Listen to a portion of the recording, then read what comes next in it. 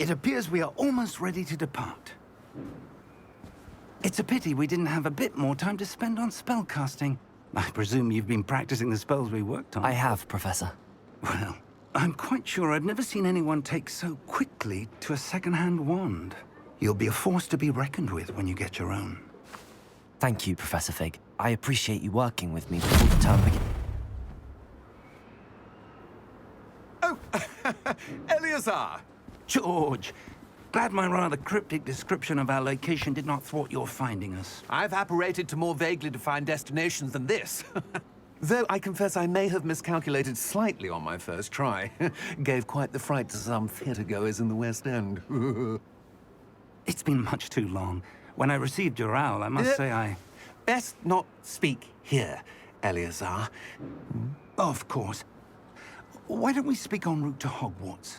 We have a start-of-term feast and a sorting ceremony to get to. Wonderful idea! As long as your young charge here doesn't mind me tagging along. Not at all, sir. After you. Ages since I've been to the castle. Would be good to see the old pile of rocks.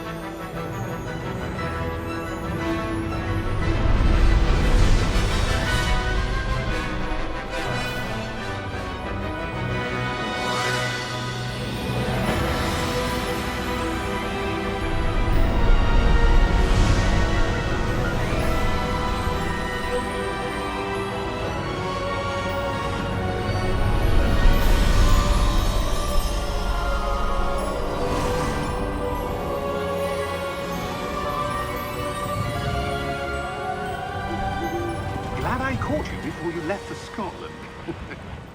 Just barely. And who is your traveling companion? A new student. New? Yes, sir. I'm starting school as a 5th year. How extraordinary. It is indeed. None of the faculty has ever heard of anyone being admitted to Hogwarts so late.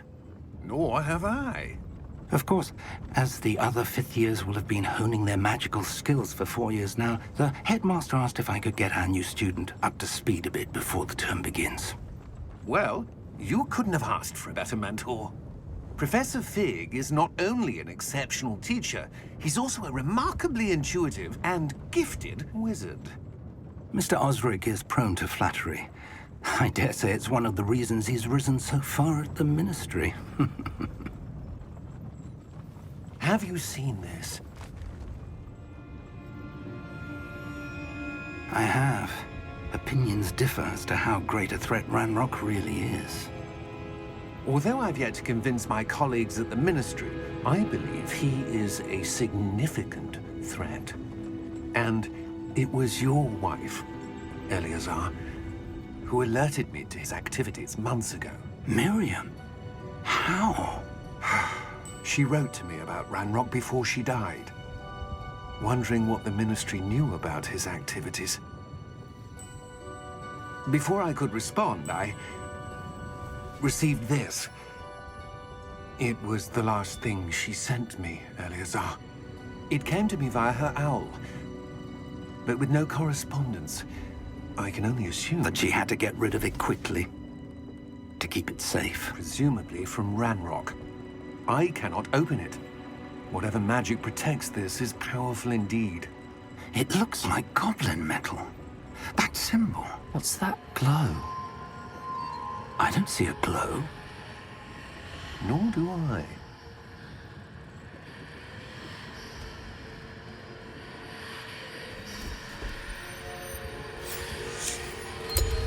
Merlin's beard. How did you... Wait! We do not know.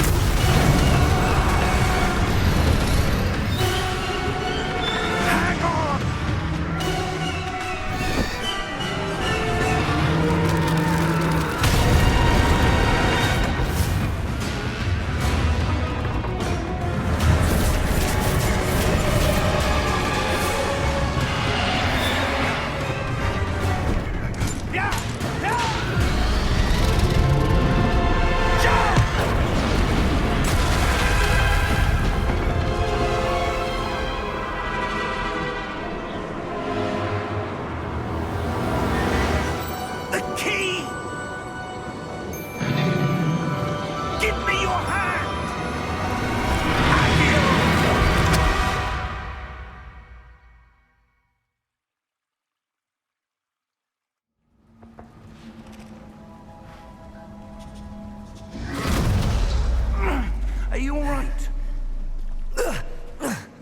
You're hurt.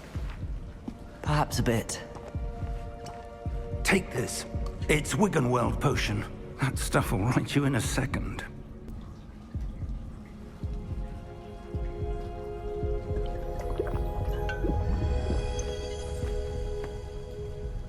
What happened? Poor George. I can't believe he... What the hell got into that damn thing? Attacking a carriage mid-air? A typical dragon would never... Professor? Sir, where are we? I'm not sure.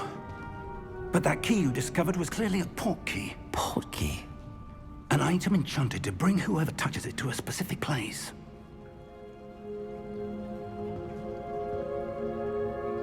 I'm feeling better, sir, if you'd like to look around a bit. I would. But stay close. We've no idea who created this port key. Or why.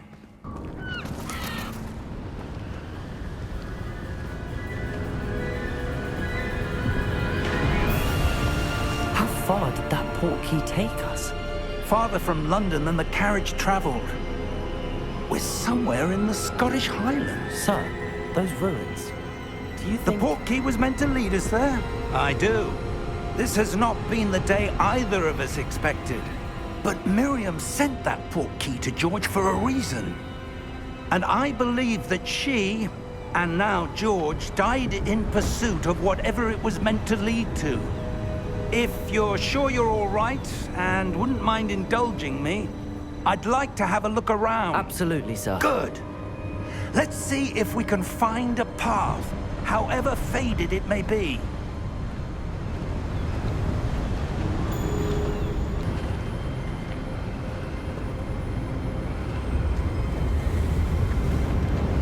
Steady yourself! Reparo!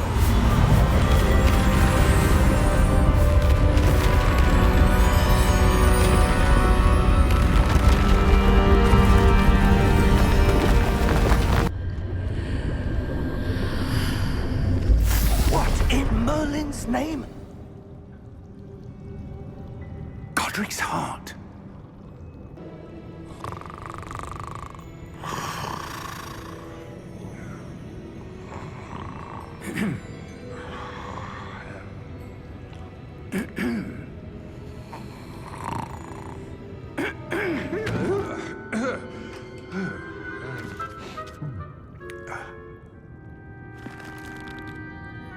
It can't be.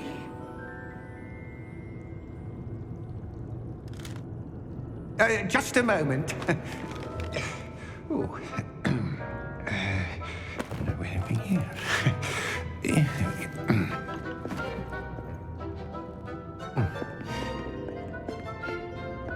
Welcome to Gringotts Wizarding Bank. Vault number 12, I presume. Precisely. The key? Your wife's port key. Oh, yes, of course.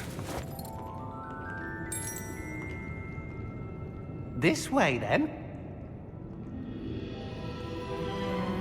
Stay close.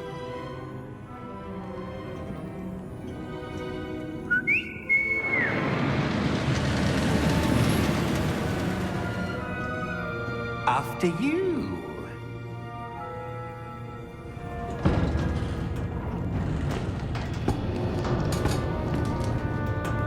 Keep your hands inside the cart if you don't wish to lose them.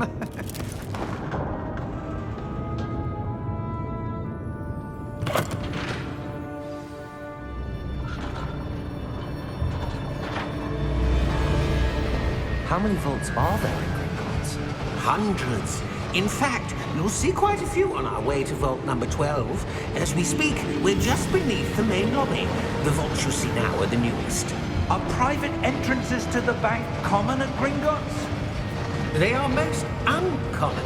Only one with great wealth or power, or both, could have arranged for such a service. You'll want to take a breath. A what? That waterfall washes away all enchantments. It's a security measure. Experienced the thief's downfall before, have you? Heard of it? These are the lower vaults that we're passing now. How deep are we going? Vault number 12 was commissioned shortly after Gringotts was founded over 4 centuries ago. It resides in the deepest part of the bank. Settle in. We've quite a distance to go.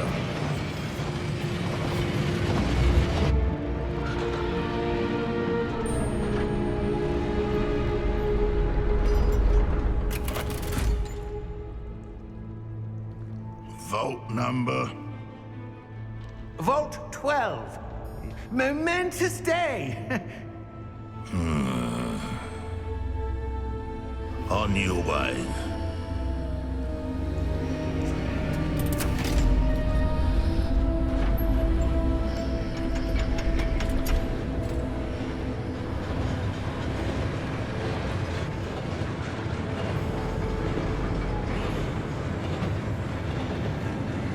Professor, the armband that guard was wearing was glowing. Like the glow you saw on the portkey container? No, darker.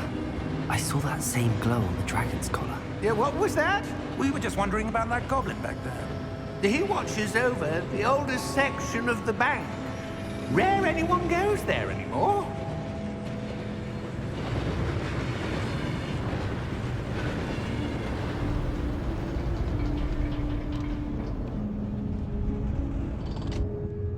Here we are.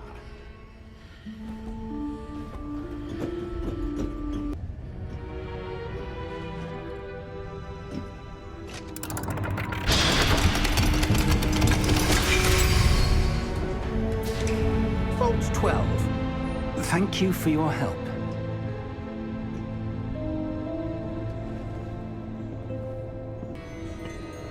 What do you suppose we should be looking for? I'm not sure. Sir, I wonder if you The might... instructions for Vault 12 indicate that I am to grant access to the holder of the key and then close the door. Wait! Best of luck. Professor? That was certainly unexpected. Let me think. There must be something here. Revelio, perhaps? Revelio? Yes, a revealing charm. No time like the present. Let's see what we're missing, shall we? There! I saw something. Move a bit closer and try again.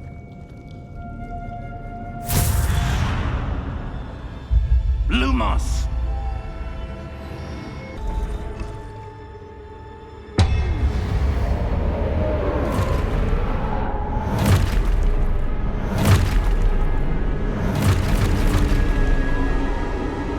Look out! Protego!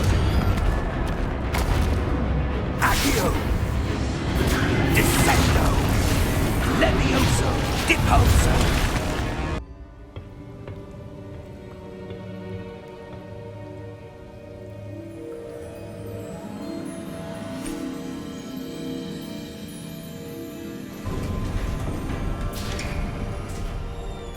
There you are. How did you... What is this place? I don't know. But I found this floating above that basin. That is no mere basin. That is a pensive for viewing memories. I wonder...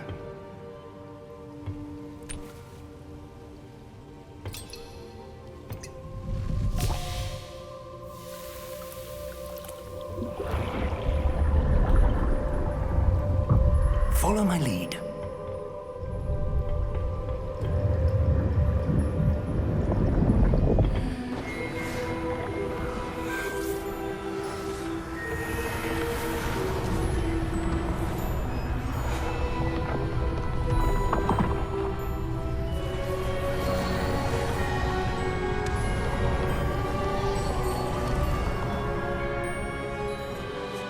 All is in place. The portkey is well hidden. Perhaps too well. I wonder if the path we've created... May be impossible to follow. It will only be impossible for one who cannot see traces of ancient magic as I can. Your ability to see what others cannot will not be enough, Percival. We are entrusting the one who embarks on this path with powerful secrets, with knowledge others will do anything to obtain. Yes, and if we are correct, Charles, the witch or wizard who completes the trials will have proven themselves worthy of that knowledge, and the responsibility that accompanies it. We've done all that we can.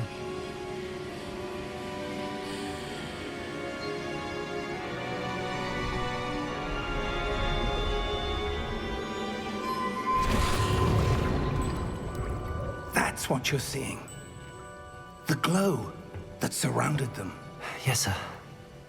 Astonishing. Can I see magic? Traces of an ancient magic, to be precise. The magic that Miriam had always believed existed, but could never.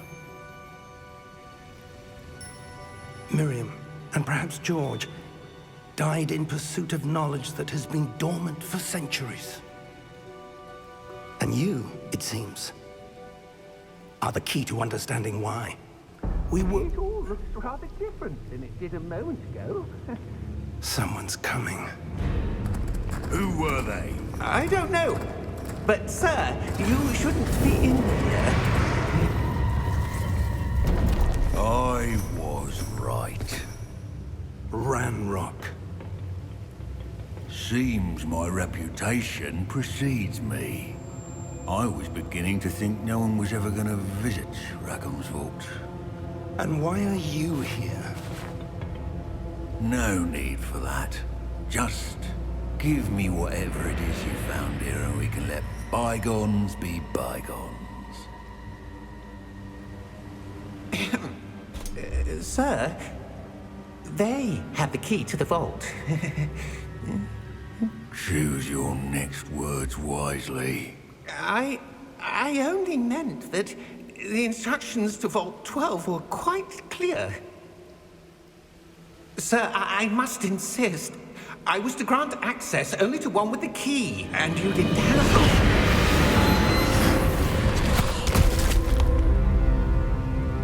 I have no patience for traitors. Now, where were we? I'm not giving you anything. Well, perhaps your young friend here will be more helpful.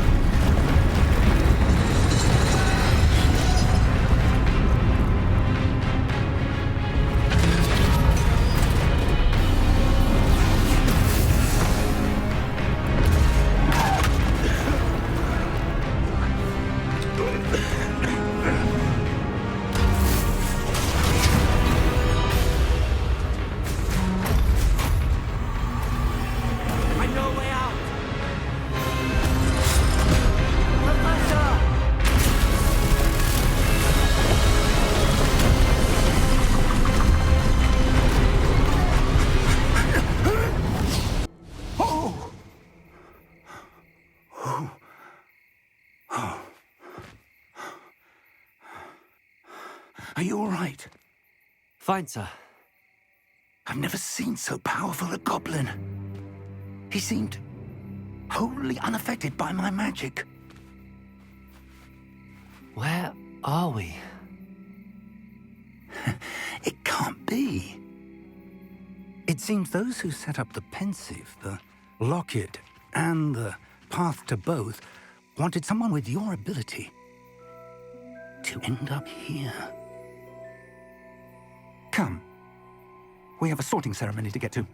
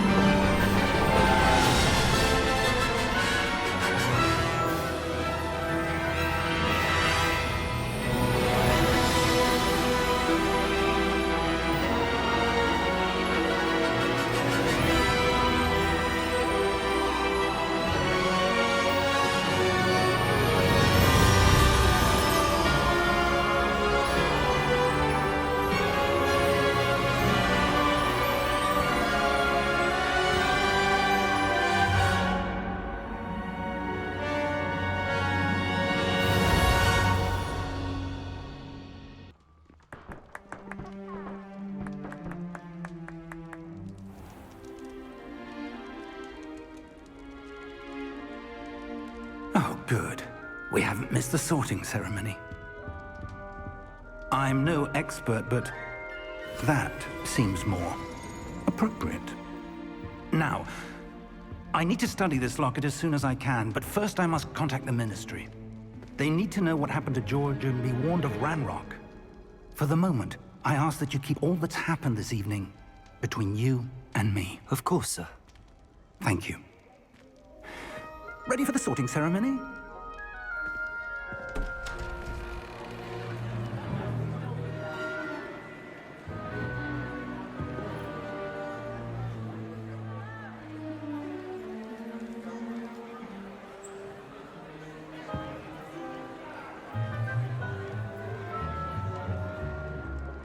Phineas, Nigellus, Black.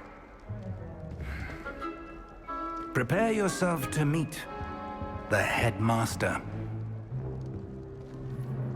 Fig, nice of you to join us. The sorting ceremony's over. There were complications. Complications? It seems the goblin problem has... Enough! Goblins. I've no time for rumors, Fig, and I'm rapidly losing whatever patience I had left. If you're lucky, we might still be able to get you sorted this evening. I'll be in touch.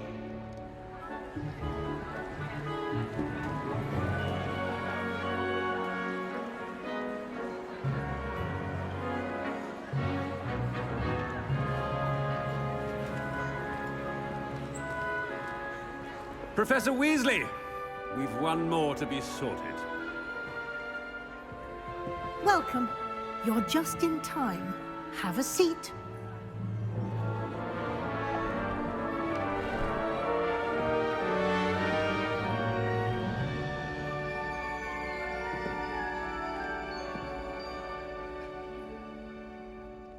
Ah, yes. A bit older than the others, aren't you? You come here with preferences and preconceptions. Certain expectation. I'm looking forward to exploring Hogwarts and the world beyond the castle and grounds. Indeed. Much can be gleaned by having an adventurous spirit. But your professors have a great deal to teach you as well. I wonder...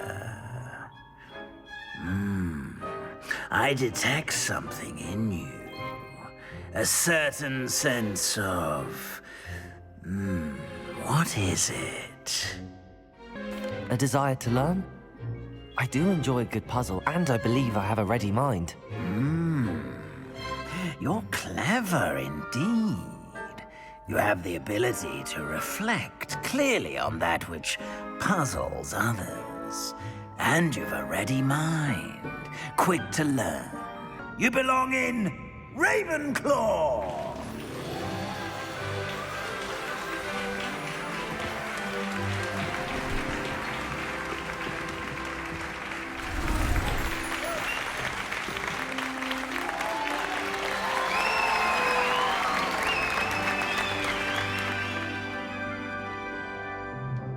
Oh, and one more thing. Due to the unfortunate injury on the pitch in last spring's final, this year's Quidditch season has been cancelled. Enough! It's not as though I've banned flying altogether, but don't tempt me. You are here to focus on your academic futures. I'm sure you will have plenty to do before classes begin tomorrow. I said, I'm sure you all have plenty to do before classes begin tomorrow.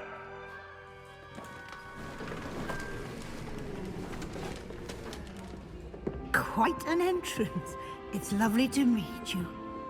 Professor Weasley, would you be so kind as to show our new student to their common room? I shall see to it, sir. As I was saying, I'm Professor Weasley. Pleased to meet you. Nice to meet you as well, Professor. As Deputy Headmistress, it is my distinct honor to show you to your common room. Right this way.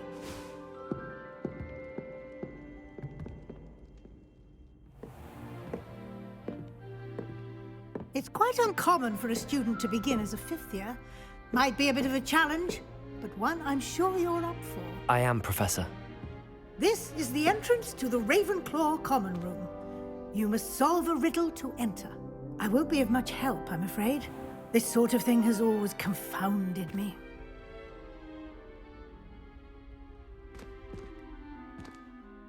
Who lived longer? The ghost or the poltergeist? A ghost or a poltergeist? A non-being can never have been.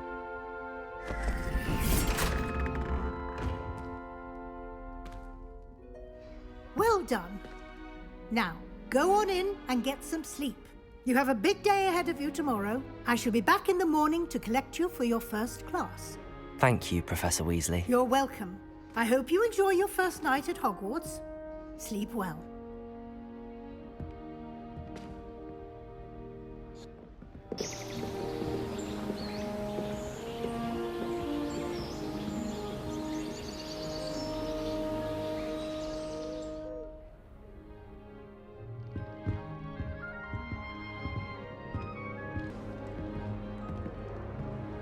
One moment. Watch this. Ugh! What is this? Someone threw a dung bomb. Let's get out of here. That wasn't quite the reaction I wanted. Oh well. Right. What did you hope would happen? I suppose I hoped it would lighten the mood. Ravenclaws can be a bit on edge the first day of class. I'm Everett, by the way. You seem downright calm next to some of these characters. And you survived a rather harrowing trip here. Harrowing indeed. I'm still a bit on edge myself and a little nervous for classes to start. Oh, you needn't be worried. Truly, there's no reason to be nervous. Most professors are firm but fair. I mean, not all of the tricks I play are as simple as a tossed dung bomb, and I'm still here. Wait, did you say most professors are firm but fair? Ha, I did. But probably best I let you judge for yourself. I do tend to push their limits. I should wander off before someone traces that dung bomb back to me. Nice meeting you. You too, Everett. Took once, but it disappeared after a few minutes. Shame. I want him to be in the perfect place. A place he'll be happy with. But I can't seem to find it. Great golden gobstones! I want him to thrive here. Golden gobstones?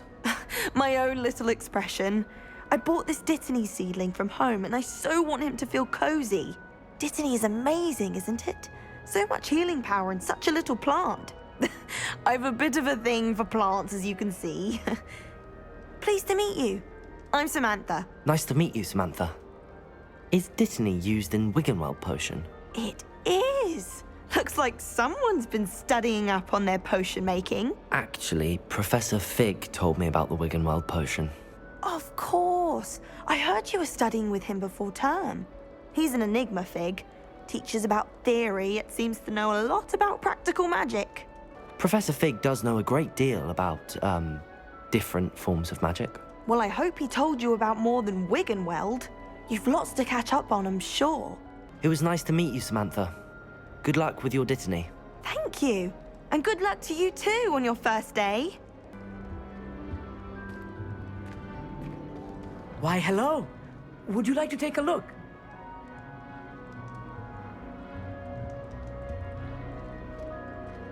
Can't see too much in the day.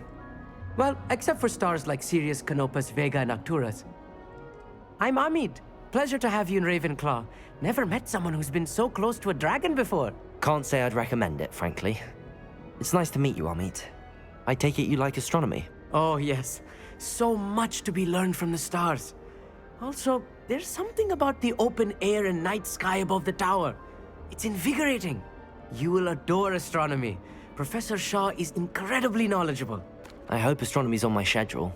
Sounds interesting. I have good news for you. You are most definitely taking astronomy. It is required for all fifth years. You will be enthralled with the tower. Plus, a quality telescope can show you things you never dreamed of. I suppose I'll see you in class then. Yes. Oh, and speaking of class, better get to my first one of the year. Nothing like the smell of fresh parchment, is there? Be seeing you! Good morning.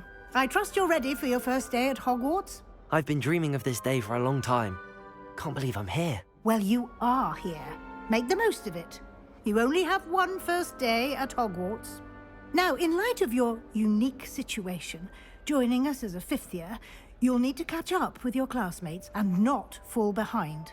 Especially as you'll be expected to complete your OWLs at the end of the year. OWLs? Owls? Yes, your ordinary wizarding level exams. They will determine what type of career you can have when you leave here.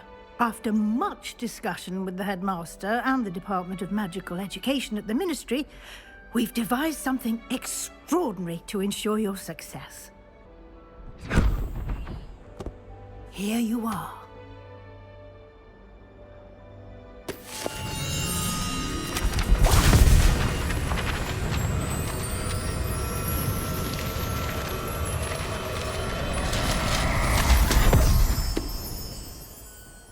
What is it?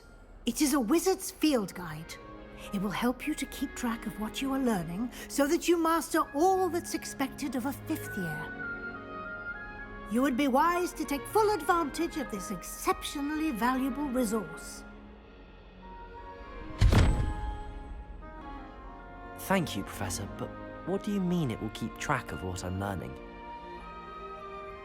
Perhaps seeing it in action will answer any questions you may have. Walk with me and we shall put it to the test. That should be all for now. You'll be expected to attend both Charms and Defense Against the Dark Arts classes today. And I'd like to be sure you get to Hogsmeade as soon as possible to replace the supplies you lost on the way here. Thank you, Professor Weasley. A lot to absorb on your first day, and you have much to learn. Happily, your professors have agreed to create additional assignments for you outside of class. You'll be up to speed in no time. Judging by your adept use of Revelio earlier, I'd say Professor Fig succeeded in at least showing you the basics. He did, Professor. He's been terribly vague as to the events preceding your arrival, specifically about what happened after that awful dragon attack. My suspicion is that there's more to the story than a search for belongings and an extended trip up to the castle. We did take a bit of a detour on the way here. Ended up exploring some ruins and... I shouldn't say more. Exploring ruins? Well, I presume Professor Fig has his reasons for keeping the details to himself for now. Speak of the devil, Professor Fig. Your ears must have been burning. Oh? Yes. You seem to have provided our new fifth year with a solid foundation in the basics of spellcasting.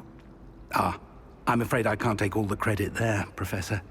They've a rare aptitude for magic, it seems. Well, I'm just glad you both arrived in one piece. Perfectly good boats and carriages to Hogwarts, and you chose to fly in the path of a dragon. I wouldn't say I chose the dragon's path, Professor. Rather unfortunately, it would seem that it chose us. Very well. Enough chit-chat. I need to get to class myself. Might I rely on you, Professor Fig, to explain the details of the field guide's map? Of course. Thank you. Good luck today. And remember to use your field guide. It will be invaluable to you.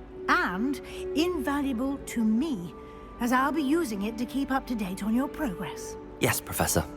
Come and find me in my classroom after you've attended both classes today, and I'll explain more about those assignments I mentioned. And we'll see if we can't get you to Hogsmeade for those supplies. It's good to see you, Professor. And you. I was hoping our paths would cross today, before you immersed yourself in studies. Did I hear you and Professor Weasley talking about exploring ruins? She caught me off guard. I didn't tell her anything else about our travels here. I will say, I think she suspects we're not being entirely forthcoming. Yes, well, Professor Weasley is a brilliant and astute witch. It was right to keep the details to yourself for now. We don't know where this path we've embarked upon will lead. It may require a bit more flexibility with your time than she would approve of. And she may feel obliged to share details with the headmaster that would be better left between us. Understood, Professor. Good. Now, as capable as you are, I believe the ability you possess obliges you to be well-trained. Happily, you have the benefit of an exceptionally skilled team of witches and wizards to guide you. Speaking of guides, and so that I may avoid another not-so-subtle reproof from Professor Weasley, why don't I show you the clever enchantment we included in the field guide's map? Unfold it and have a look. The map is enchanted to help you find your way. This will be incredibly helpful. Thank you. Now, sounds like you've quite a day ahead, what with classes and a trip to Hogsmeade for supplies, including your own wand. You'll enjoy Mr. Ollivander. He's an exceptional craftsman and a good friend. I shall reach out when I have more information about our mysterious locket. For now, focus on your classes and pay attention. More than your owls may hinge on the magic you are able to master within these walls.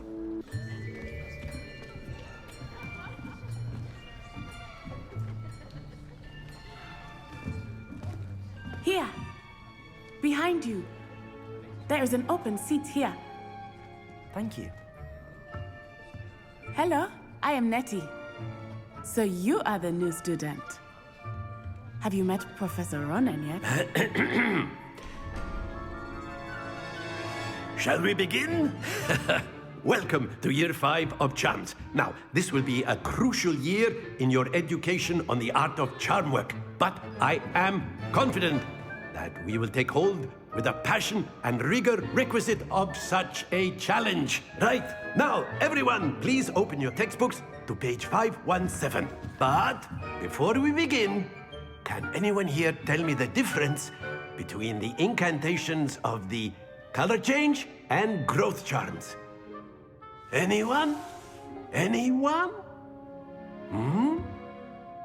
I am afraid it is too late to study now. My, the summer months must have really taken a toll on you all. By the looks of it, you all spent your holidays practicing Obliviate on one another. Do you even remember how to perform a basic summoning charm?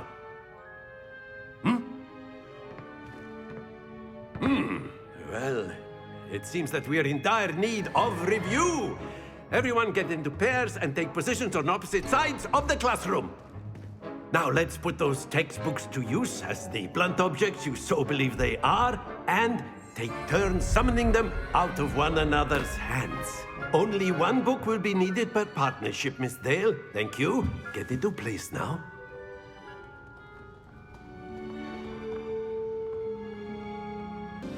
Accio! That is not bad. You are a swift learner. I see a lot of potential, but remember, potential is nothing without practice. Keep at it. You might just rival Miss Onai here. Very good, everyone. That's enough of that. Well, as you all seem to have the basics down, and it is an exceptionally lovely day, I was thinking that we might have ourselves a little excursion outside for a spot of fresh air. After me.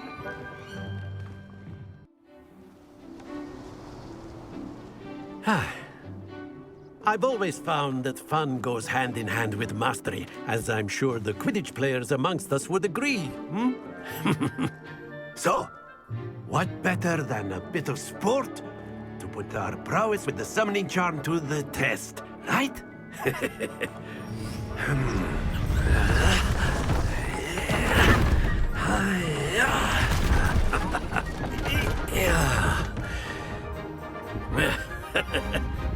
So why don't we have our newest student start us off?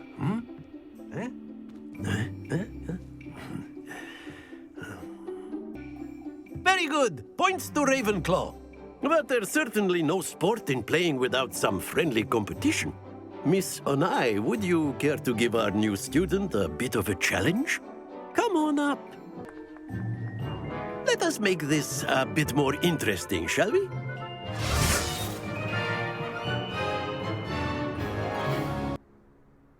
Very good, both of you. Well done. Class is dismissed. Gather your things on the way out. Well done back there. You took the loss in stride. didn't want to go too easy on you. Took me weeks to become proficient with Accio. Took weeks for me to get anything right when I transferred here. It gets easier, I promise. Thank you, but I've been holding my own. I appreciate your confidence.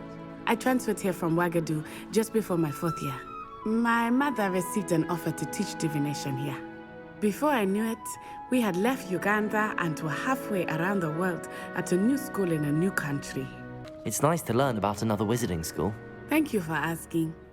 I do miss Wagadu, but I am glad to be here at Hogwarts. Ah, I think Professor Ronan wants to talk to you. Better not keep him waiting. Until next time. You wanted to speak with me, Professor? I did. I trust your first charms lesson lived up to expectation? Well, an outdoor competition wasn't exactly the lesson I was expecting, sir. What charm is there in the expected? Miss Onai is a talented witch. Take it in stride. One often gains the most from the battles one has lost. Of course, Professor. It was a challenging match. Miss Onai is always a fierce competitor, though I sense that she is a bit distracted of late. Now, Professor Weasley has asked that your professors give you instruction outside of the ordinary curriculum. Expect to hear from me soon regarding a special assignment that I am preparing for you. Is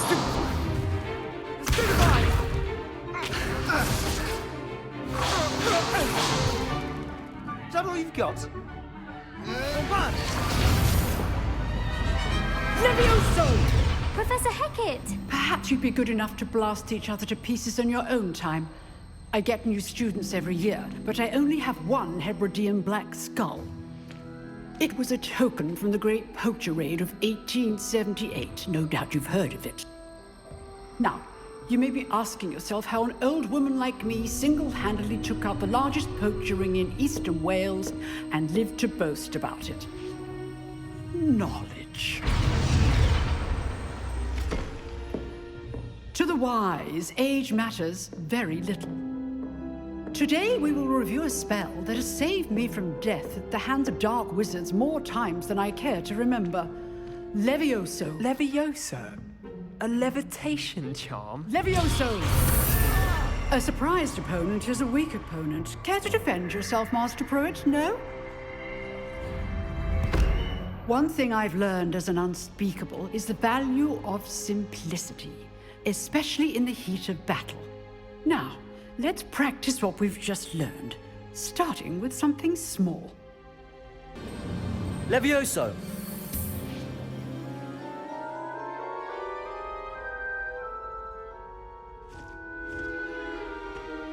Now, let's try something a little larger.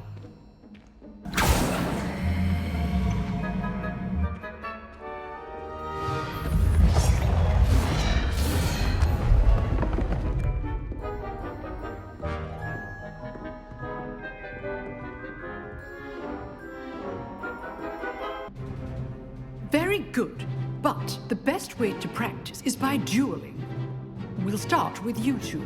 Duelists, take your marks. Time for a proper Hogwarts welcome. Now, I want a fair duel, using only Levioso, basic cast, and Protego.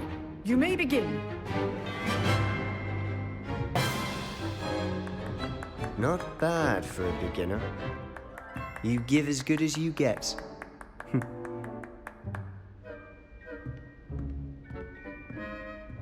I put you on the spot, and you rose to the challenge. Points to Ravenclaw.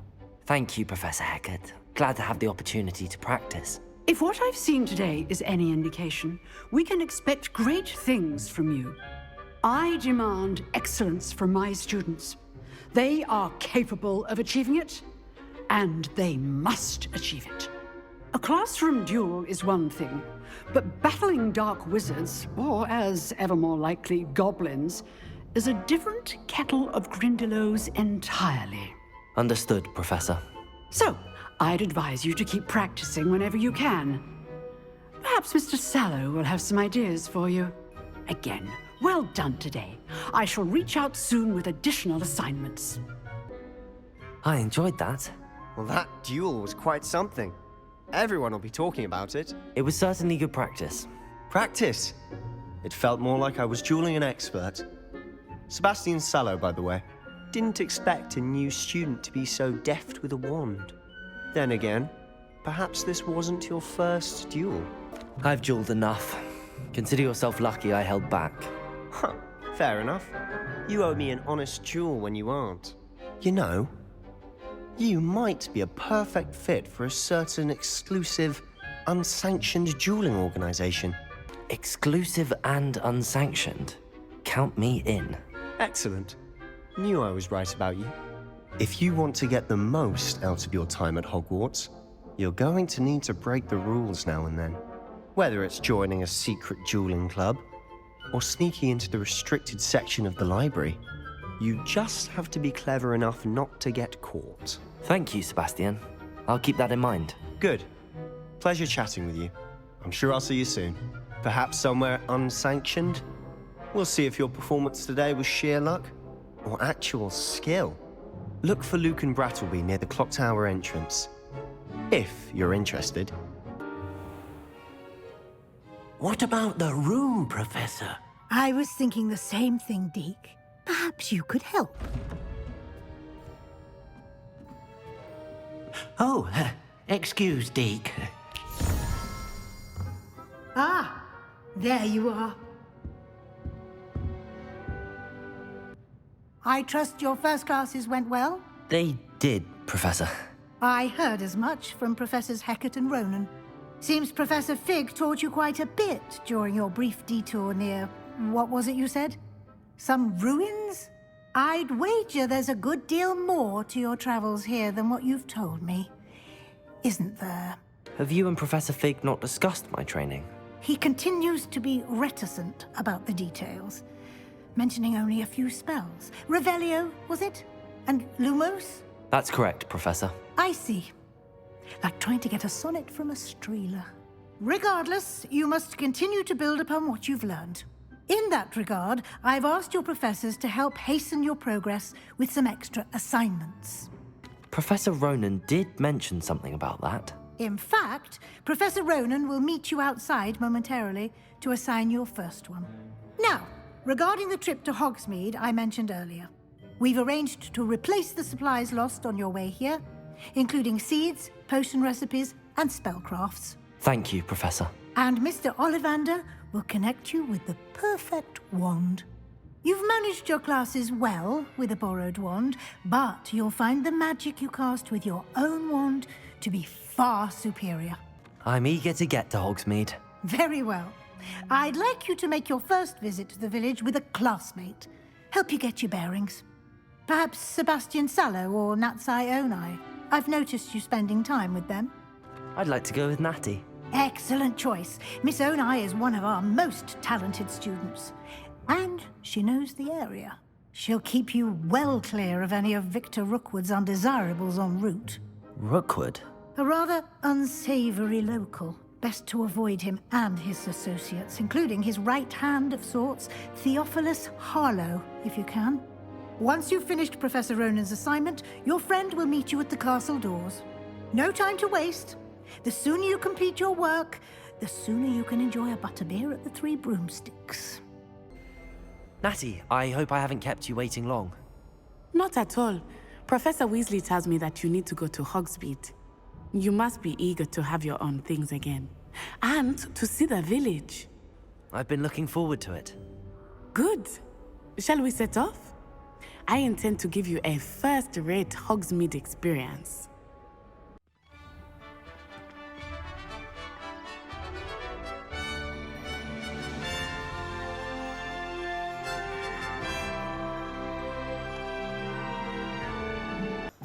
Professor Weasley said that you need to get potion recipes, spellcrafts, some seeds, and...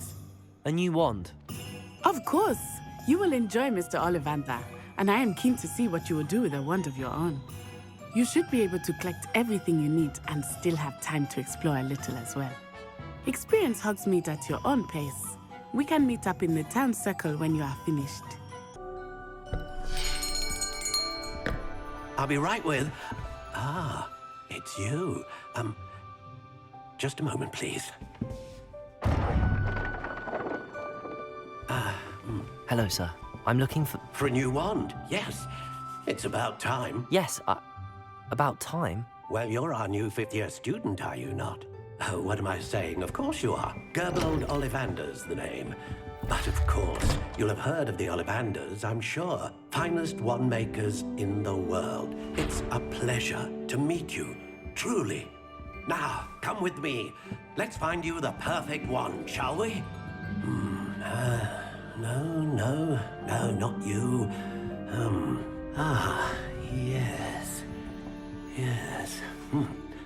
Powerful core. 10.5 inches. You might do. Here, give this one a try. Well, go ahead, swish. How odd. Once more, come on, really swish it.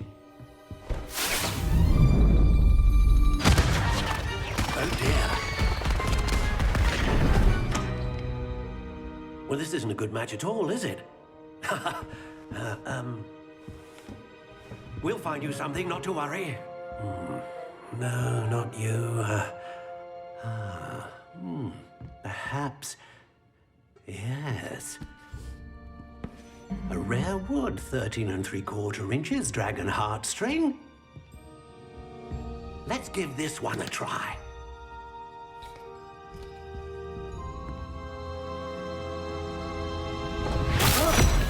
Oh, goodness. Looks like it's back to the shelf for you. This is proving to be trickier than I had anticipated. How perplexing. Where are you? Perhaps you? There you are.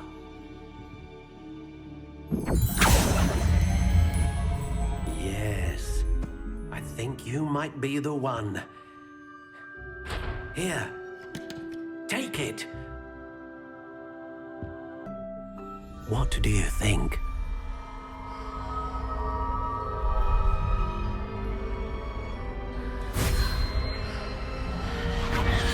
Extraordinary. Another wand, another beginning of a bright and magical future.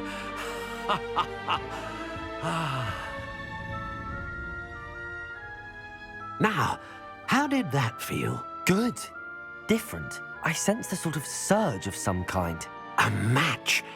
Your connection seemed particularly powerful. The right wand will learn from you, just as you learn from it. I'm eager to try it out. Indeed.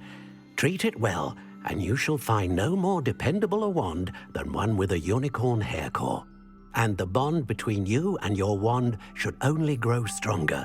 Do not be surprised at your new wand's ability to perceive your intentions, particularly in a moment of need. That sounds wonderful, Mr. Ollivander. I'll let you get to it. Do come and see me again if ever I can be of further assistance. Pardon me, sir. I'm here for the spellcrafts Professor Weasley ordered. Matilda's student. I thought I might be seeing you soon. I am the proprietor here, Thomas Brown. I take it you've had a conjuring lesson then? I'm afraid I haven't yet, sir. But you will soon enough. It is magic at its purest, creating something out of nothing. Of course, it is not without complexity, but that is where my spellcrafts come in. Stay the course, and you could soon impress even Professor Weasley. That's certainly something to aspire to, Mr. Brown. I look forward to that day. And I, too, see in it. Spellcrafts are incredibly useful for conjuring unique items like custom pieces of furniture or decoration. But I shall let Professor Weasley do the teaching. For now, let's get the spellcrafts you need. A potting table and a potion station, yes? I believe so, sir. Good. Nothing like being able to grow your own ingredients and brew what you want, when you want. Let's have a look. Pardon me, sir. Oh, thank goodness. When I heard the bell, I thought you were Miss Lawang. Not that she deigns to come here. Though, I don't believe I've seen your face here before, either. It's my first time in Hogsmeade, actually. Is it really? Well, Parry Pippin at your service. And this is J. Pippin's Potions. Potions for all ailments. You'll have read it on the sign, of course, but Grandfather always made me say it in full. How may I help you today? Professor Weasley sent me to collect some recipes. I'm new at Hogwarts. You're the student she sent the owl about. I set your things aside immediately. I suspected if you're anything like I was at your age, you'd want your potion supplies. Is it not the most fascinating art, potion making? Rivals anything you can do with a wand, I've always said. Are potions really that versatile? They may not be as showy as spellwork, but make no mistake, they are just as powerful. They can heal, destroy, protect. You'll discover all of this soon enough. As it's your first time in, I should mention that it's not just potion recipes I sell. I also offer ready-made drafts for all manner of uses, and I unveil new ones from time to time. Pop in when you can so you don't miss out on anything. But for now, let's get you those recipes, shall we? Pardon me, sir. I'm here for the seeds Professor Weasley arranged for me to collect. Oh, the dittany for the new 5th year. I take it that's you, then. Merlin's beard. Starting Hogwarts as a 5th year. You must be positively reeling from it all. Not at all. I'm choosing to see it all as one big adventure. Well, bravo. Not everyone has the temperament to take things as they come. Name's Timothy Teasdale, by the way, and this is my shop, the Magic Neep. I keep the cart out here because I like a good chat. Can't very well be in the thick of things if I'm hidden away inside now, can I? I suppose not. In addition to seeds, I have plenty of plants. Grow everything myself. My speciality is potion ingredients. Even Pippin purchases from me. But what say we get you a packet of dittany seeds? Ah, I have everything. I see what you meant about not being able to pick a favourite shop. We should walk around a bit more. Perhaps today is the day I finally pick one.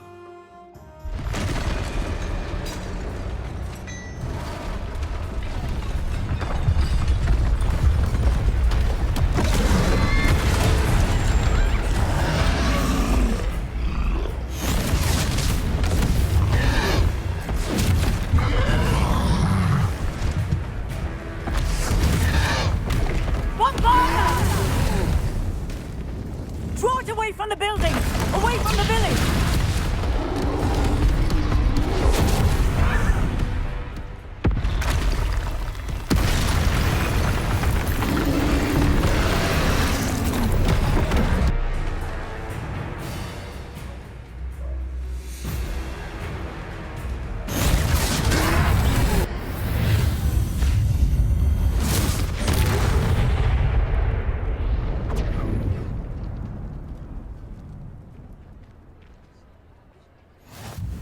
Goodness! A second troll! Did you two take on a fully grown troll? By yourselves? I suppose so. It's all a bit of a blur, to be honest. Merlin's beard. Are you all right? We are, and we were glad to help. I'd say help is a bit of an understatement. Nerve like that. The makings of an aura, if you ask me. If you are unharmed, perhaps the two of you wouldn't mind helping me put a few things back to where they were. Of course, officer. Singer. Officer Singer. And thank you, again. Hello, sir. I don't believe we've met. Allow me to introduce myself, Augustus Hill, clothier extraordinaire. I should like to thank you for your remarkable bravery in fighting those trolls, and not to mention your help restoring Hogsmeade to its rightful state. I was happy to help. Frankly, you deserve an Order of Merlin. But I can offer you something much more useful. I own Gladrag's wizardware, and among my inventory are some unique items that afford certain protections, as it were. Life-saving protections. And as I suspect this won't be your last dangerous encounter, I'd like to give you one such set of robes, in thanks for what you did today. Thank you, Mr. Hill. That's very generous of you. It's the least I can do. Now, let's try this on for size, shall we? What an extraordinary introduction to Hogsmeade. I would say that we, and you in particular, have earned at least one butterbeer. Shall we head to the Three Broomsticks? Sounds like a good idea. Wonderful. Just down this way then.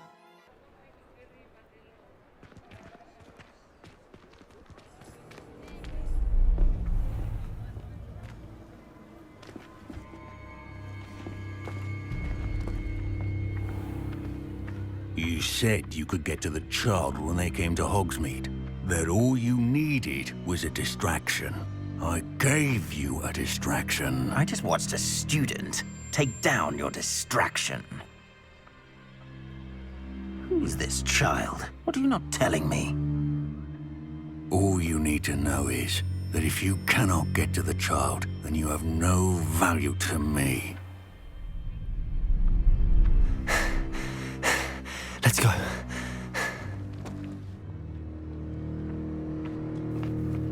Did they see us? I don't think so. What was that goblin doing with Victor Rookwood? Ranrock is working with Rookwood. The goblin from the Daily Prophet. I knew I'd seen him somewhere. Quickly, let's get inside the Three Broomsticks.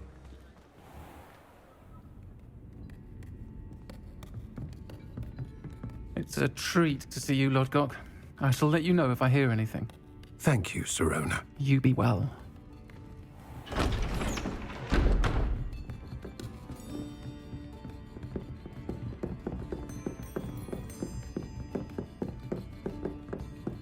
Now, what can I...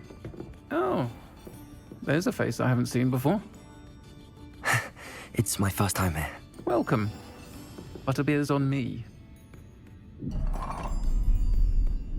Heard about the attack. I shall be looking in on the other shopkeepers and residents shortly. Glad to see you two escaped injury. Thanks to this one, single-handedly took down a troll. Is that right? Well done. Thanks for this. My pleasure. I will say, trolls in Hogsmeade. That's never happened before. Something's not right. The only brutes we usually have to deal with are... How timely. Was that Lodgok I saw leaving just now? Your clientele's not what it used to be, Sirona. Not to worry, Victor. Once the two of you leave, the caliber of my clientele will greatly improve. I wouldn't do that if I were you, Theophilus. Come now. No need for theatrics. I'm only here for this one anyway. My friend is enjoying a well-earned butterbeer. Only want a quick word. Perhaps you didn't hear me.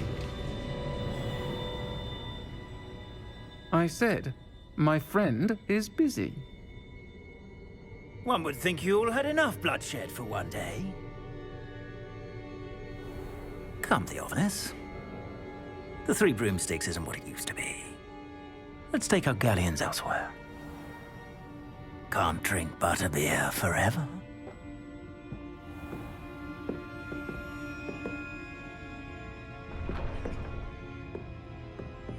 Seems you've made an unfortunate enemy. Watch your back. Rookwood and Harlow are worse than any troll you might encounter. Trolls, Ranrock, and Rookwood. What are you not telling me? I promised to tell you everything, but it's perhaps best I do that later.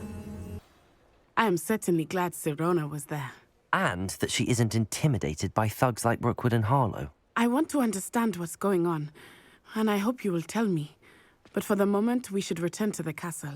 Professor Weasley will certainly hear about the troll attack soon if she hasn't already. I don't want her to worry. Professor, I'm glad to see you. And I you. Thank Merlin you're in one piece. I heard about the attack. Trolls in Hogsmeade? Sir, the trolls were wearing armor. It had that dark glow like the dragon collar. Goblin silver! Ranrock used it to control the dragon. But how? And why send trolls to... They were there because of me. I overheard Ranrock talking with Victor Rookwood. Ranrock was in Hogsmeade? With Rookwood? The trolls were Ranrock's distraction so that Rookwood could get to me. And he would have, had Sirona and the patrons at the Three Broomsticks not intervened. This is grave news indeed. If Ranrock's goblins and dark wizards are after you, they want what we found in that vault. They're after the locket. You said you discovered something in it. Yes, yes. I discovered an inscription. When I read it aloud, this map appeared. Clever enchantment. It's a map of Hogwarts, to be sure, but I do not know where it leads. It leads to the library. The restricted section, to be precise, and a bit beyond. I see traces of magic there on the map. I suspected you would see something. Shall we go? I appreciate your enthusiasm, and I'm eager to discover what we may find there as well. But if our experience at Gringotts, let alone what happened to Miriam, taught me anything, it's that the path we're on is terribly dangerous. I'd like you to work with Professor Hecat a bit before we continue. But sir, how dangerous could the library be? Perhaps we're only after a book. Perhaps we are only after a book, but we should be prepared for anything. Once you've honed your defensive magic further, come and see me. I'm here about the new spell you wanted to teach me, Professor. Good. Professor Fig indicated a certain urgency to you completing your defensive magic assignments. As such, you are to learn Incendio, the fire-making spell, handy for lighting torches, burning away spider webs, and, when necessary, defending against those who would wish to do us harm. Sounds versatile. Quite. But before we get started, I'd like you to complete a few tasks. You may be surprised by some of them. Astonishing how much students don't think their professors know. When you're finished, come and see me. Then we shall begin working on Incendio. I finished all of the tasks you gave me, Professor Hecat. Glad to hear it. Then you should be ready to learn Incendio. Should be, Professor. Yes.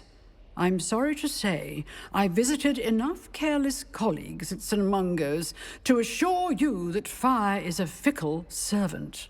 Your spellcasting has impressed me thus far, but please maintain focus. I would rather we not end today's lesson with your robes aflame. Let us begin. And remember, focus on the proper wand movement. Hello, sir. You'll be pleased to know that I worked on my defensive magic with Professor Hecat. So I hear. She tells me you've taken rather well to your new wand. You must continue to work with her and your other professors to improve your skills. That said, I don't wish to postpone our visit to the library any longer. So, shall we proceed? Fig, I have work for you. Come. Headmaster, I'm with a student and my schedule Your schedule will wait indefinitely, as will your student. I would think that after all the trouble you caused me with Osric, you'd be eager to make amends. My office, 5 minutes. That man is exasperating. Unfortunately, our trip to the restricted section will have to wait a bit longer. But, Professor... We have no choice. It would be unwise to provoke our illustrious headmaster further. I shall find you when I've completed whatever toils I must endure. Sebastian, there you are. I was hoping to see you. I was in the Three Broomsticks after the troll attack and saw what happened with Rookwood and Harlow. Not many students have Victor Rookwood's attention. What was that all about? I've never even met him.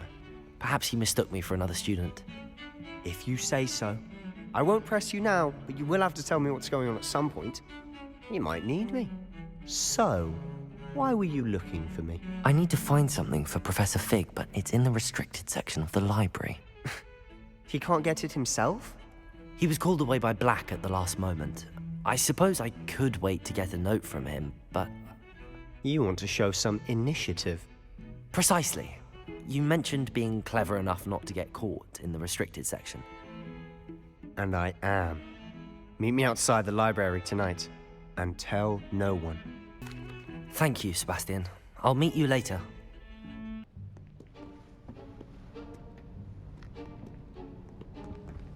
See there? That's the door we need to reach. And those annoying prefects would love nothing more than to rat on us to Scribner, so don't let them see us. Understood? I can be sneaky. Let's go. Hold on now. There's a spell you should know. The disillusionment charm. Good for getting places you're not supposed to be. Cast it and you'll appear as little more than a trick of the light, just as long as you keep your distance and stay quiet. You mean I'll actually be able to turn invisible? Something like that. It's not as foolproof as a cloak, but those are expensive. And spells are free. Give it a try. You told me the librarian would be gone by now. I said usually, but it'll still be all right. Do you see her desk behind me? The key is in the drawer of that desk. Now, here's what we're going to do. I'll create a distraction to draw her away. You focus on getting the key. I'll meet you outside of the restricted section. Wait, why do we need a key? Isn't there a spell for this? Alohomora. That's how I always used to get in. But the librarian twigged that I knew the spell and cast an anti-Alohomora charm on the lock. So now it's just this key. But don't worry. I said I'd get you in, and I always keep my word. Trust me. Who have we here? Sebastian Solo and his new little friend. Out exploring where they shouldn't be. Naughty, naughty. You'll get caughty. Peeves, don't I'm going to tell. I'm going to tell. I'm going to tell. Oh, blasted Peeves! I've got to stop him, or at least get to the librarian with a good excuse for all of this. Wait, I don't want you getting into trouble for me. I have a way with the faculty when it comes to disciplinary matters. Besides, I like having friends who are in my debt. Now go. Good luck in your search. Now, where's that damned poltergeist got to?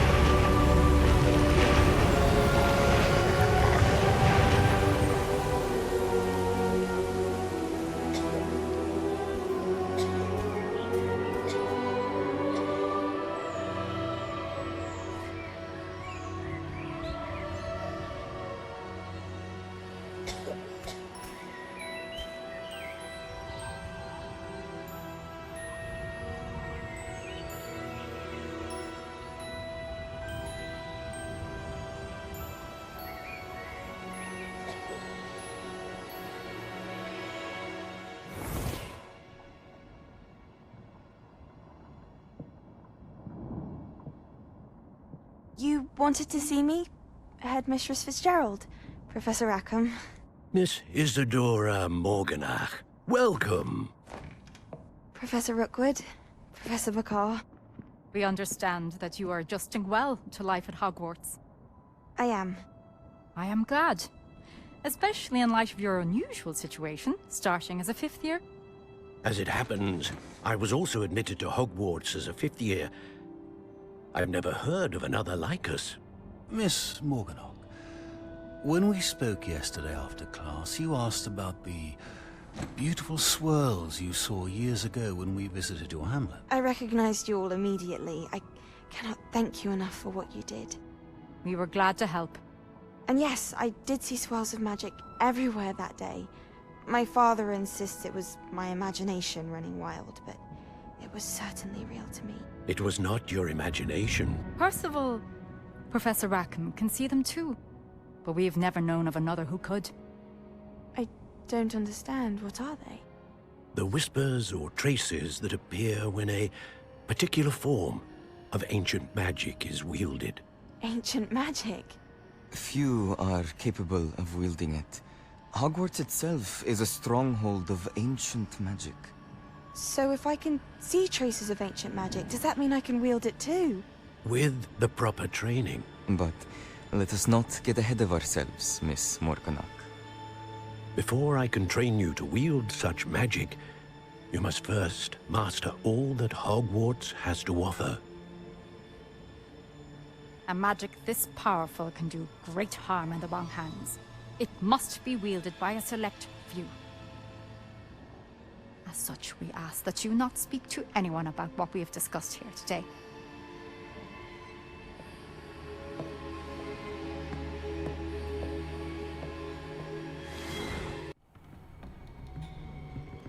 Sebastian.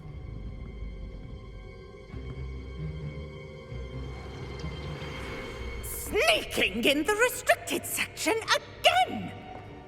I had thought we were through with this mischief. Clearly detentions are insufficient. I'm afraid I must take this to the headmaster. But that being said, Peeves informs me that you didn't come alone tonight. If someone has coerced you, I would have you tell me. You're a bright boy. Don't waste this. There was nobody else. I came alone. Oh, Sebastian. What will your uncle say?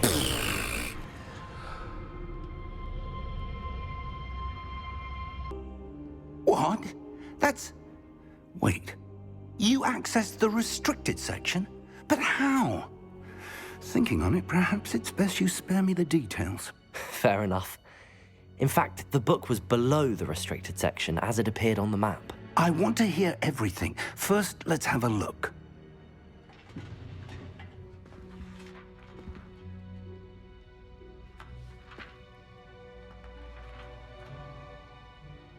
Oh dear.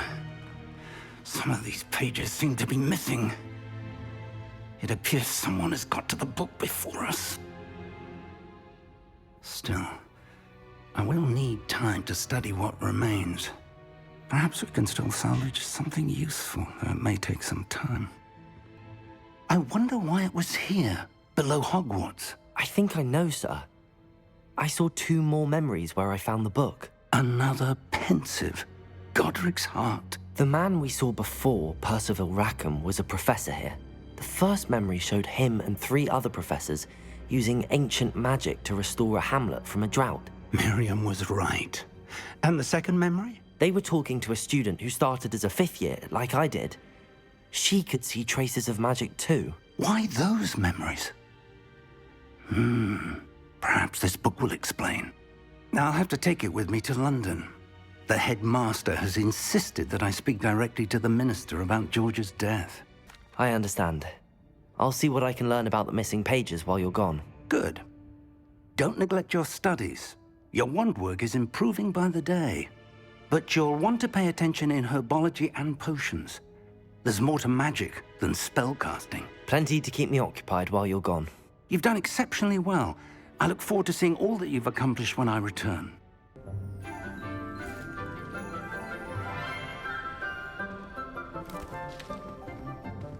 Good morning, Professor Garlick. How wonderful it is to see you again, Lenora dear. Oh, here. You'll need these for today's class. A little treat for your auntie. Oh, hello. Class, please welcome the newest rose in our garden. We do look forward to growing together. How thrilling it is to have everyone back together again. This year will be filled with enchantment and excitement, but the most important thing cultivated in herbology is knowledge. The prudent herbologist is no more afraid of the venomous tentacula than the bouncing bulb. Now then, today we will be acquainting ourselves with the mellifluous tuber known as the mandrake root. Accio. Let's see if we can't make our fibrous friends a bit more comfortable, shall we? First, let's protect our ears.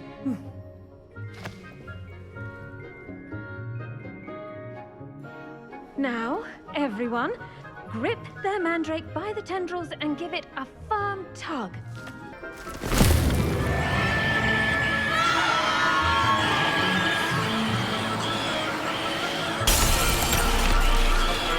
Quickly! Place your mandrake in the new pot and pack out the soil!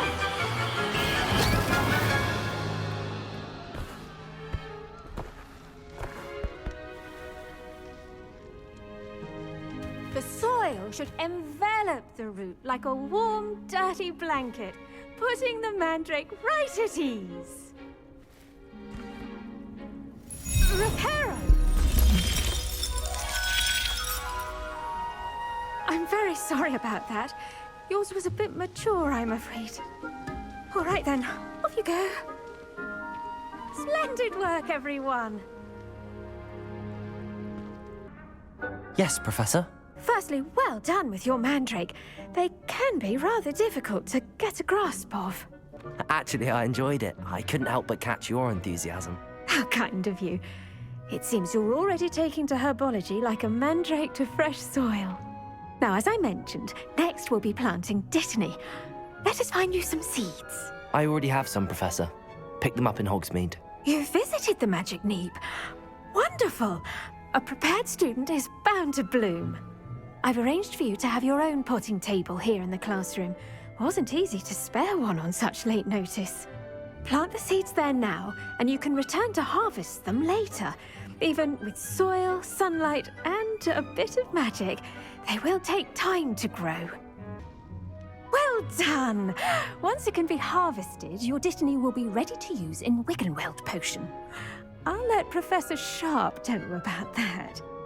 Now, what say we branch out? Introduce you to a different sort of flora, the Chinese chomping cabbage. You'll find that some plants are better suited to uses outside of a cauldron. The cabbages do get testy without something to chew. Fortunately, I have a dummy for them to gnaw on. Be a dear and let them have a good chomping. Yes, Professor. They're in the other greenhouse. It's just at the end of the footbridge leading out of this room. Your classmate, Mr. Pruitt, has kindly offered to accompany you. Come back and see me when you're finished. Oh, and mind your fingers. They do bite. Vicious little bastards, aren't they? My kind of plants. Not like stupid booba tubers and bouncing bulbs. The kind of plants that just have your back in a fight. Not saying you can't go it alone, but, well, imagine that wasn't a dummy. I suppose they could prove useful outside of the greenhouse. Nothing wrong with a bit of backup, even if it is from a cabbage. It's chaos out there. Trolls in Hogsmeade and such. You can't be above throwing a cruciferous vegetable if necessary. Dogweed and deathcap has more of them, if you're keen. Other plants too. Ones your parents wouldn't plant in the garden. You get the idea. Anyway, we probably ought to head back to class. I tended to the Chinese chomping cabbages, Professor. Remarkable plants, aren't they? I hope they weren't too much trouble. Oh, don't see any bite marks or missing digits. And good, as you do seem to be quite green-fingered. Oh, I'm eager to see your skill in the soil continue to blossom. Magical plants have so much to offer. I'm eager to learn more. I'm glad. Herbology is a bounteous subject. Tend to your garden, and it will tend to you. Huh. Well, I suppose that's everything. Do come by for a chat sometime. I so enjoy checking in with my new students.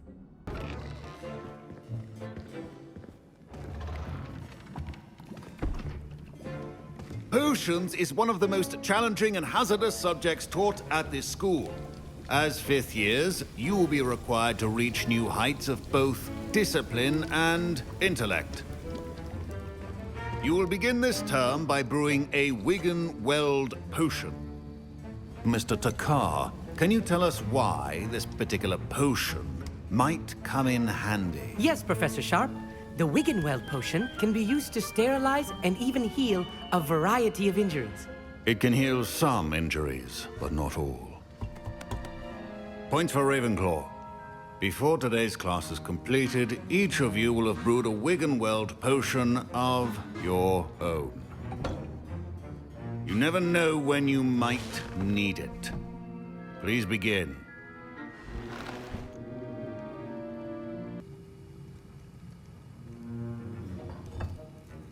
Use a strong, even Please be meticulous when adding powder. One errant sneeze could be disastrous.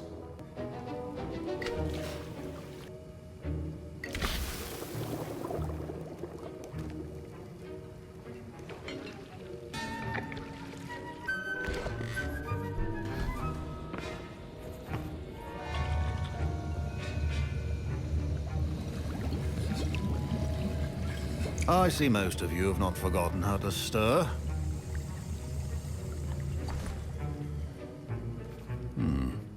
Not an easy potion to brew. Well done. And from what I hear of your recent exploits in Hogsmeade, you'd also do well to practice brewing the defensive Edurus potion.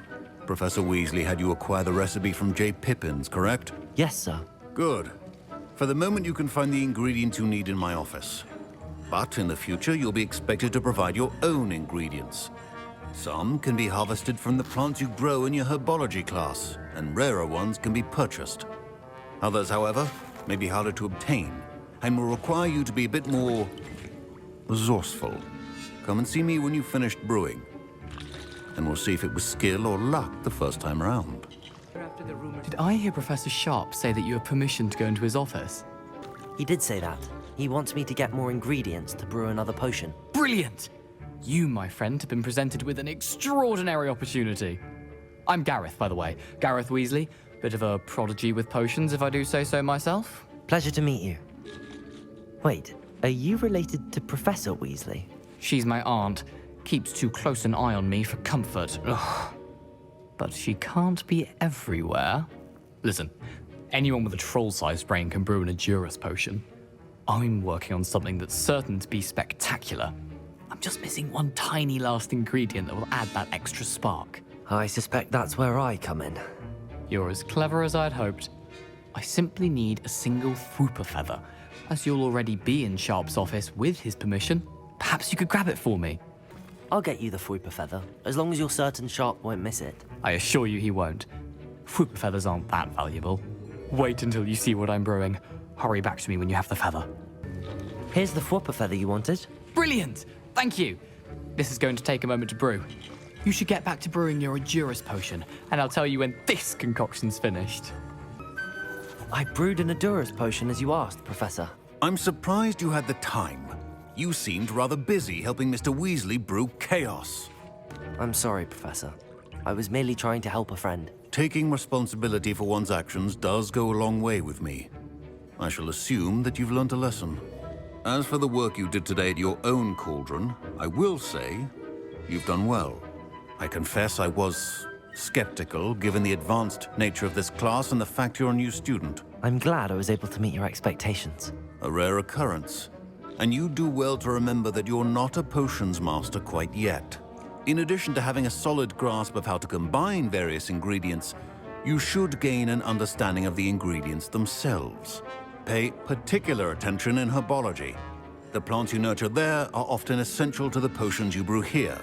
Now, I recommend that you find a safe location in which to practice brewing. You cannot leave a hot cauldron simply anywhere. That'll be all. Hello, Natty. How are you? I hope you've recovered from our rather eventful trip to Hogsmeade. I am well, but I have been worried about you, my friend. With Ranrock and Rookwood and Harlow after you? I'm all right at the moment. We did not speak about it at the time, but I am hoping now you might tell me why they were looking for you. They want something that Professor Fig and I found at Gringotts. When were you at Gringotts? Just before we came to Hogwarts. In fact, it's why I was late to the sorting ceremony. A portkey brought us there after the dragon attacked our carriage. What on earth? There's one more thing. It's a bit odd, if I'm honest. Professor Fig says I have a rare connection to a powerful form of ancient magic. Is that the magic you used fighting the trolls in Hogsmeade? I think so. I'm still learning, but I can see traces of it, and I've cast magic I can't otherwise explain. I know that's a lot to absorb. It is. And I will have more questions. For now, it is safe to say that Rookwood and Harlow are a threat to both of us, to all of us, which is why I wanted to speak to you. I realized something that day in Hogsmeade. You displayed such courage fighting that troll, and Serona wasn't intimidated one bit by Rookwood and Harlow. Both of you have inspired me to take a stand of my own. What sort of stand? Men like Rookwood and Harlow are the reason my mother and I left Matibili land. I am not going to sit by and watch them destroy my new home. Good. Rookwood and Harlow are a dangerous pair. And the fact that they're working with Ranrock, well... All the more reason they must be stopped. Rumor has it that Theophilus Harlow runs Rookwood's day-to-day operations. Taking him down would cripple Rookwood's entire enterprise. That may be true, but shouldn't Officer Singer handle someone like Harlow? I spoke with her. She was polite, but perhaps understandably would not discuss details with a student. I overheard some of Rookwood's lot talking about a massive poaching operation that Harlow is planning. I was thinking that we could investigate a bit, try to get the evidence that Officer Singer needs. All right, but how? I am going to watch and listen, find out precisely what Harlow is up to.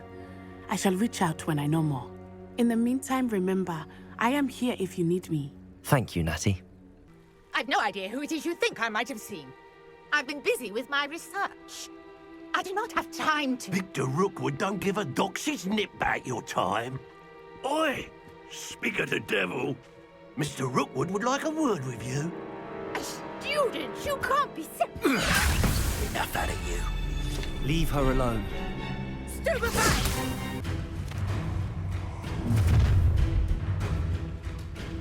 Oh, watch the light go out of your eyes. Are you all right? I am, thanks in no small part to your excellent defensive skills.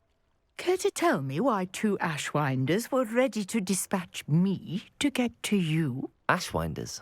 Victor Rookwood's thieves and extortionists, his little cronies. They seemed quite keen on you. It's a long story, but thank you for your help. Well, you've avoided them for the moment. Priya warned me things were getting dangerous.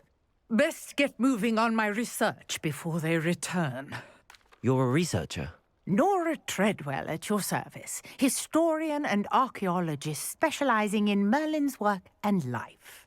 I thought that Merlin and the tales about King Arthur's court were a myth. Mere myth? You're lucky Sir Cadogan didn't hear you. Chatters on endlessly about his connection to Merlin from his portrait at Hogwarts. Merlin attended Hogwarts, you know, and I'm studying some curious fixtures he left here centuries ago. Fixtures? These vine-covered pillars, dozens of them, all around the area. I've taken to calling them the Trials of Merlin. I believe he created them as a diversion for his fellow Slytherins. He was terribly fond of puzzles and enigmas. I can see why you're so interested in Merlin. I'd be keen to know more about the trials. Well then, I'll let you in on a little secret. No one has yet managed to figure out how they work. But I believe I have just unlocked a crucial clue. I suspect that Mallowsweet is an important component in getting the trials to work. Mallowsweet? Versatile herb. Merlin repeatedly mentioned it in his writings. I had just arrived to test my theory when I was so rudely interrupted. You see, each swirl in Merlin's writing has a symbol in the center. That started me thinking, what if... The Mallowsweet is meant to be placed at the center of the symbols. Precisely. Would you care to do the honors? We can see what comes of our little hypothesis.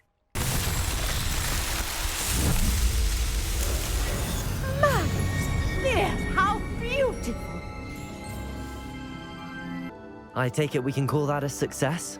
We can indeed. However, I now have even more questions. How does it work? I must review my notes. I may have missed something. Are all of the trials like this one? Oh, not precisely. Well, I think each has those telltale vines and the swirl on the ground. You should feel free to solve them as you come across them. I believe I have what I need to continue my research. My guess is that each will also require mallowsweet, which you can find in Hogsmeade should you need more.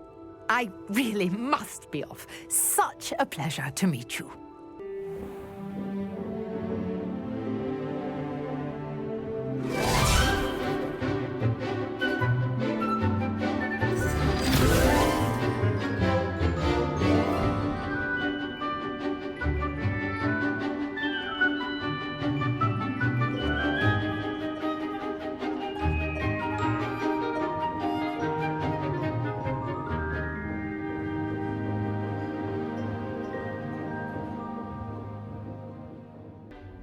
Professor, I completed all of your most recent assignments. Well done. Then you're ready to learn Expelliarmus. Pay close attention. The disarming charm may often be all you need to defeat the most powerful dark witches and wizards you might encounter. Good of you to come. My friend, Professor Fig, speaks highly of you, and your resourcefulness. He was vague as to details, but mentioned your having tracked down a difficult-to-find book. I wondered if you'd be willing to do a little detective work on my behalf. Of course, Mr. Ollivander. Sounds most up my street. Wonderful.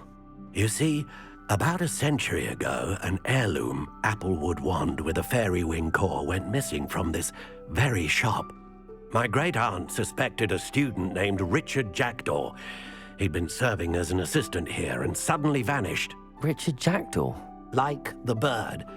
In fact, he was known to frequent the Hogwarts Owlery. We searched there, of course, but found no wand.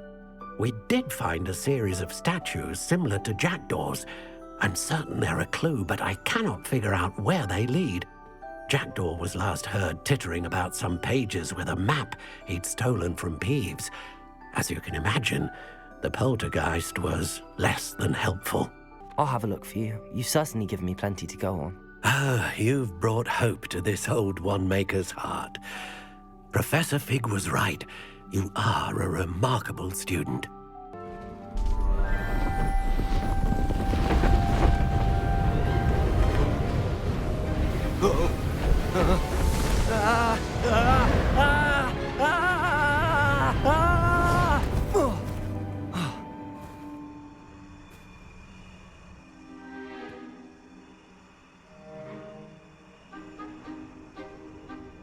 Could it be? Has someone solved my puzzle after all these years? Well done indeed. Good news. If you've got something to hide, you found the perfect spot.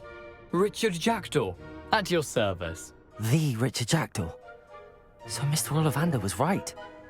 He wants his family wand back. Goodness, I'd forgotten about that wand. I assure you I don't have it on me. I'm almost certain I dropped it the moment I was beheaded in that cave. Oh, it was sheer folly to follow that map. What map? Ridiculous, really. Found it on some yellowed old pages Peeves had pilfered. Thought I could impress a girl. But that's a story for another day. So, you stole a wand and then followed a map on some pages that you took from Peeves and followed that map to your doom. Odd to hear it all reduced to such absurdity, but yes. Why do you care about some old wand? I don't, really. Ollivander does. It's the pages I'm after. Might they be with the wand in the cave? Indeed. Say, here's an idea. Why don't you meet me at the edge of the Forbidden Forest? I'd be happy to show you where to find them. If that's the only way for me to get those pages, I'll meet you there. If you don't mind the sight of my decapitated skeleton, the wand and the pages are yours for the taking.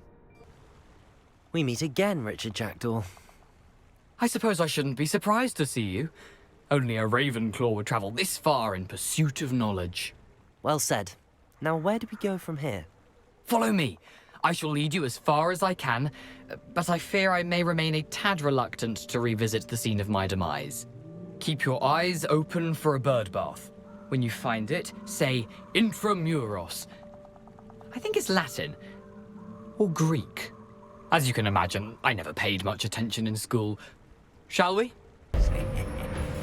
Aren't you a little far from home? Renrock knew you'd eventually lead us to an...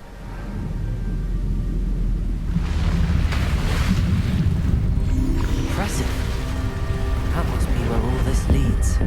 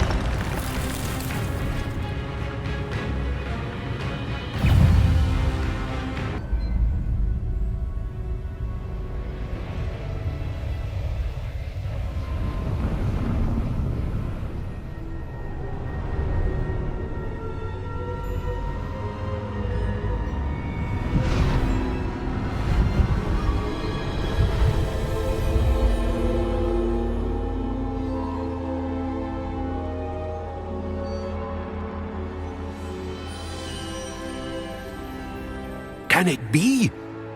It's you. Has someone finally found our map chamber? I recognize you from the Pensieves. You're Professor Rackham. I am indeed. I must confess that I am surprised to see someone so young standing before me. I'm the same age that you and Isadora Morganach were when you started at Hogwarts. You've paid attention, and might I presume you share our ability? To see traces of ancient magic? Yes, sir, I do. As you have likely realized by now, our ability gives us a unique relationship with all forms of magic. We can access expressions of magic that few others can. Opportunities will arise that allow you to sharpen this rare talent. Do not squander them. I won't, Professor. Thank you. We have much to discuss. But first, a map found in a certain book led you here. Place the book on the pedestal. I don't have the book with me, sir. That is unfortunate. I'm afraid we must pause our conversation until you return with the book. Very well. I'll retrieve the book right away. Good. We shall speak again once the book is in place. Mr. Clopton, your attention, please. Sorry, Madam Kagawa. Everyone, please welcome a new student to our flying class. Hello. The goal of today is to remind all of you how to maneuver on a broomstick safely, as broom flight is, first and foremost, a means of transportation. This, I fear, some of you have forgotten. Diving, rolling, and loop-the-loops will not be taught or in fact tolerated in this class. We'll leave that to professional Quidditch players, like the Toyohashi Tengu. Not a fan, I take it? Now, let's see how well everyone kept up with their practice over the summer holidays. For those who need a refresher, step up to your broom, say up firmly and clearly, then kick your leg over and rest your weight on the seat. Up! Thank you. Now, your turn. Up! Up! Up, you stupid ratty school broom! Up.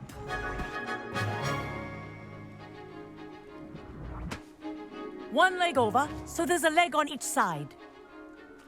None of that side saddle nonsense. A gust of wind will throw you right off.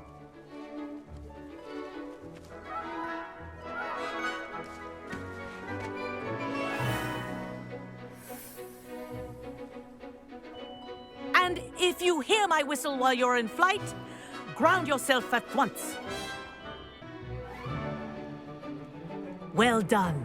Now that you're acclimatized to your broom, let's see how well you manage with a more advanced exercise, shall we?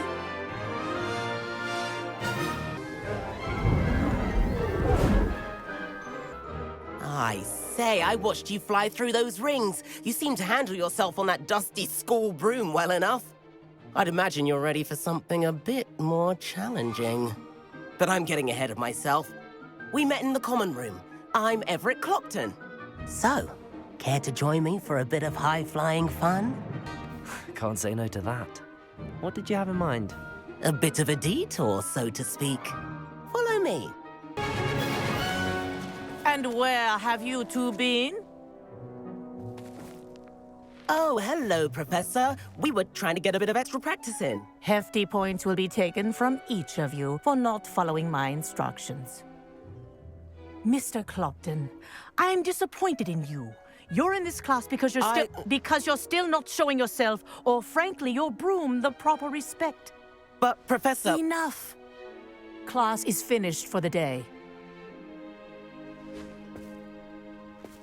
As for you, you do well to use better judgment in the future. Chin up. That was some rather good flying.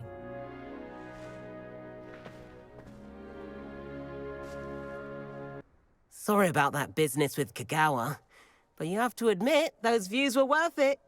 Perhaps, but we did get in trouble, and Kagawa could hold it against us. Rotten luck, that.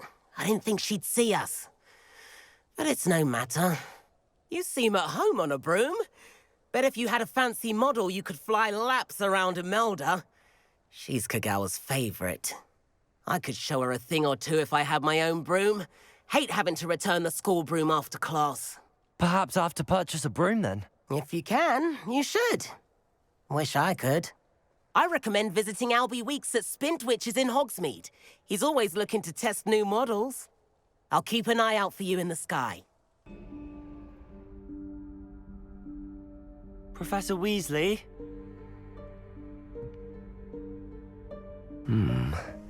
Somewhere away from prying eyes.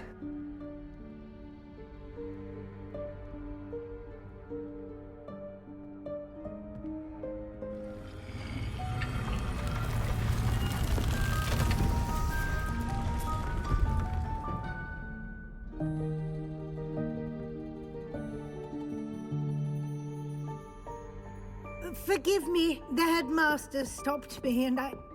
Merlin's beard. I see you've wasted no time. Well done. Shall we? After you, Professor.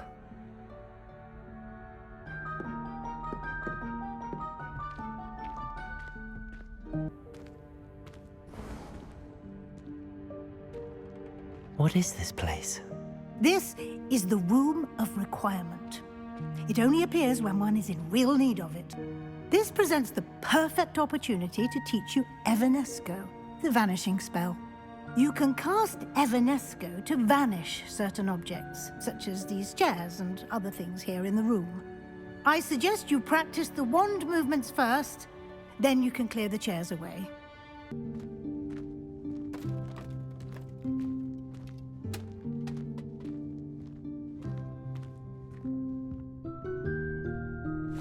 Yikes! Careful! Huh? Oh, there you are. Wait right there. Deke will come to you.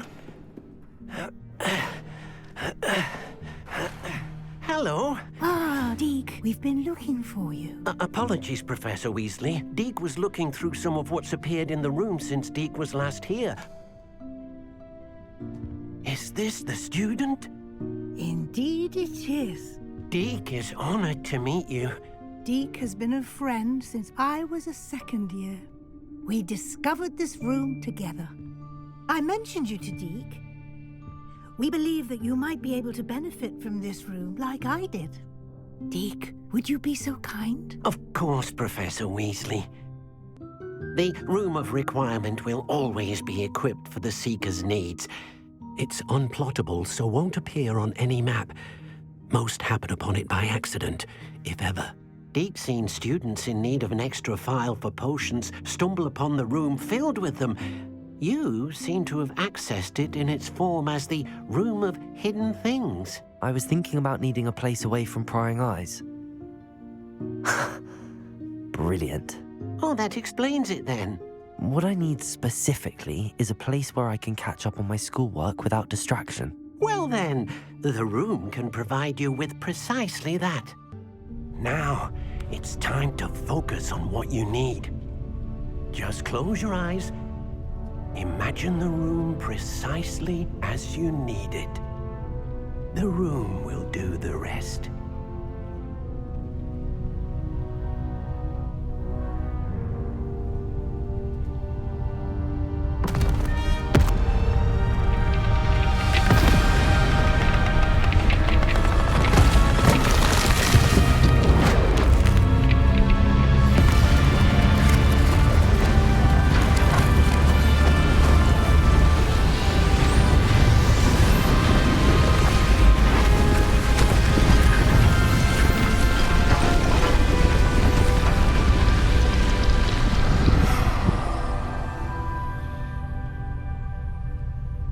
You've given yourself quite a canvas to work with.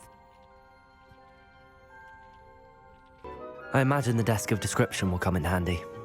It will. I hope you'll take advantage of it.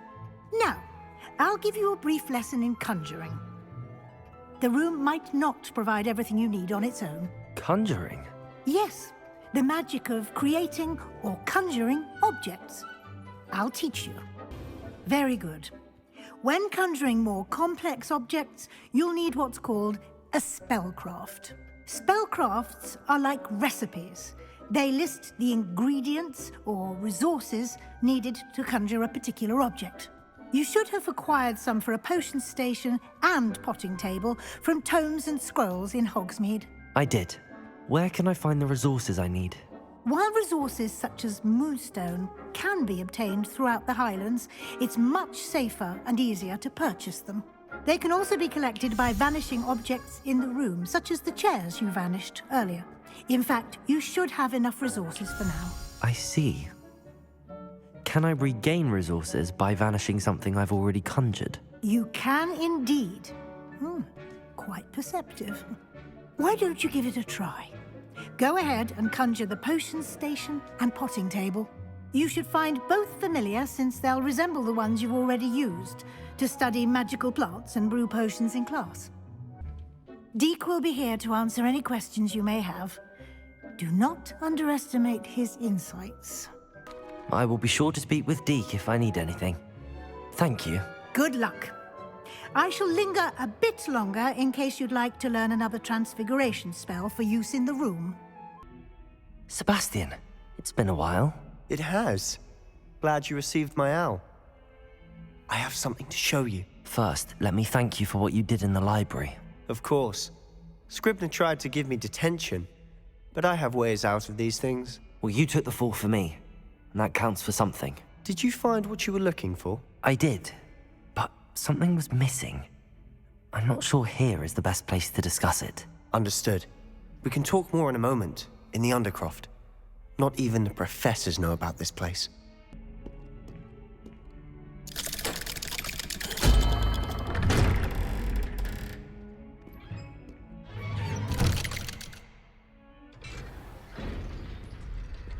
I think I've seen Ominous in potions.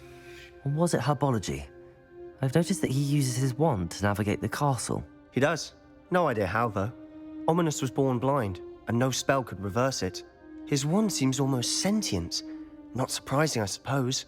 Ollivander always says, the wand chooses the wizard. Is that how he found this place? No, someone in his family knew about it. The Gaunts are full of secrets. I've never heard anyone else speak of it, and I've certainly never seen anyone else here. Again, mention this to no one, especially Ominous. He has no love lost for his family or their secrets, but this place is special to him. Understood.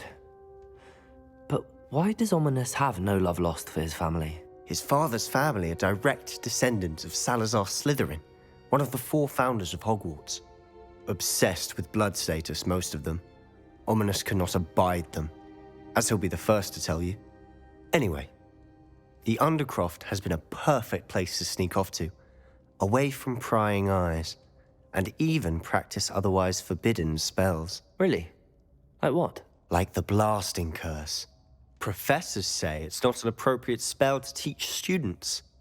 A proper magical education ought to include all magic. My thoughts exactly.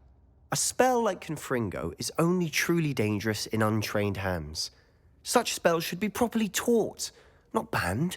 To be fair, I'm admittedly partial to more fiery forms of magic. But you should learn it. I can teach it to you safely here. It may take a while to get the feel for it. Mimic my wand movement. The incantation is Confringo. I have to say, I enjoyed that. The first time Ominous and I practiced Confringo, we singed our eyebrows. I would have paid to see that. I swore we'd never live it down. To this day, there's something about that spell that's addictive. This is exactly the type of magic I've been hoping to learn. There's more where that came from. Been practicing similar spells here for ages. Although, I didn't tell Anne and Ominous about every one. Haven't been here in some time. It's not the same without Anne. I'm sorry about your sister. If there's anything I can do... Perhaps when I next head to Feldcroft, you could come along. Meet Anne. She could use some cheering up. Just let me know when and I'll meet you. Oh, she misses Hogwarts. She's been stuck at home with our guardian, Uncle Solomon. Unfortunately, you'll have to meet him too.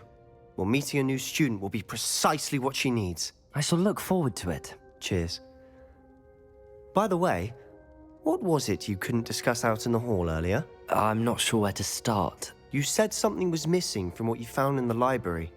Might it have something to do with Victor Rookwood?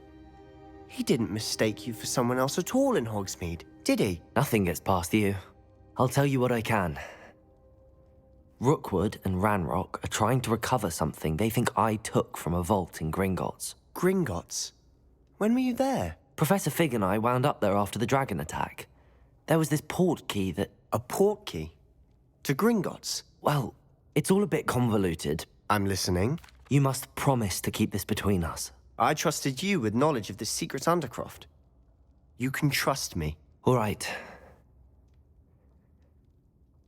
I can see traces of ancient magic. Ancient magic? I don't know what I was expecting you to say, but it wasn't that. What does that even mean? Honestly, I'm not entirely certain. All I know is that I can see whispers of an old magic that hardly anyone else can. Fig and I think that Ranrock has somehow found a way to harness that magic's power. Are you telling me that goblins may be wielding some sort of wizard magic? That's what we're trying to find out. And this ability of yours, does this allow you to wield this magic too? I don't know. Well, when you do know, tell me. I've been studying archaic forms of magic for ages.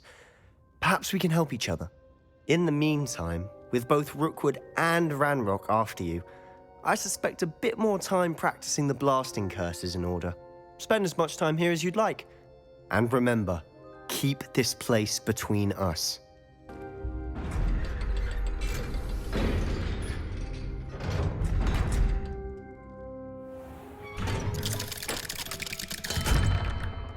Hello, Sebastian. You there? I can hear you. Oh, hello. Ominous, isn't it? I believe we have potions together. And herbology? I recognize that voice. Heard you talking to Gareth Weasley in potions class. You're the new 5th year. Did you just come from the Undercroft? How did you get in there? That room's called the Undercroft. Ah, well, I was exploring and then suddenly found myself in a strange passageway. Don't lie to me. No one stumbles upon that room. Sebastian told you, didn't he? You breathe a word about this place to anyone, and not even your precious Professor Fig will be able to help you. My father is friends with the headmaster. I am not afraid to exploit that connection if I need to. Trust me, Ominous. I won't say a word. And Sebastian is a good friend. You shouldn't immediately assume the worst of him. I don't need you to tell me about my oldest friend. Thank you very much. Ominous, I just meant... I know what you meant. Sebastian gets himself in enough trouble. He doesn't need your help. You're back. Finally. Minister Spavin talks more than he listens. Ranted on and on about rogue dragons. Wouldn't listen to a word about goblins. Speaking of which... Listen, Professor. So much happened while you were away. Your friend, Mr. Ollivander, sent me an owl asking for help finding an heirloom wand that was stolen from him. He did he? And so I went to the owlery like he said, and there were all these statues. What do you mean? statues in the owlery? Yes, which led me to a secret hideout where I found Richard Jackdaw's ghost. Who on earth is Richard Jackdaw? He was a student here long ago. Anyway, he told me about a secret cavern.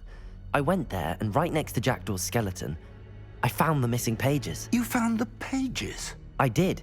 And because Jackdaw had followed the map they contained, when I found the pages, I found the location on the map. Believe it or not, it's a room below Hogwarts. Why am I not surprised? Shall we? I was hoping you'd say that. Oh, and we'll need to bring the book. To think it was beneath us all this time.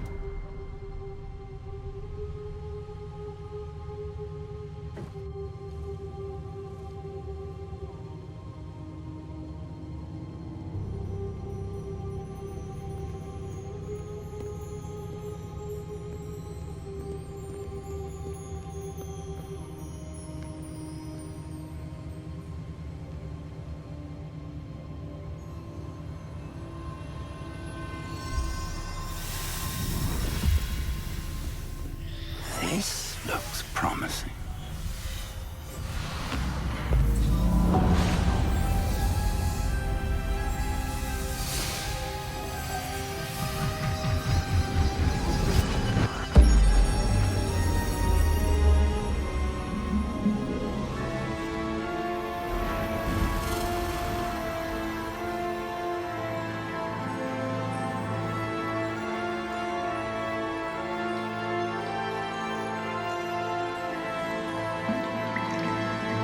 A map.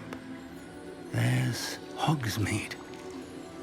And over here, the Forbidden Forest. And, of course, Hogwarts. It's magnificent.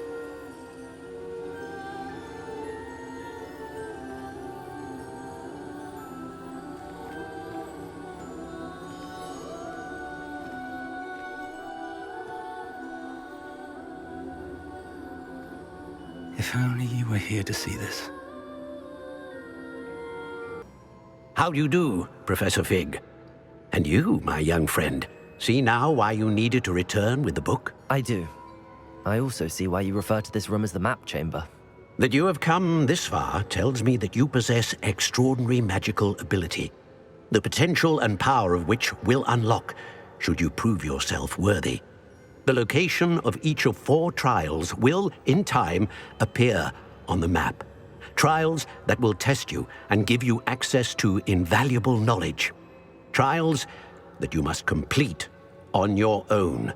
Do you recall the pensive memory you viewed in my vault in Gringotts? You and your friend Charles spoke of the port key, and of trials you'd created for one who could see traces of ancient magic. Precisely. Charles is another of the keepers, a designation we gave ourselves centuries ago, in light of the knowledge that we have been bound to keep hidden. Until perhaps now. So, the passage from your ruins to Gringotts, everything in the vault, the restricted section, finding this room, none of these was a trial. They were an important part of the journey, but they were not trials themselves. The fact that you have come this far, however, bodes well. The trials were designed to ensure that the power and knowledge we have kept secret for so long does not fall into the wrong hands. They will test your abilities, both innate and learned. But of equal importance, everything you witness as you complete the trials will inform what you choose to do with all that we share. You will need patience. The trials have much to teach you. It will take time. I'm afraid we don't have the luxury of time. We have waited this long, Professor Fig. Surely a few more. Respectfully, sir, while I do not know the secret you keep, I do know that our young friend here has seen traces. Traces of a powerful dark magic being wielded by goblin kind. And we encountered an uncommonly powerful goblin wielding such magic as we prepared to leave your vault at Gringotts. We may already be too late. This is grave news indeed. Young friend, do you trust Professor Fig? I do. Then, in the light of your considerable skill and all you have already accomplished, we shall begin. You will find the location of the first trial marked on the map below you. Whilst Professor Fig may assist you in locating the trials, they may be completed only by one with our ability. Shall we have a look?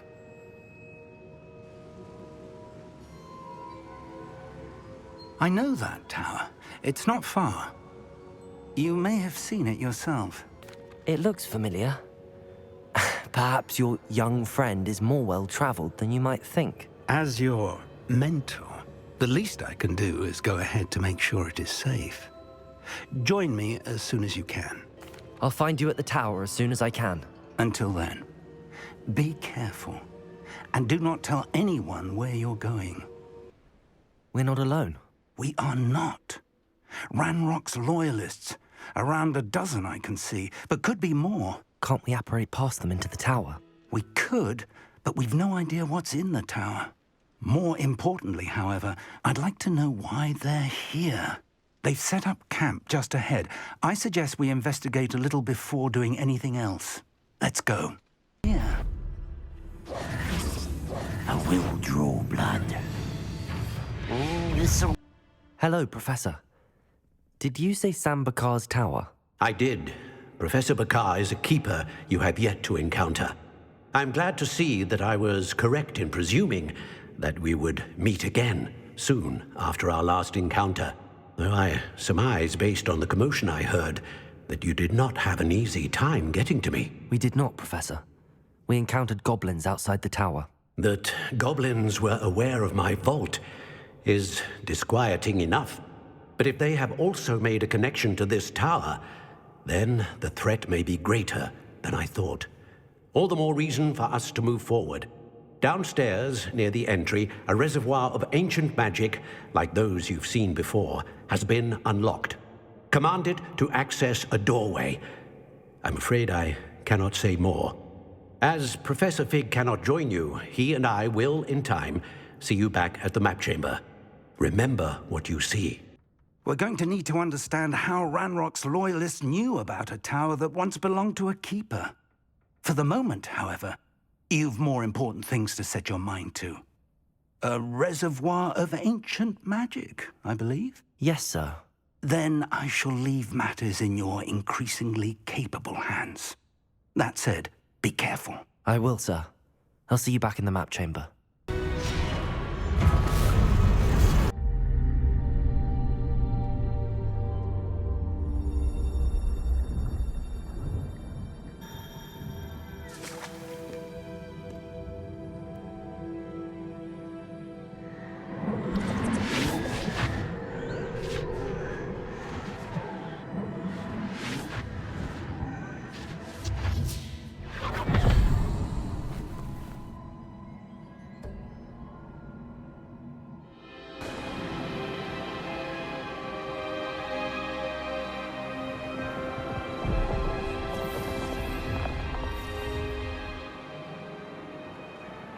Your ability to transfigure the world around you is remarkable.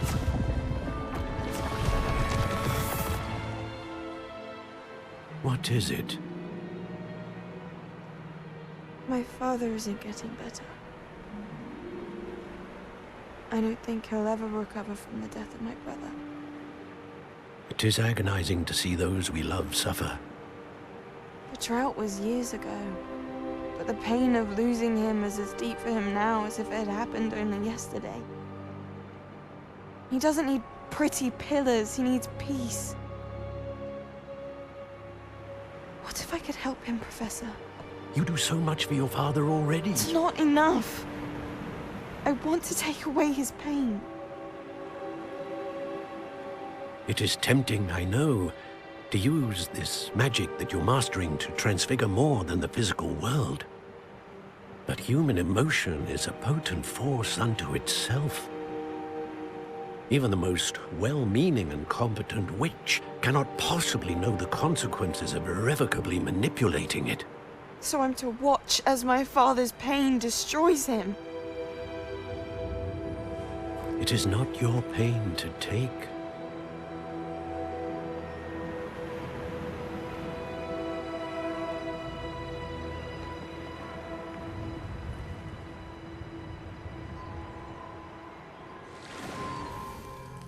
Every year, a student sees something sillier than I could ever imagine in their tea leaves. Oh, Miss Morganach, welcome back to Hogwarts, Professor. That's going to take some getting used to. Professor Rickwood? I was so pleased to hear that you'd accepted the position of Defense Against the Dark Arts, Professor. Sit, Isadora. Tell us about your travels. I was actually hoping that you and the others might join me at my home this evening. There's much I'd like to share with you. That would be delightful. We shall let the others know. Very well. I shall see you then.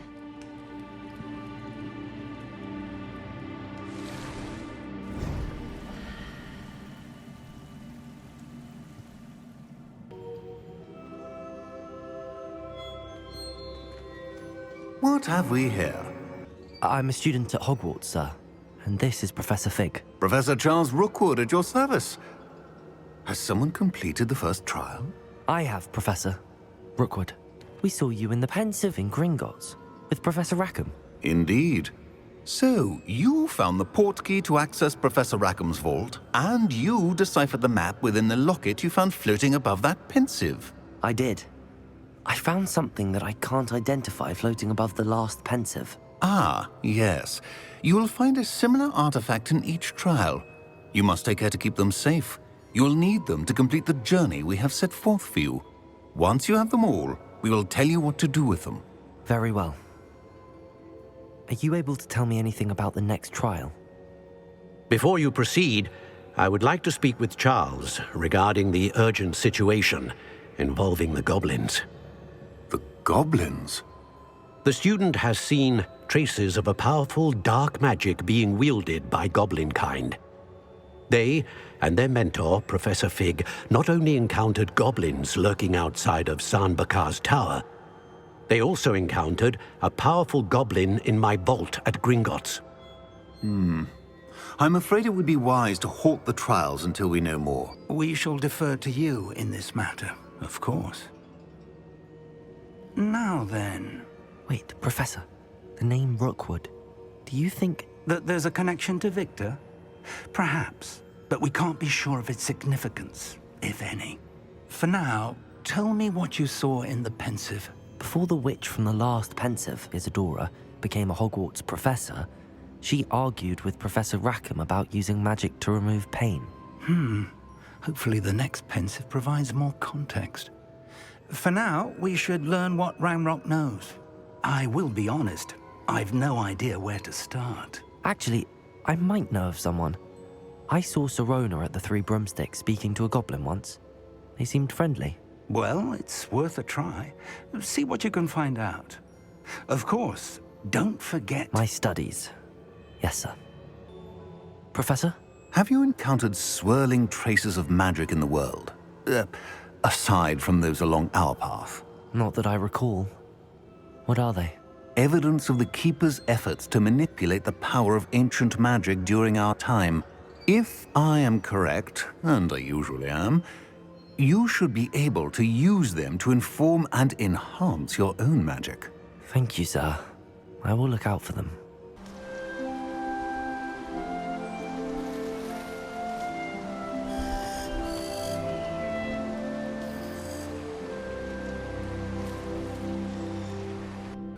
Hello, Miss Ryan. I wanted to thank you again for your help with Rookwood and Harlow the day of the troll attack. Sirona, please. And I was happy to help. Oh, those two are nothing but trouble. Glad you and your friend were here when they found you. I am too. You were speaking to a goblin here that day? Yes, Lodgok. He's a friend. It seems as though you were on good terms with him. I've known him for years. We met when I was waiting tables here as a student, well before I bought the place. He was cordial enough, but we weren't friends then. His mistrust of wizard kind ran deep. But you're friends now? We are. Hadn't seen him in years when he came in a few months ago. But he recognized me instantly, which is more than I can say for some of my own classmates. Took them a second to realize I was actually a witch, not a wizard. Not all goblins are like Ranrock and his loyalists. Lodgok is as worried as the rest of us about what's been going on. In that case, I'd like to talk with him, about Ranrock in particular. Where might I find him? I assume your interest is to do with the rumors I've heard about Ranrock working with our friend Rookwood. It is. If he's not here, you might find him doing business at the Hog's Head. He's a trusted metal trader. You should mention that we spoke. He can, understandably, be wary of witches and wizards, even ones as young as you. That said, if you're looking for information on Ranrock to help rein him in, you'll find an ally in Lodgok.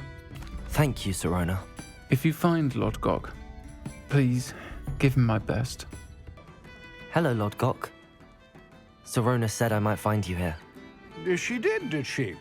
Did she send you with news? No, actually, I wanted to speak with you. It's about Ranrock. Now I remember. The 3 broomsticks. Day of the troll attack. You're the student he's after. I am, and I need to know what he and his loyalists are up to so I can stay a step ahead. Let's say I did know. Why should I trust you? Sirona trusts me, and she thought our interests may be aligned. Well, if Sirona trusts you, very well. I may know of something that could help us both. A way to get Ranrock to confide his plans to me. I'm listening. Years ago, a heinous witch stole a sacred goblin relic. Rumor has it that it now rests in her sarcophagus, in a tomb accessible only by wizard kind. Ranrock and I had a falling out a while back. The relic could well repair the chasm between us. Very well. I'll retrieve the relic if you promise to share Ranrock's plans with me. We will have to trust each other. I, that you will not abscond with the relic, and you, that I'll share what I learn. Gather whatever supplies you may need, and meet me near the witch's tomb. I wish you luck retrieving the helmet.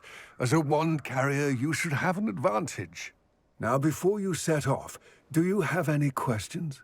It all seems clear to me now that we're here. I do hope our alliance proves fruitful. Again, I wish you luck.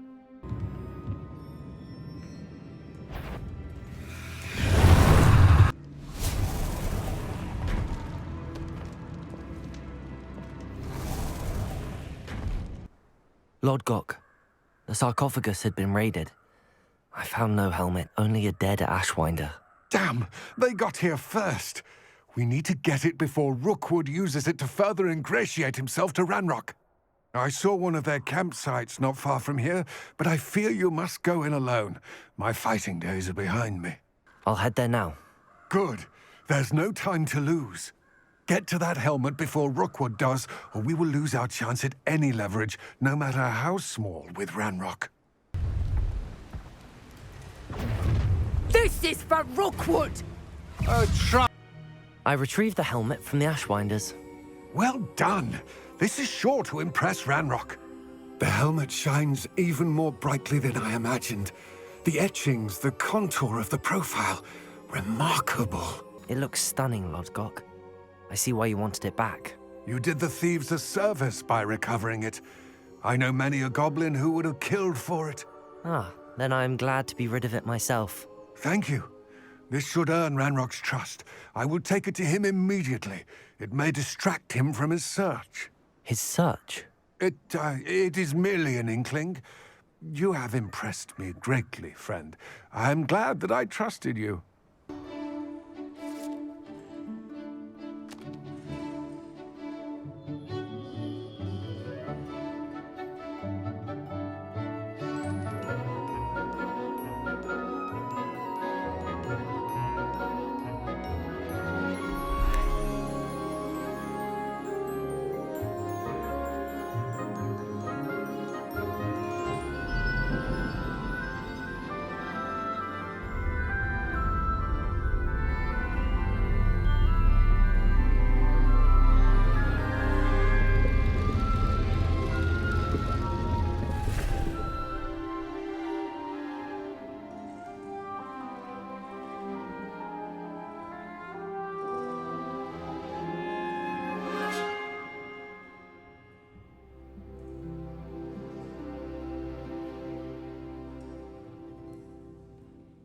I've completed all of my tasks, Professor Onai. Very well done. Although I must admit, I did have something of a premonition that you would follow through.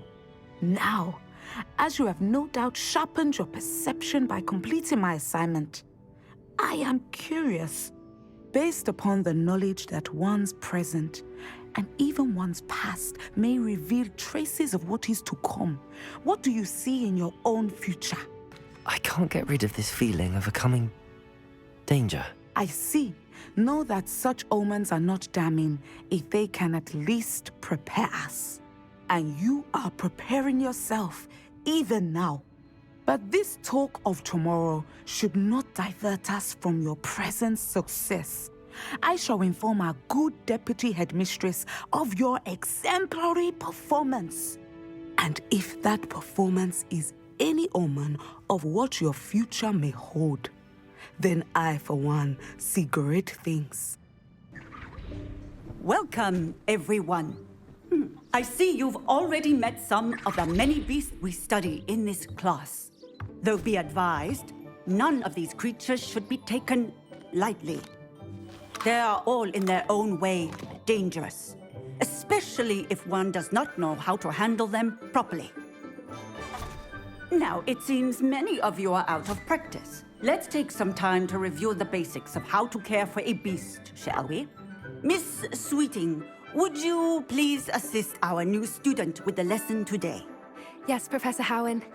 Hello, I'm Poppy Sweeting. Don't worry about Professor Howen's speech. She over-exaggerates sometimes. All the beasts in class are perfectly safe. Oh! Miss Sweeting, pay attention, please. The tongue of a puffskein can be a slippery devil. Yes, Professor. Here, you can practice on Gerald. Just keep an eye out for his tongue. I think we can safely say that Gerald likes you. That's good news. He seems very nice. He is. Kindness is one of his best qualities, right after ambition and cleanliness. Good work, everyone. Now, let's make our way to the pens and select another beast. And please, do be careful as you feed and groom them. Miss Sweeting, why don't you show our new student to the Neasels in the farthest pen? This way. The Neasels are over here.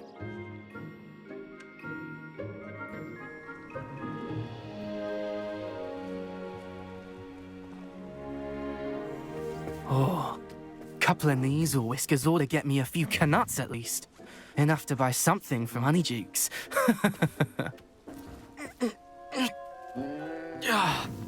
Stupid thing.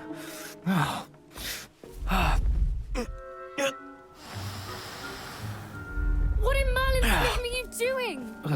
Tuss, peculiar Poppy. Worried about a worthless little rodent. Her name is Persephone! Her name is Persephone! That's really not funny.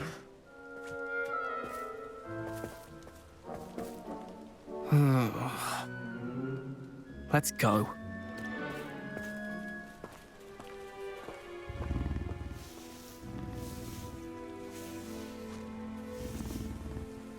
Hello, Professor. You wanted to speak with me?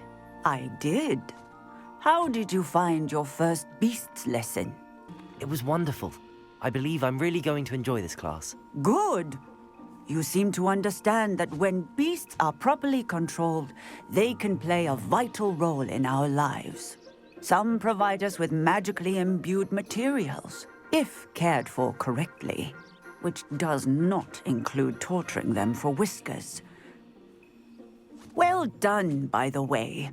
Probably best to let me handle it next time. Yes, Professor. They're nearly as bad as the Savagers in Rookwood's poacher pack.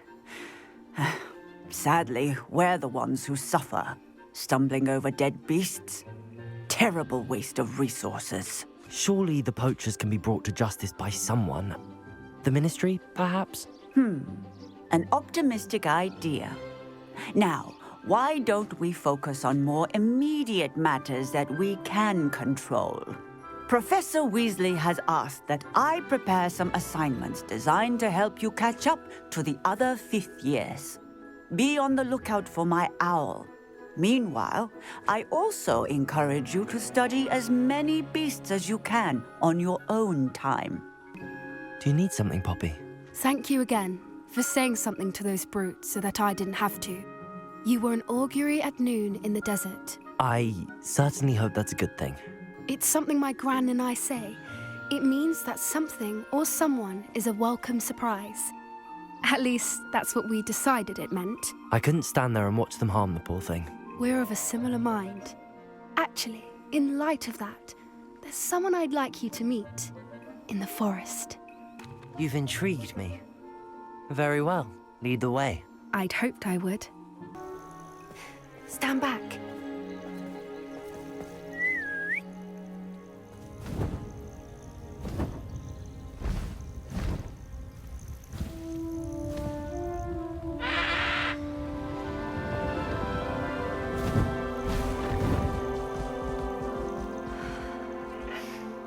Please meet Highwing.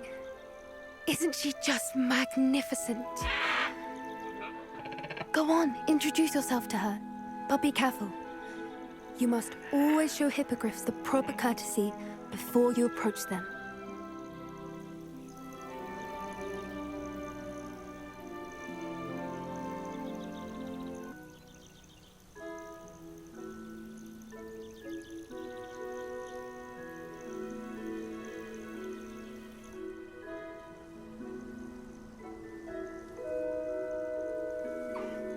I knew it.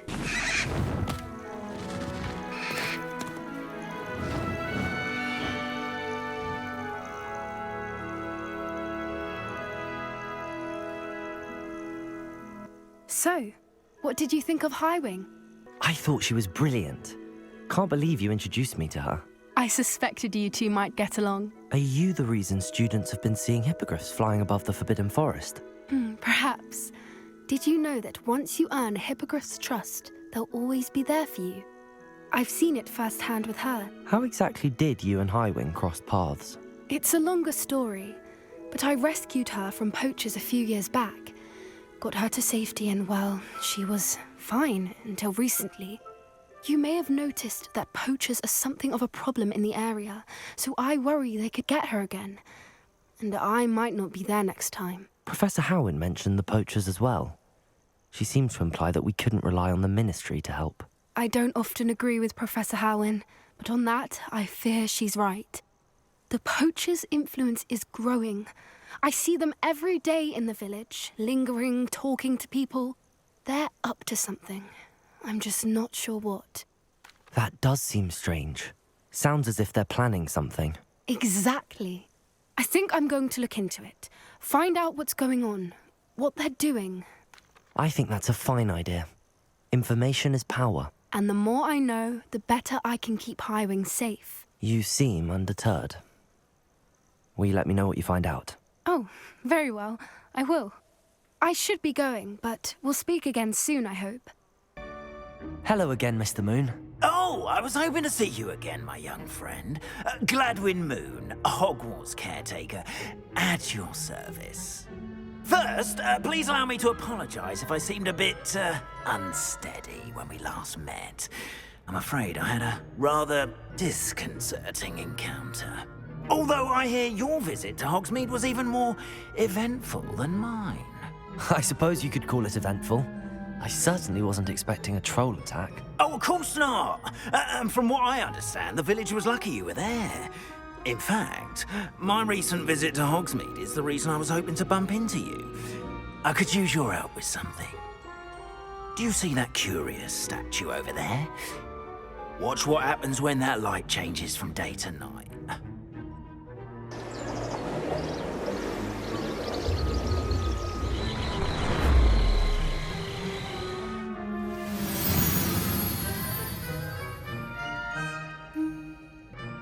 A couple of reasons, frankly. First, your daring do against those trolls in Hogsmeade has gained you a reputation for fearlessness. Second, as macabre and hideous as a demiguise is, most would find my fear of them unwarranted. You, however, have seen how they affect me. I'm at my wit's end, young friend. I simply can't bring myself to go near them. In fact, I know of 2 statues right here in the faculty tower. Perhaps you could start simply by removing them, so I can go about my evening duties.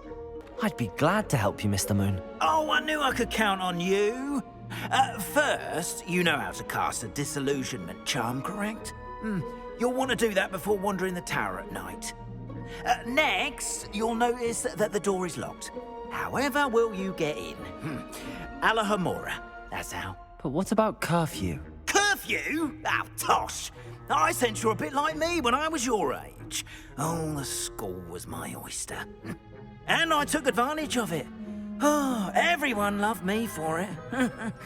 Oh, those were the days. Now, you'll find one statue in the prefect's bathroom and the other in the hospital wing. Good luck. Oh, and thank you. Hello, Mr. Moon. I have the moons you asked me to collect. Oh, goodness! You're as fearless as I'd hoped. An excellent start. If we can collect more, it may shed some light on who's behind all this. Of course, I first suspected Peeves. He drove the previous caretaker, Rancorous Carp, to an early retirement with his intolerable buffoonery. But that does not explain the boggart in Hogsmeade, does it? No. I am determined, with your help, to discover the identity of my tormentor. It's definitely intriguing. I'd like to help you solve this mystery. You, my friend, are a gentle person and a scholar, and I have something to offer in exchange for your assistance. Now, remember, the moons are only retrievable at night. Thus, I encourage you to use a disillusionment when necessary. Understood. I shall keep an eye out. I appreciate that.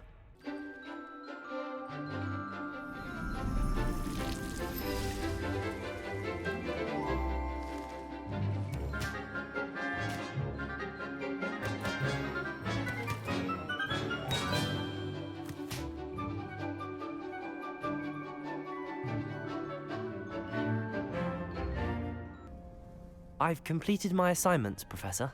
Pleased to hear it. Professor Weasley will be too. I'll be sure to let her know how well you're coming along. Thank you, Professor. Professor Hecat tells me she taught you Levioso, so you should be ready for a more advanced levitation charm. Wingardium Leviosa requires a bit of concentration and a nice, graceful wand movement. Let's see you try your hand at it. Deke. Ah, Deke is so happy to see you. Deke noticed this bag in the room the other day. You must need it to help with your schoolwork. Deke has seen one of these before. Deke calls it a knapsack.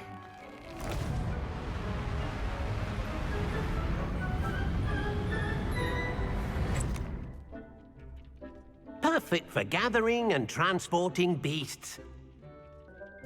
Pleasant little breeze. I have been thinking about something Professor Howin said in Beasts class, that I should study as many beasts as I can on my own time. She also mentioned that poachers have been active in the area. So, perhaps the beasts will be safer with us than out on their own. Precisely what Deke was thinking. You see, the room knew exactly what you needed, and luckily, Deke can show you how to best use the knapsack and where. Come along, then.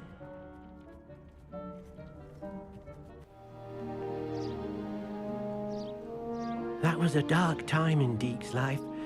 Deke enjoys coming here to watch the beasts, especially the puffle of puffskeins nearby. It will be nice to keep them safe. All you will need to do is get close, direct the open knapsack toward the puffskein, and in it'll go. All right. I managed to rescue a puffskein. You can rescue as many as the knapsack will hold. Poachers capture puffskeins and, well, Deke isn't sure what they do with them. Deke is certain they will be safer with you. Now, not all beasts will be as simple to rescue as a puffskein. Deke suggests you next find a beast that can fly. A jobberknoll, perhaps. All right. Where would I find one? Deke knows of some to the west, nesting in a large tree overlooking Hogwarts. But we must be careful. Deke has seen poachers in the area recently. Deke will meet you there whenever you're ready. Hello, Deke. Shall we continue? Oh, good. Deke was worried about you, what with all the poachers in the area. Perhaps we should work quickly. The jobberknolls are just here, in this large tree. If it's helpful, Deke has seen Levioso used to slow flying beasts. Easier to get in close and use the knapsack. Then I shall go and rescue a jobberknoll. Good luck. Deke will be waiting. I rescued a jobberknoll. Deke hopes your jobberknoll finds the knapsack nice and cozy. Poachers want them for their feathers, and are not kind when they gather them. Are there any other beasts nearby? Just one that Deke knows of, a herd of moon calves. They live in a clearing of trees up this footpath. Deke will see you there. Hello, Deke. Is this the clearing you mentioned? It is. Moon calves gather near the large tree with the spiral pattern in front, but only under the light of the moon. So, unfortunately, unless you have a way to hasten time, you might sometimes have to wait until nightfall to see them. I shall go and find a mooncalf then. Deke will be waiting for your return. It was a bit trickier than the others, but I have a mooncalf now. Another beast, safe and sound. Shame we didn't see the mooncalves dancing. It's a marvelous sight. Deke supposes you're finished here. He'll be able to rescue many more beasts, but for now, let's bring the ones you've gathered back to the room. All right. Deke will meet you back in the room whenever you're ready.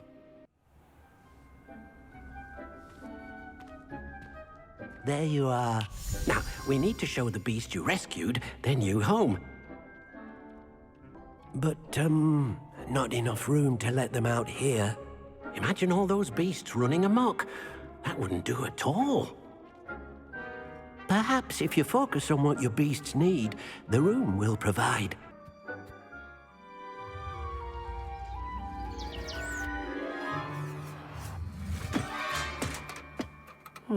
What exactly did you think of?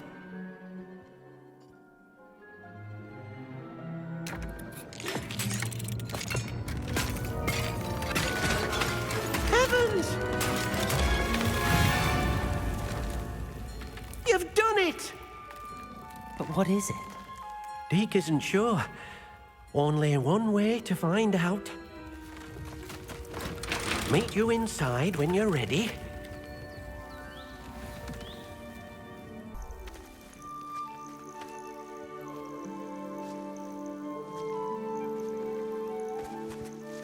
Look at this.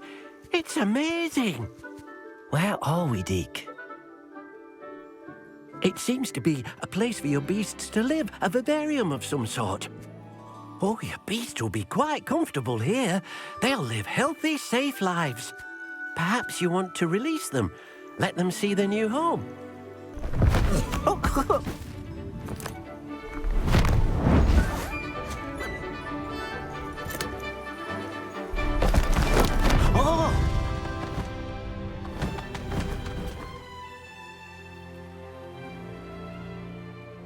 Deke thinks the vivarium will be a fitting new home for your beasts. Indeed.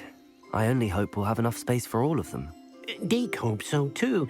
But if you do run out of room, Madam Peck at Brood and Peck in Hogsmeade will help to find safe homes for them. Any beasts that the room can't hold? Yes, she's well known for helping to care for beasts in need, and she'll give you a fair price for them. Speaking of care, beasts that are well fed and groomed will provide you with valuable magical materials, such as puffskein hair, for example. If you gather some magical materials from your beasts, Deke can show you how to use them. Very well. I shall let you know when I have some. I've collected some magical materials, Deke. Now Deke can show you how to use them. First, you'll need to use this spellcraft to conjure an enchanted loom. An enchanted loom? Exactly. It will allow you to use your magical materials to weave magic into the very threads of your clothing, making your clothing more useful in a variety of ways. Why don't you try it? Deke thinks you'll be impressed with what the loom can do. I'll go and experiment with the loom now. I use the enchanted loom, Deke. Wonderful. Will I be able to weave even more powerful magic into my clothing with the loom? You will, by rescuing even more powerful beasts. For now, however, Deke suggests you explore the vivarium and get to know the beast you've already rescued. Thank you for your help, Deke. Enjoying the view? Keeping an eye on things. Feldcroft isn't what it used to be. No one has felt safe here since Ranrock's loyalists took a peculiar interest in that castle over there, Rookwood Castle. My uncle Solomon is a former Auror and refuses to look into it, even after Anne was cursed by one of them. Possibly with a wand, no less. I heard a goblin refer to wizard kind as wand carriers. Are goblins forbidden from carrying wands? Precisely. That's why I'm on the hunt for answers. If I'm to cure her, I need to understand what happened to her. Anne was always the most mischievous of the three of us. Which is saying something, knowing me and Ominous. I'm hoping a surprise visit from me and a new friend from Hogwarts will help lift her spirits. Bring back the Anne I used to know. Come on, I'll take you to my uncle's.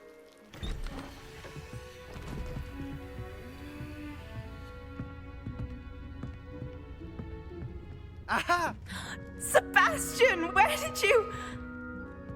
Is that what I think it is? We've been over this, boy. Hey. Shrivelfigs cannot reverse a curse. Nothing can.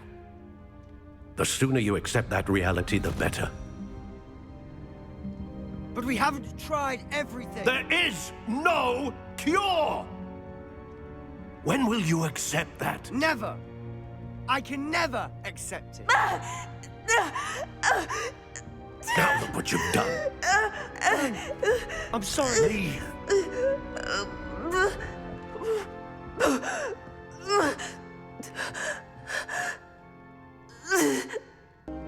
Are you all right, Anne? I didn't mean to intrude. You didn't, truly. And I'm all right. The pain from this curse comes in bouts, and often suddenly. It's not anyone's fault. It's nice to meet you, by the way. You must be the new 5th year Sebastian told me about. I am. Sebastian and I met during a rather lively duel in Defense Against the Dark Arts. Oh dear, Professor Hecat. She's a powerful witch. And she knows how to keep students like my brother, and me, in line. I do miss Hogwarts, but I wouldn't mind being in Feldcroft, really, if it wasn't so dreary now. Between the goblins at the castle and my uncle fighting with Sebastian whenever he's home, it's not the cozy retreat it once was. Sebastian mentioned something about your uncle being an ex-Auror, but refusing to go after Ranrock's loyalists. I must say, I wasn't prepared for him to be as angry as he was. Uncle Solomon is frustrated by what happened to me, and by Sebastian for thinking he can fix it. They both mean well, I know they do, but my uncle is right. This curse cannot be undone. I can feel it. Sebastian cannot take away my pain. Perhaps you can help him to understand that. I'll do my best. I can promise to speak with him about it. Thank you. His search for a cure is futile, I'm afraid. I'm getting tired. I should probably rest. Thank you for stopping by. Excuse me, Mr. Sallow. Oh, yes, Sebastian's friend. I apologize on behalf of my nephew. He doesn't know when to stop. I was about to check on Anne. Did I see you come from the house? How is she? She's all right. She said she was going to rest. Nothing can be done for her. It could be that you've not yet discovered the cure. Ah, you sound like Sebastian, thinking you know better than the healers at St. Mungo's. Perhaps the healers don't know everything, sir. Sebastian is single-mindedly focused on finding a way to help his sister. If there is a cure, he will find it. Your faith in Sebastian is misplaced. Some sort of dark magic cursed Anne, and the goblins aren't likely to explain themselves anytime soon. Giving her hope is cruel. The only thing to do now is keep Anne comfortable and stay out of the Loyalists' way. With all due respect, sir, hope could keep Anne's spirits up. You may mean well, but I know what's best for Anne and Sebastian. They are my stubborn brother's children. Especially Sebastian. If you really want to be of help, you'll make sure Sebastian does what he should do, not what he wants to do. He's no idea the harm he could do if he doesn't stop. How are you doing, Sebastian? You got a first-hand glance at what I'm dealing with. I apologize for my uncle. I'll admit, I wasn't expecting him to be so angry. He's always angry. He's been angry since my parents died. After Anne was hurt, he only grew worse. It's as though he blames me somehow, always calling me my father's son, as if that's an insult. I'm the one trying to help her. He's simply given up. Both Anne and your uncle seem genuinely convinced that nothing more can be done for her. I refuse to believe that. Anne's pain is more than physical. It has changed her entirely. I miss my sister. And I'm going to get her back. Come with me. I need to show you where it happened. You've made your last mistake. Those loyalists deserved what they got. Couldn't agree more. This is where it happened. We smelled smoke in the middle of the night. When we looked outside, flames were shooting from the estate. Before my uncle and I could stop her, Anne rushed out, racing towards the fire, worried someone had been hurt. She came face to face with a horde of goblins, frantically trying to stamp out the flames. Suddenly, an icy voice drifted out from somewhere in the smoke. Children should be seen and not heard. A blinding blast followed. They didn't even give her a chance to run. It seems an awfully violent response to a child wandering by. What were they trying to hide? My thoughts exactly. It may be grasping at Billywigs, but I keep thinking that there might be something here that could lead me to whoever cursed Anne. Might be the only way to learn what type of magic harmed her, which could help me find a cure. Perhaps you're right. The Loyalists are everywhere, but they do seem to be spending a lot of time here, and it's likely they're hiding something. And at Rookwood Castle. Shall we have a look around? Sebastian, this house did belong to a Hogwarts professor, hundreds of years ago. Who? What do you... I found a pensive that day in the restricted section with a memory that showed this house. There was a little girl and a drought. The keepers have shown me other memories as well. The girl became a Hogwarts professor. Her name was Isadora Morganach. She was one of the keepers. The keepers? Like in Quidditch? And you found a pensive in the library? I'm not following you. I realize it's a lot to take in. I'm not even sure I understand it all yet. And no, not like Quidditch. They call themselves keepers because they're protecting some type of knowledge. It has to do with the vault at Gringotts. Let me see if I've got this straight. You have Ranrock and Rookwood after you because of something you found at Gringotts where you ended up via a portkey. You can see traces of an ancient magic that you think Ranrock is trying to harness. And now you've been witnessing memories left by keepers. Oh, and this house belonged to a Hogwarts professor who was one of these non-Quidditch keepers hundreds of years ago. If I didn't know you, I'd think you were pulling my leg. It is all a bit much, isn't it, when you put it like that? The point is, we both have good reason to search this house. You for answers about what happened to Anne, and me for answers about the keepers. I know it sounds strange, but... Honestly, nothing you say sounds strange to me anymore. Fair enough. I can see the Undercroft through this stone wall, as though it's a window. This has happened before. I'm listening. I think it's to do with my ability to see traces of ancient magic. But you said you didn't really understand it, and that you couldn't wield it. That's true, and I'm still not sure what it all means. What I do know is that my ability allows me to travel through these windows I see. Wait. We can get straight to the Undercroft from here. Ominous will be floored. We can. But perhaps best not to tell anyone else about this for now. Even Ominous. Understood. Well then, invisible, secret, ancient magic passageway? Here we come.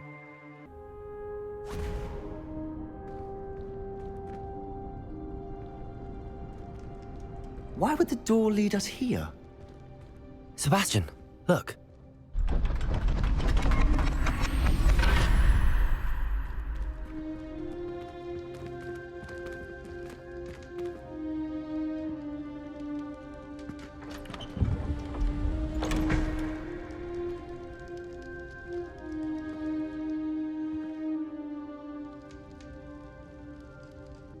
A rune symbol. I've seen similar symbols used by the keepers. I've been thinking. A keeper lived in that house centuries ago, and Ranrock and his lot have been searching there. You said that goblins may be wielding some form of this ancient magic. Do you think Anne was cursed by ancient magic? I can't be sure, of course, but I don't think so. I didn't see any traces of it around your sister. Very well. But that doesn't mean it's not ancient magic. There's still so much we don't know about it. True. Perhaps this triptych will lead us to answers. Then we'll have to unravel what this all means. But now I need to see Ominous. Don't worry, I won't tell him anything. Did I mention that, apparently, Salazar Slytherin had a secret scriptorium here, in Hogwarts? You did not? Sounds worth looking into. Any idea where in the castle? No idea. Ominous just learned of it. I'll let you know what I find out. I had no idea our visit to Cian would unfold into all of this. My head's an utter mess. But I'm glad you told me everything you did. What were you and Ominous speaking about? He's being ridiculous. Apparently, Salazar Slytherin had a secret scriptorium here in Hogwarts. Ominous swears it was used for the dark arts, so he wants nothing to do with it. I reminded him that Anne needs a cure. This scriptorium could hold the answers we need. The dark arts do pique my interest. There's more to dark magic than people realize. The Gaunts know this. Better than most. Perhaps I've spoken out of turn. Ominous's family history is personal to him. I'd like to know more about it if you wouldn't mind telling me. I won't repeat it. Very well. But do keep this between us. Ominous learned dark magic from his parents. Are you familiar with the Cruciatus Curse? Crucio, correct? The Cruciatus Curse. Also known as the Torture Curse. Inflicts excruciating pain on the victim. Apparently, his parents and older siblings had no qualms about casting it on muggles for sport. Ominous described the sound of the victim's cries as horrific, so the first time he was asked to cast it himself as a child, he couldn't bring himself to do it. As punishment, his family cast it on him. The anguish was so bad that when asked to cast it again, he relented. I have repeatedly assured Ominous that he did what he had to, but he still hasn't forgiven himself. How horrible. Poor Ominous. He was only a child. He shouldn't blame himself. After that incident, the rift between Ominous and his family only grew. That is until I came along. Every moment he isn't at Hogwarts, he's with us in Feldcroft. Ominous trusts me. And more often than not, he winds up listening to me. I'll remind him of that when I follow up about the scriptorium. Watch for my owl. I'll have news soon enough. Psst, over here. Quietly. I am glad that you received my owl. We need to stay low and remain quiet. Natty, what's going on? Why are we all the way out here? As promised, I did some investigating to find out what Harlow is up to. I followed him to the Hog's Head. I noticed him reading a letter. All I could see was that it was signed by and bore the seal of Victor Rookwood. And after you told me that Rookwood and Harlow were after you, I decided that you were the perfect person to join me in taking them down. For good. That letter is the tangible proof that Officer Singer needs. It is why I followed Harlow here and why I wrote to you. I need your help to retrieve it. I'll help you find the letter, Natty. I'm glad to hear it. First, we must access the castle keep. I'll check the main gate, see if you can find another way in. I do not see any guards, but we should still try to be as quiet as possible. Harlow is here, after all. We'll need to be careful once we get... I hear them. Restrain the beast!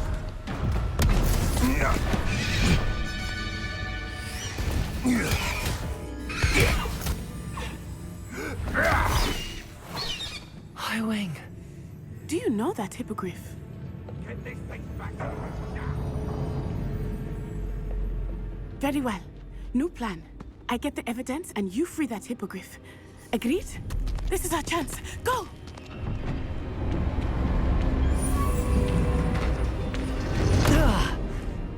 Blasted! There's gotta be another way to get up to the roof. Somewhere. You're going home in a wooden box! Highwing, it's all right. There we go.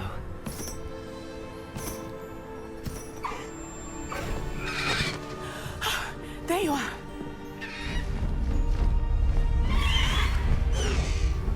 Come on. Hello, Mora. Hurry!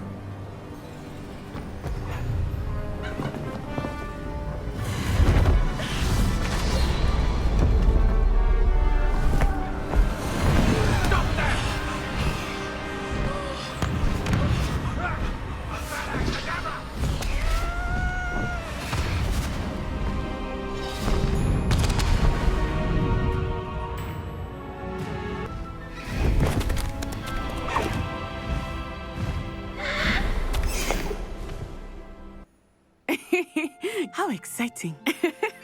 It was exhilarating, wasn't it? I wasn't sure we were going to make it out alive.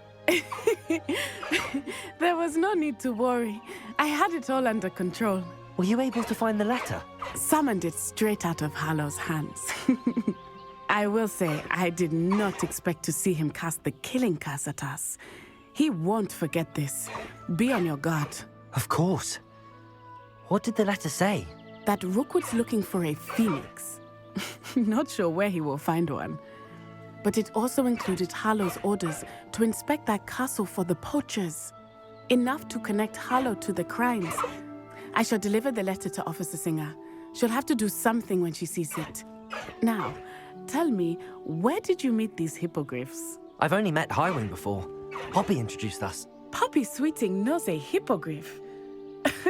Of course she does. Poppy will be relieved to know that Highwing's safe. I came to the right person for help. My mother will be worried. I must go. Seek me out soon. I shall have much to tell you.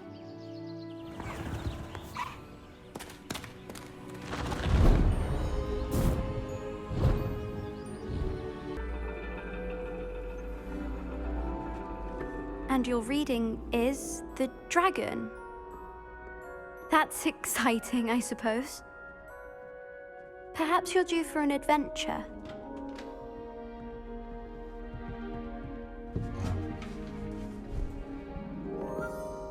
Ladies. Professor Shah. Astronomy is not divination. You won't find the mysteries of the cosmos charted out on your palms or at the bottom of your teacups. Alas, the heavens remain hazy to the starry-eyed. Now, if you were to devote yourselves to persistent and painstaking observation, you just might catch a glimpse.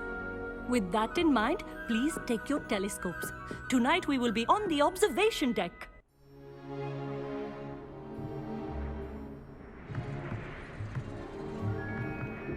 Still don't have your own? You can't be the new student forever, you know. You can share with Mr. Takar.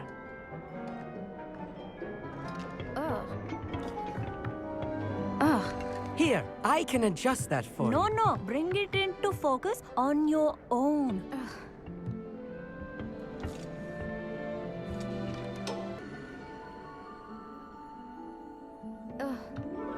Now, I expect all of you to put in your stargazing hours outside of class. Is that clear? But, Professor, it's freezing out. Mere cold didn't stop the great stargazers of the past.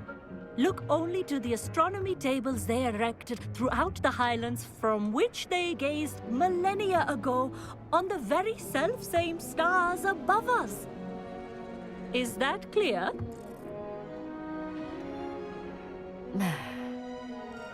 Dismissed. Oh, hello. Good to see you again. We Ravenclaws must stick together. Oh, hello, Amit. Nice to see you again. Did I hear Professor Shaw say that you don't have your own telescope? I have a spare one you could borrow for the rest of term. That's very kind of you, Amit. Are you sure you won't need it? I'm certain. It's my old one. I finally got my hands on the new Celestia Contemplar. You've heard of it, I assume? I mean, of course you have. It's only the pinnacle of all personal stargazing implements. But my old model's not too shabby either. Goblin-cut glass, first-rate optical enchantments. Hate to think such a fine instrument is just collecting dust. Well, thank you, Amit. Think nothing of it. Anyway, the telescope's in the storage room right underneath us. You can't miss it. I have some, reading to finish on the lower deck. Come find me there afterwards, and bring the telescope. There's something I want to talk to you about. I have the telescope. It's nicer than I'd expected. I would not offer a prospective stargazer a third-rate lunoscope. But there is, something else. Yes, what is it? You remember those astronomy tables Shaw was going on about? It just so happens I've been reading up on them a little myself. And it seems there may be one right here at Hogwarts. I believe we could use it to find hidden constellations. And you need someone to help find it. I do. Are you in? No one from the Gobstones Club will go with me. Said they'd rather get spit at by a stone than... Well, they are cowards. Let us get moving while the stars are still out. I'll show you how to use that telescope once we get there. I promise. No need to convince me. Let's get going. Brilliant. You won't regret it. Shall we?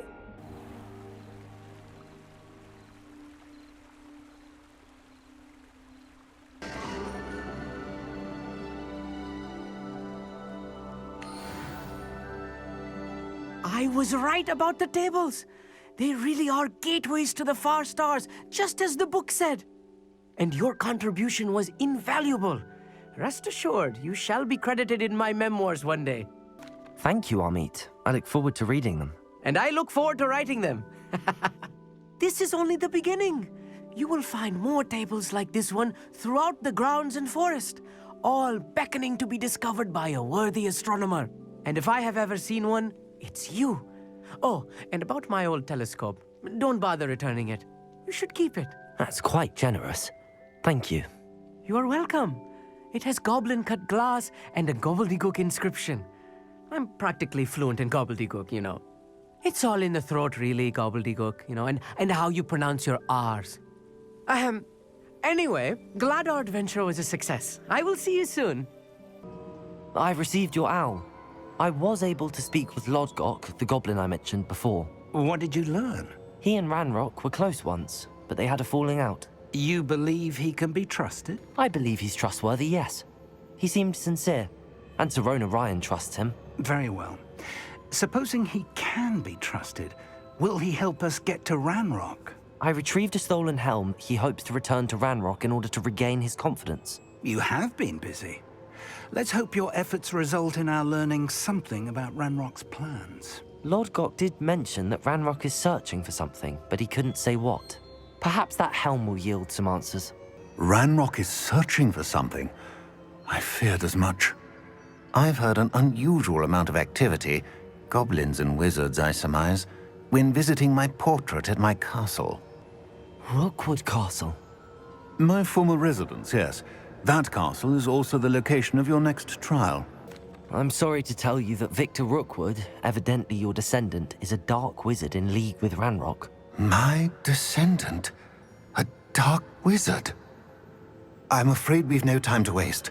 Despite the obstacles that clearly await you, you must get to Rookwood Castle immediately. Not only is it the location of the next trial, it is home to a source of power that would be devastating in the wrong hands. I do wish we had the luxury of time. However, I do not doubt your abilities. Find my portrait there as soon as you can. Very well, sir. I'm on my way. Best of luck. No time to waste. I'll meet you at Rookwood Castle. What's going on here? Professor Rookwood was right. The place is crawling with Victor Rookwood's lot and Ranrock's loyalists. They're working together, all right, but it is not a friendly alliance. I'm sure you'll agree that we need to find a way in other than the front gate. Let's go. If I'd known your plan was to dig up half the country... I wouldn't have to dig if you could simply manage to bring me the child. We wouldn't need the child if you hadn't sent a dragon to retrieve the container I spent months and countless ministry favors tracking. You let them board the carriage. My options were limited once I knew it would be inconveniently beyond my reach at that infernal school. Have you not acquired enough power here? I allowed you to tunnel under my family home. Allowed me? You are here only because you are descended from a keeper and may at some point inadvertently become valuable. We had an agreement. I will share with you the power that I discovered if you locate the stores of magic that are yet to be found. So, unless you want another demonstration of my power, a power that you one day hope to wield, bring me the child.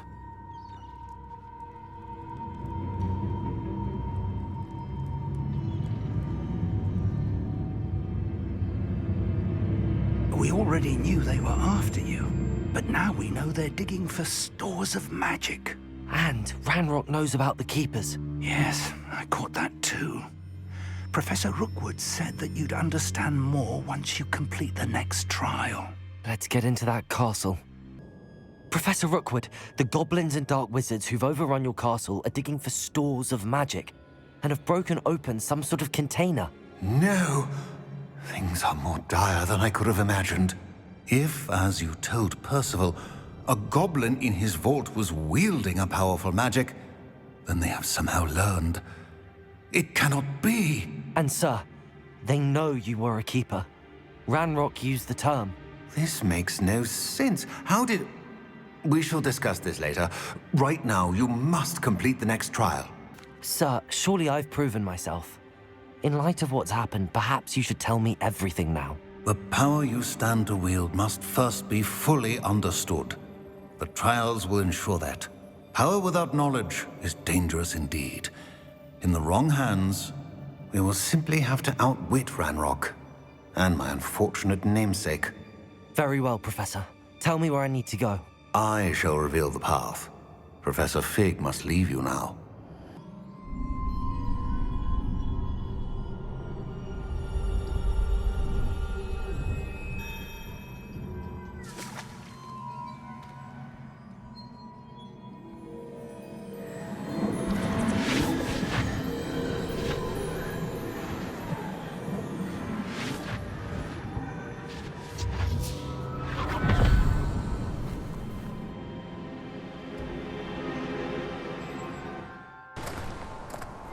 I must say I'm curious to hear of Isidore's travels. Do come in.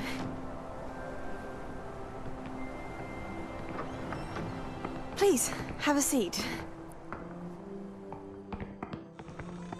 Isadora, we are all most intrigued to hear. We're ready. I've something to show you. Father, these are my colleagues from Hogwarts. Father hasn't spoken since my brother died. On my travels, I confirmed that which I've always believed. That we have the power to take away pain.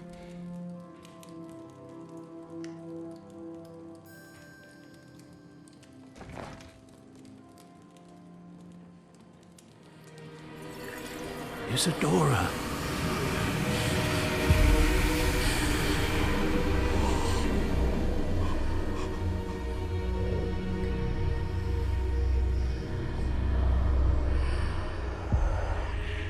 What have you done?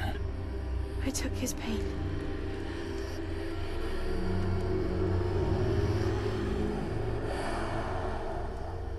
This is uncharted magic, Isadora. You can only see what has been sealed in the jar, and we do not know what power that may hold. But the traces of that magic are different from what I've seen before. Thank you.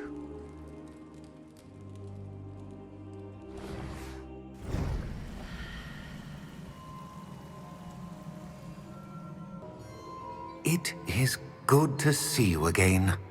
Professor Rookwood told me about what happened at Rookwood Castle. In light of the dire circumstances in which we find ourselves, it is most fortunate that someone so competent is following this path. Thank you, Professor. I shall keep the second artifact safe as you've advised. Good. Are you ready to move on? I'm ready for whatever comes next. In that case, introductions are in order. Allow me to introduce former Hogwarts headmistress, Neve Fitzgerald.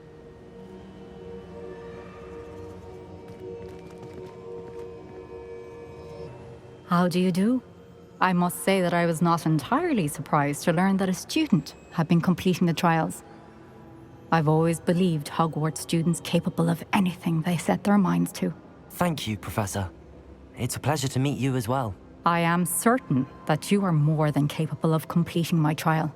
However, I must first, how shall I say, prepare the location of your next trial. We trust your judgment, Professor Fitzgerald. You should know better than anyone how to manage the inconvenience of, well... a vainglorious and exasperating headmaster? Indeed, I should. I shall confirm that everything is in order immediately. Of course. Professor Fitzgerald needs some time to clear the way forward. Until then, you should continue to hone your magic. If you learn more about Ranrock and Victor Rookwood's activities in the meantime, please let us know. Very well, Professor. I know.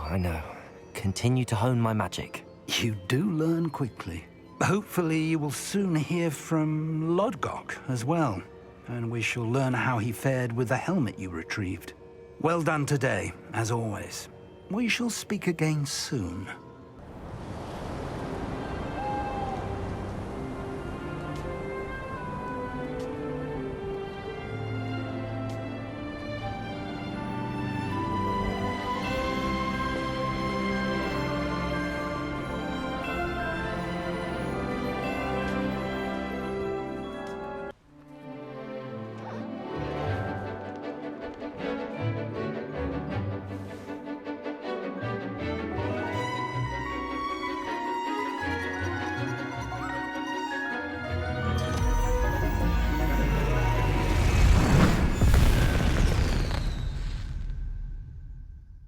I completed your assignment, Professor.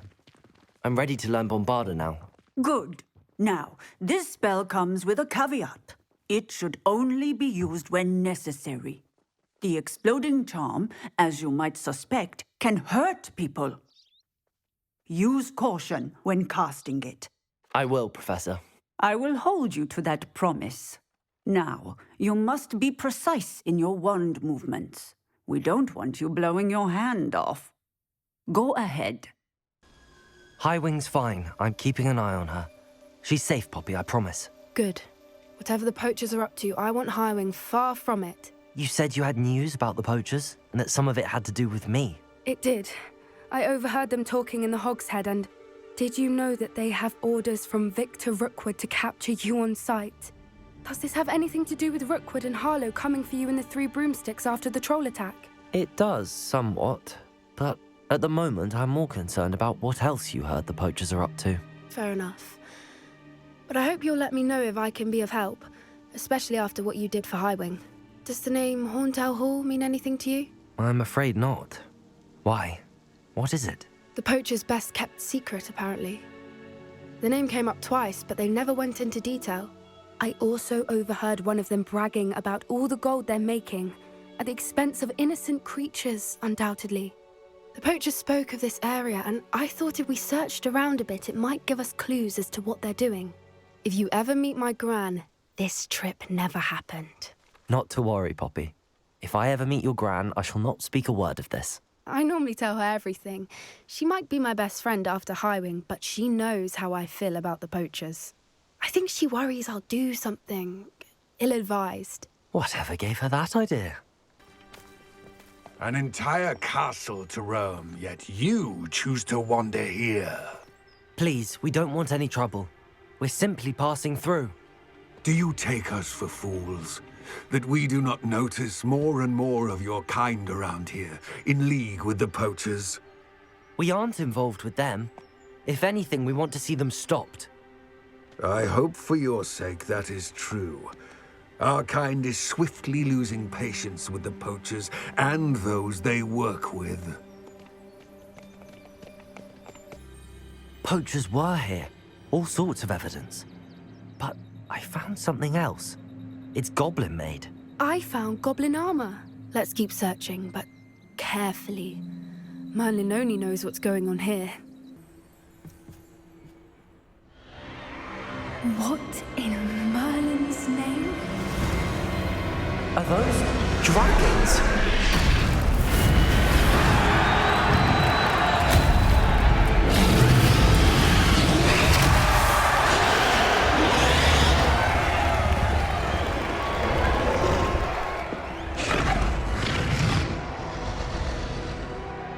It's a dragon fighting ring. This is Horntail Hall. The name makes sense now, and the secrecy. No wonder the poachers were in Hogsmeade so much. Likely taking bets and spreading the word, given how crowded it is here. How could they possibly enjoy this? The centaurs have every right to be disgusted with wizard kind. There must be more dragons here. The poachers are far too greedy to run a fighting ring with only 2 dragons. We should take advantage of most eyes being in the fight and look around. But be discreet. You especially can't afford to be spotted.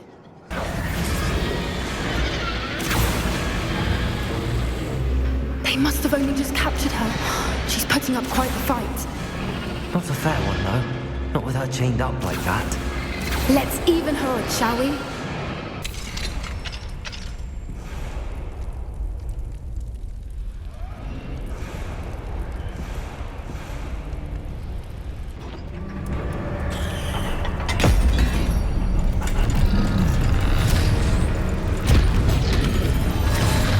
This may have been a bad idea. I suppose we'll find out.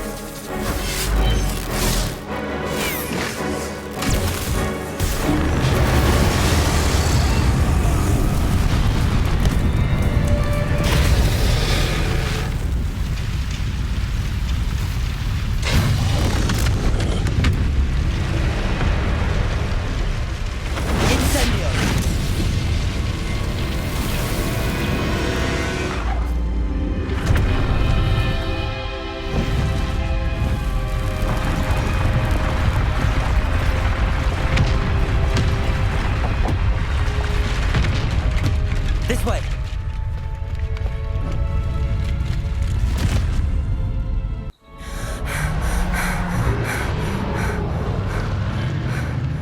That was a Hebridean black. I'm guessing the egg we have belongs to that dragon.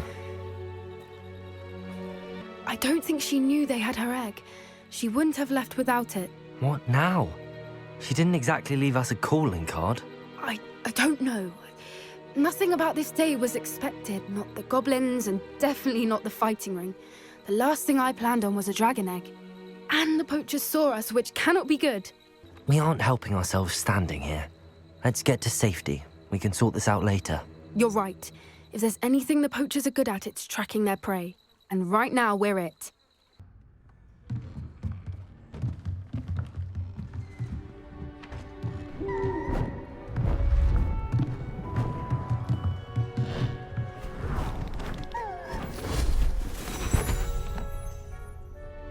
Settle down, settle down.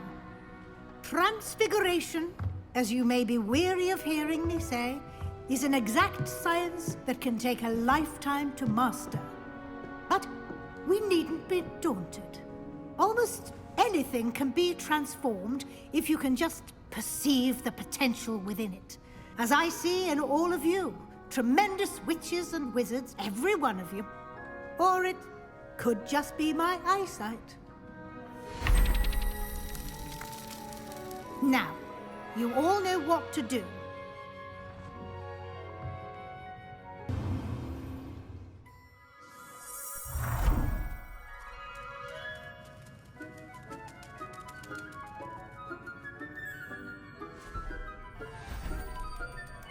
Beautifully done. You wanted to discuss my progress so far this term, Professor? I did. You seem to have had no trouble in getting up to speed. And frankly, excelling in your schoolwork this year. Thank you, Professor. The extra assignments have been helpful. As I suspected they would be. Now, it seems you've been making good use of the opportunities presented by your field guide. Of course, the guide isn't the only measure of success. I've heard that you were able to grow a venomous tentacula. Growing such a magical plant is an accomplishment of which you can be quite proud. Thank you, Professor. I will say I'm especially impressed with all you've accomplished in light of the rumors of your extracurricular activities. Was your extended conversation with Mr. Ollivander after you'd obtained your wand, or subsequent search of the owlery, connected in any way to Professor Fig? Professor Fig has encouraged me to explore when I can in an effort to complete my field guide. I see. I admire your penchant for learning, but do remember that your classwork and field guide are designed to educate you thoroughly. It'll be the end of the year in no time, and you'll want to be well prepared for your OWLs. I'll provide a final assessment at that time to ensure that you're ready for your exams. Until then, well done. You are dismissed. This is a change of pace from our last outing. Don't remind me. The thought of that tent still makes my blood boil. I've been thinking about those poor dragons in the fighting ring. The collars they were wearing, they appeared to be goblin silver. I think a collar is precisely what we found at that poacher camp. I've never known poachers to use anything like that before. The dragon that attacked my carriage was wearing a collar, and Professor Fig was genuinely baffled by its behavior. That attack always did strike me as a little strange, seemingly coming out of nowhere. Surely you aren't suggesting that the collars somehow control the poor creatures? Exactly. Merlin, I don't think the dragon we set free was wearing a collar, but we should check. And if we can find her, we can return her egg. That's a good idea. We need to see this through. I'll start looking into it right away. There was something else that I wanted to discuss with you. I didn't want to press it before. It seems I may have caused you more trouble with Victor Rookwood. Why is he after you? If it's all right with you, I'd rather not say. At least not at the moment. Understood. We all have our secrets. I shan't press for more details. In fact, I should probably be going. I'd like to track that dragon down as soon as I can. You wanted to speak with me, Mother? I had hoped to speak with you alone, Natsai.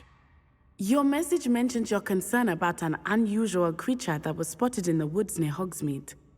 That could have been anything. You know what it was, Natsai. I am allowed to leave the castle. I am always careful, Mother. Careful? Officer Singer disagrees. She sent me an owl telling me that you have been trying to collect evidence of some kind against dark wizards. She berated me for not keeping a closer eye on you, and she is right. I do not want you visiting Hogsmeade for the near future. But Mother! My little gazelle, you are well-intentioned, but you must not meddle in the affairs of dangerous people. If someone had meddled in Matabeleland, Father would still be with us. I must get to class.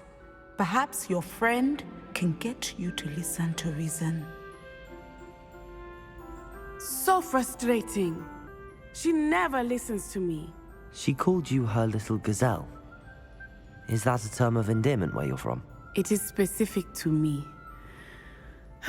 I am the unusual creature in Hogsmeade she mentioned.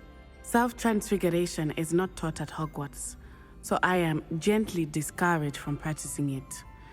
However, I am an animagus, and it is in my gazelle form that I have been able to wander the Highlands rather freely until now, much to my mother's chagrin. That is how I managed to spy on Rookwood and Harlow. Now the nickname makes sense. What an extraordinary ability to have. It is. I love transforming, but Mother is less enthusiastic about it. She says that no creature, especially one as rare as a gazelle, should be bounding about where poaching has become so prevalent. She claims that she has foreseen tragedy befall me in my gazelle form. But she has used her sight to control me too many times. I no longer believe it. She's concerned for your safety. It may be best for you to stay away from Hogsmeade for now. That may be safe, but I do not believe that it would be best. Do you? You could have fled the moment you discovered that Rookwood, Harlow, and Ranrock were after you, but you did not. I choose to act as you have. I must deal with Rookwood and Harlow, not hide from them. My mother cannot know where I am all the time. I didn't keep you waiting, did I? Not at all. I was just at the post office. Gran told me to expect a package, but it looks as if she forgot to send it. She didn't send me an owl this week either. Perhaps she's busy with her research. What did you find out about the dragon you were tracking? I realized that she didn't know the poachers had her egg, so when she left Horntail Hall, she would have headed straight to her nest. I went back to the tent and tracked her flight. Well done. You certainly know what you're doing. I can't be certain, but I have an idea of one place she may have been heading. I thought we might go and see it for ourselves. Of course. Shall we leave now? If that's all right, I want to see how she's faring if she had a collar on. And she's likely frantic about her egg. Here we are. I do think this is where we'll find her. The terrain's typical of where the breed would nest. I suspect it's how the poachers found her to begin with. They likely camped here and logged her patterns. Perhaps nabbed her first and then her egg. Dragons are hard enough to wrangle, let alone maternal ones. You got all of that from simply standing here? You'd be surprised how easy it is to think like a poacher. Shall we see if she's home? We only need to return her egg. That sounds straightforward enough. We should be in and out. Then we can be finished with the poachers once and for all. Well then, let's find our dragon and return her egg. Wonderful. If she sees us flying about, she might take it as a sign of aggression or food. We should stay on foot.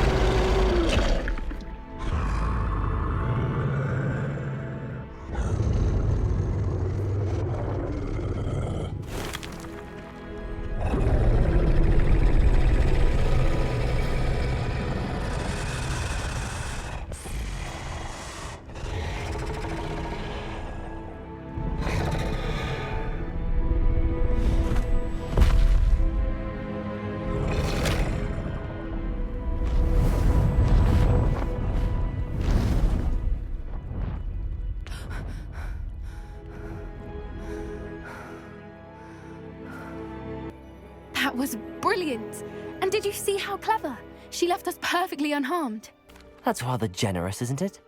She did try to kill us the entire time. Only until she saw her egg, at which point I thought she rather warmed to us. The important thing is that we survived it, and we returned her egg. Thank you for doing this with me. Wouldn't blame you one bit if you wanted to head back to the castle and never think about dragons again. Sebastian, that relic you mentioned... I believe one of Slytherin's students stumbled upon the relic during an assignment to study sarcophagi in this catacomb. From what I read in a report by the student, they weren't permitted to take it with them, so I must assume it's still here.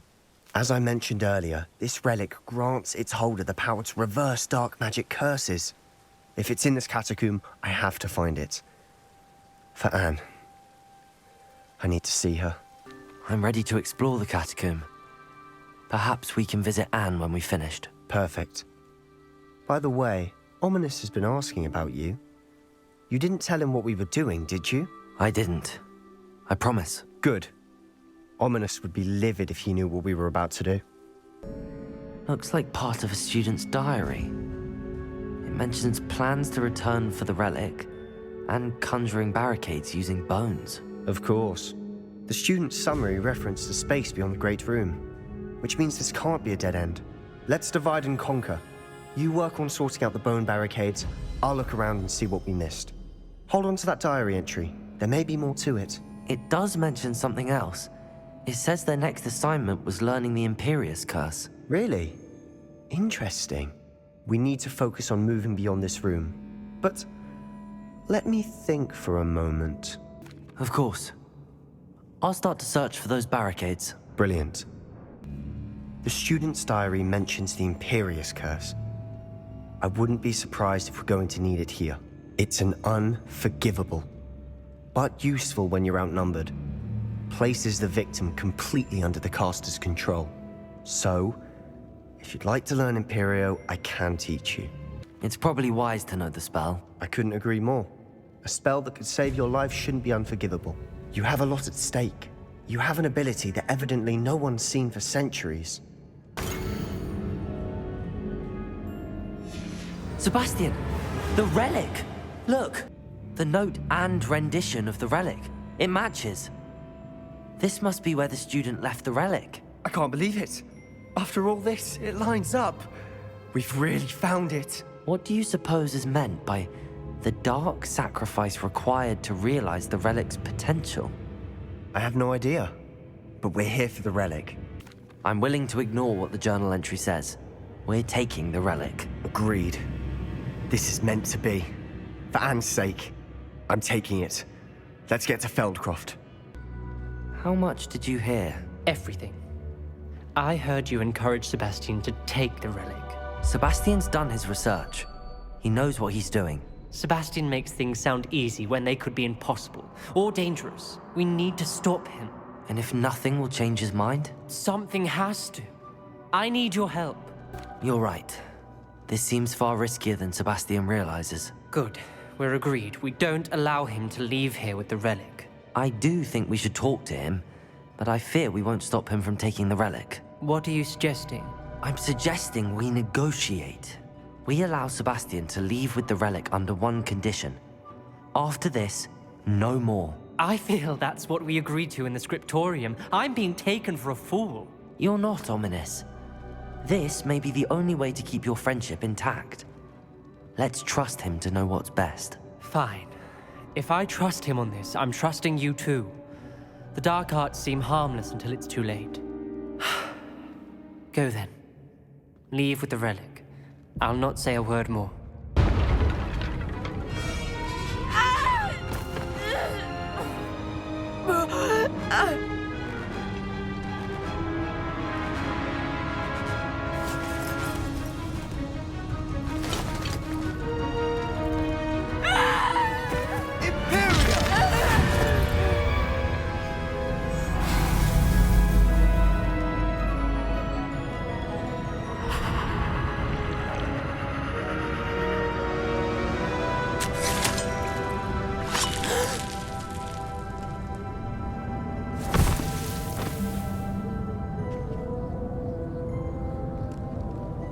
Boy! What have you done? Saved my sister. With an unforgivable curse. From that damned book, no doubt. Your father would be ashamed. You've gone too far, Sebastian. Stay away from her. From all of us.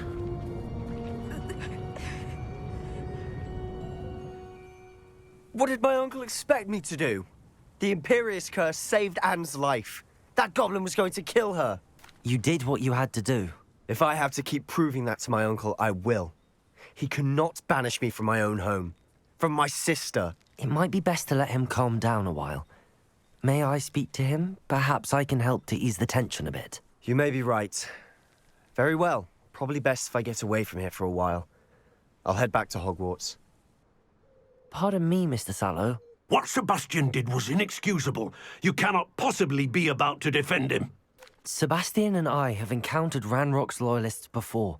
That goblin would have killed Anne. This family does not resort to using dark magic, even against our enemies. What Sebastian did cannot be undone. That you are defending Sebastian's behavior at all tells me everything I need to know. You are as guilty as he is. Sebastian is to come nowhere near Feldcroft, nowhere near Anne. Unforgivable curses are so named for a reason. If I hear that either of you continues down this path, if either of you uses dark magic, I will notify the headmaster immediately.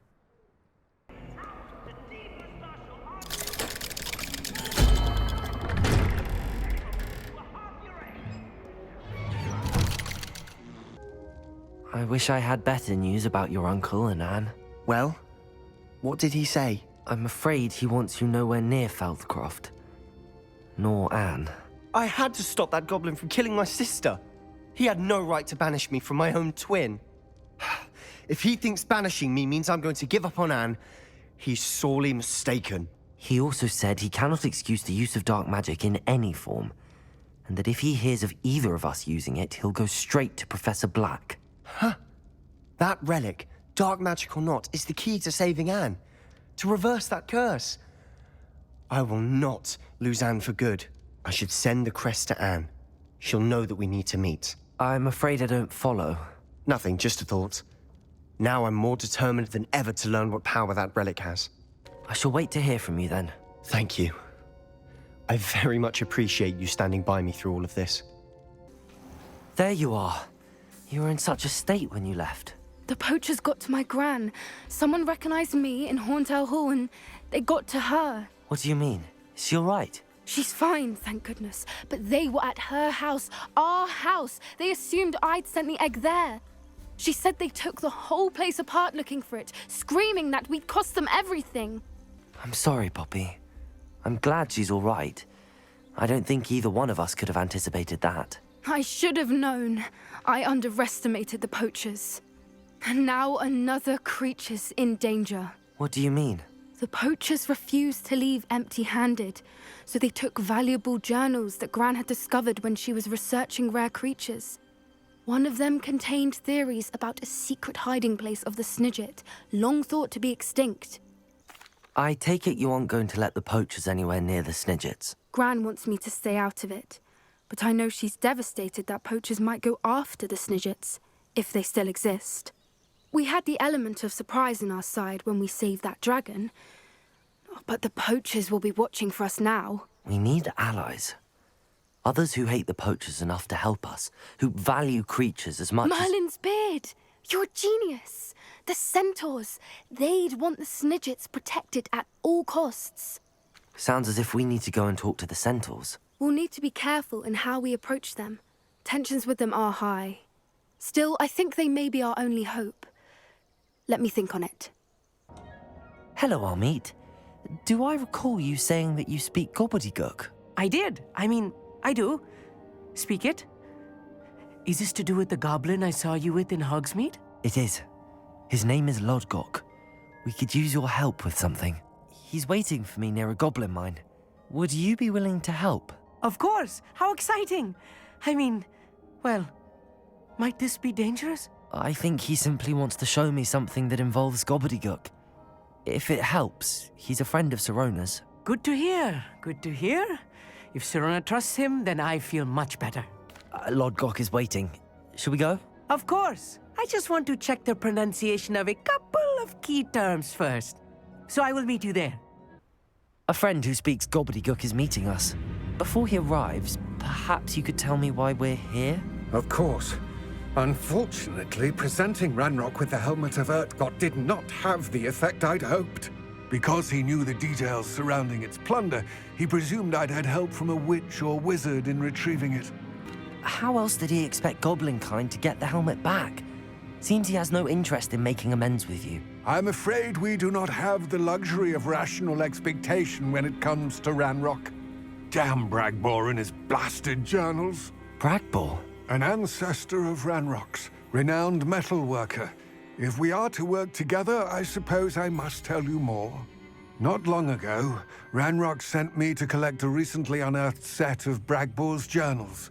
They described repositories that Bragbor had been commissioned to build for a group of witches and wizards. What do you mean, repositories? Large, magically fortified receptacles crafted from goblin metal. Ranrock recruited others to help me locate the repositories. We were to search anywhere that was connected to 5 names mentioned in the journals: Rackham, Fitzgerald, Bakar, Morganach, and Rookwood. Rookwood Castle. That is where we began our search. Why does Ranrock care so much about these repositories? He cares about what they contain. For centuries, wizards have refused to share their magical knowledge with goblins. Your kind will not even let us carry wands.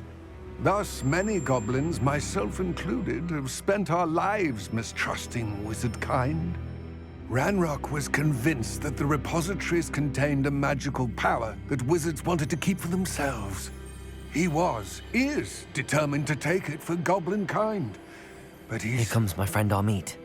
Probably best to continue our conversation later. Greetings, Lodgok. It is an honor, sir. You speak gobbledygook. Oh, Bagalio. Enough. Please do not tell me that was meant to be gobbledygook. Well, yes. Perhaps my pronunciation was a bit off. I imagine certain dialects differ. Pronunciation is not the issue. I barely recognize that as language. I trust you can read gobbledygook better than you can speak it? I can, Sir Lodgok. Just Lodgok. Thankfully, we only need someone who can decipher written plans, since I cannot join you in the mine. What written plans? And why can't you come with us? We need some idea of what Ranrock knows or is plotting. I suspect a careless loyalist may have left plans behind. And I'm unable to join you because I cannot risk anyone reporting my presence to Ranrock. All you need to do is not be seen, either by the eye above the enchanted door or a loitering loyalist. Amit and I can do this. I will await your return. This is not good. They're building enormous drills, bigger than this mine could contain. Let's get out of here and tell Lodgok what we found. That wasn't so bad, was it? It was. It really was. I'm afraid I've had enough adventure for one day. For a lifetime, perhaps. Thank you, Amit. I couldn't have done it without you. Now, if you don't mind, I'd like to have a word with Lodgok. Understood? I'll leave you to it. Your goblin secrets are safe with me, but I get to write the book about this escapade someday. They're building enormous drills. We found their plans. Ranrock must be searching for the repositories. I fear you are correct. Other than Rookwood Castle, however, I do not know where else he plans to search. I've been wondering about something else you said before we entered the mine. Yes? If you share Ranrock's views, then why are you helping me? I expected Rookwood Castle to be deserted when I arrived to begin my search. So was surprised to find a witch there who had set up a sort of improvised research site. She was studying something so intently that she almost didn't notice me.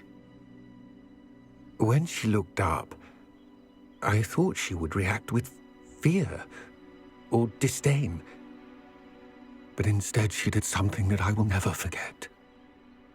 Without a moment's hesitation, she smiled and asked me to sit with her. She told me that she was a researcher and showed me a small, oddly shaped container with a strange symbol on it. She was certain it was made of goblin metal, but was unable to open it. She wanted to work together. Miriam. Yes. But how did you... Professor Fig's wife. He told me of her research, and I know of the container. Ah. The reverence with which she talked of goblins and their intelligence and skill, it caught me entirely off guard. I'd never been treated with such respect by a witch or wizard.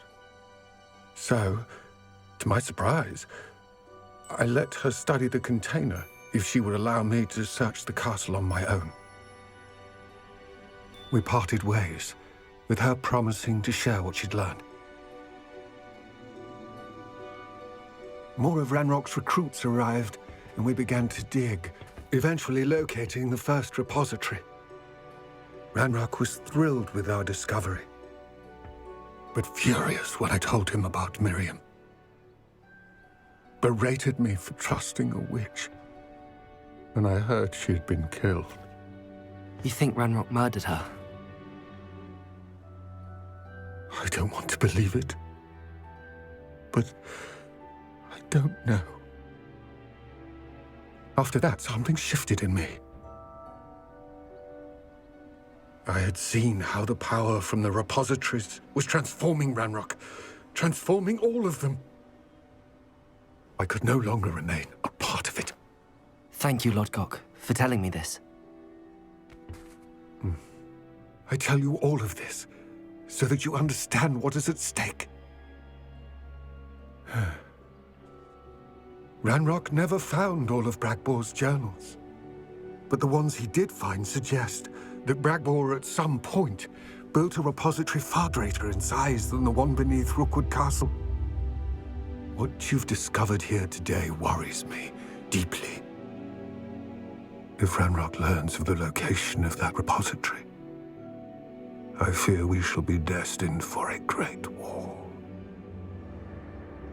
I will find out what Ranrock knows. Watch for my owl.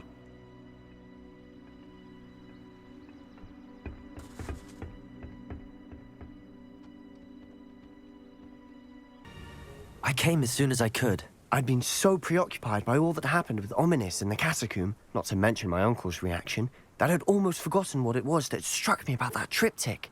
This is the view painted on the canvas that was left on it. That's incredible. You know this area well. And while I was waiting for you, I scouted around and discovered an abandoned mine nearby, surrounded by Ranrock's loyalists. Do you think there's a connection to the triptych? I've no idea, but perhaps they're searching it, the way they did Brookwood Castle and Isidora's Manor. How do we want to handle this? We need to see what they're doing. I say we take them head on. Let's bury some enemies. Very well. And I still have that rune symbol we found on the triptych. If there is a connection, I suspect we'll see that symbol again. If the triptych led us here to find this bit of canvas, we can probably assume that Isidora Morganark was here. She seems to have been everywhere. But if she was using the Undercroft, and the cellar beneath her manor in Feldcroft, why would she create this space? And why hide it behind cryptic rune symbols? And ancient magic that no one but you could see? Isidora and Percival Rackham, another of the Keepers, could see traces of ancient magic too. Rackham? I haven't heard his name before. Here's are some of the memories I've seen. I don't think he and Isidora saw eye to eye on how this magic should be used. This is all rather baffling. Let's take the canvas back to the triptych. Perhaps the answers are there. I know that coast. Ranrock has taken over a huge mine in the surrounding area. Marrenweem has suffered for it. It's as bad as Feldcroft's become. Should we head there now? We should wait. Why? All this time, we've been a step behind Ranrock. I may know someone who could help us get ahead. Who is that? Someone who knows Ranrock personally. They asked me not to mention their name to anyone. A goblin? Tell me I'm wrong. You know goblins cursed my sister to shut her up. Said she should be seen and not heard. I do, but not all goblins are... Not all goblins what? Have you forgotten Feldcroft? Have you forgotten the mine we just went through? No, Sebastian, I haven't. You're not listening to me. Why would I listen to someone so ignorant? Perhaps your uncle was right about you. You don't know when to stop. Oh, I do know when to stop. Is this where we're meeting the centaurs? Well, they don't exactly know we're coming, so it's less of a meeting and more of a surprise, I suppose. I'm not sure about this. I can't imagine they're fond of being surprised. We don't have a choice if we want to help the Snidgets. Perhaps they'll be able to tell that we're sincere. There's something about them that's so knowing. It's almost unnerving. I suppose they are known for having an air of omniscience. That's exactly the right word. I just... never mind. What is it? It's nothing, truly. We've no secrets to hide. That's right. We'll simply be honest with them about what we're trying to do. They'll have to help us, won't they? Yes, of course. You're absolutely right. We'll meet with them, tell them about the Snidgets, and I'm sure it'll all be...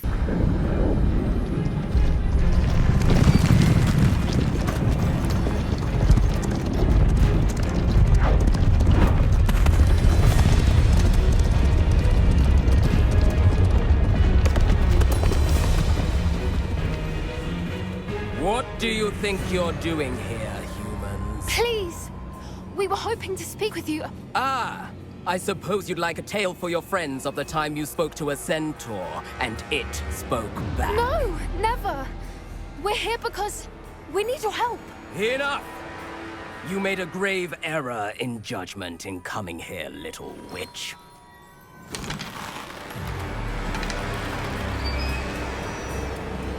Leave them be, Alec. We do not harm the young. It is not our way. You forget your place, old fool. I'm the leader of this herd, and while you cling to our way, their kind continue to slaughter beasts like us without a care! From what I can see, they have slaughtered no one. They will leave here unharmed. Mark my words, Doran. If I ever see them again, it will be all 3 of your heads.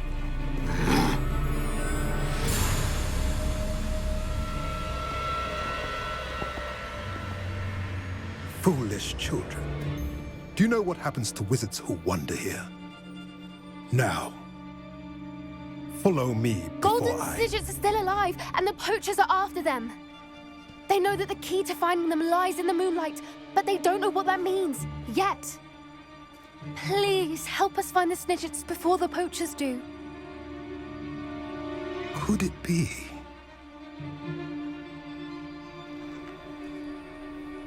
In the south, there is a cave within which lies what the poachers seek. A moonstone. Retrieve it and place it in the henge in the forest. I, on the other hand, must go speak with the herd. Find me after you have done this.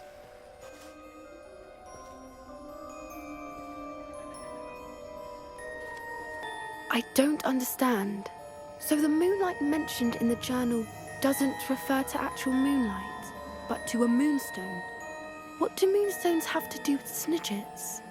And why was he so certain about where we could find one?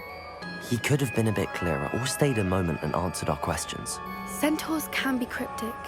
Gran says no one talks more in circles than a centaur.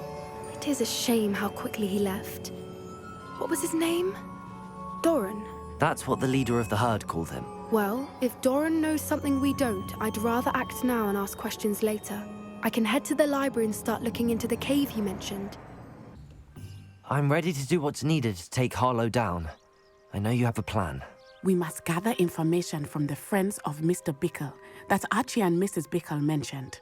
Agabus Filbert, Otto Dibble, and Mr. and Mrs. Rabe. All right. I suggest that you speak with each of them while I head to the Hogshead. I saw some Ashwinders heading there. And as my mother would never go near the Hogshead, she is less likely to learn of my activities than if I were to wander the village questioning its residents. Very well. I'll speak with them, see what I can learn. I knew I could rely on you.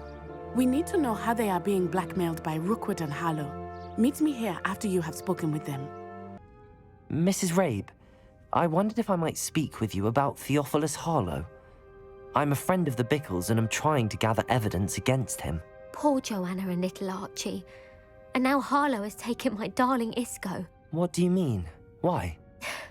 I'm a security guard at Gringotts, and my husband is a curse breaker for them.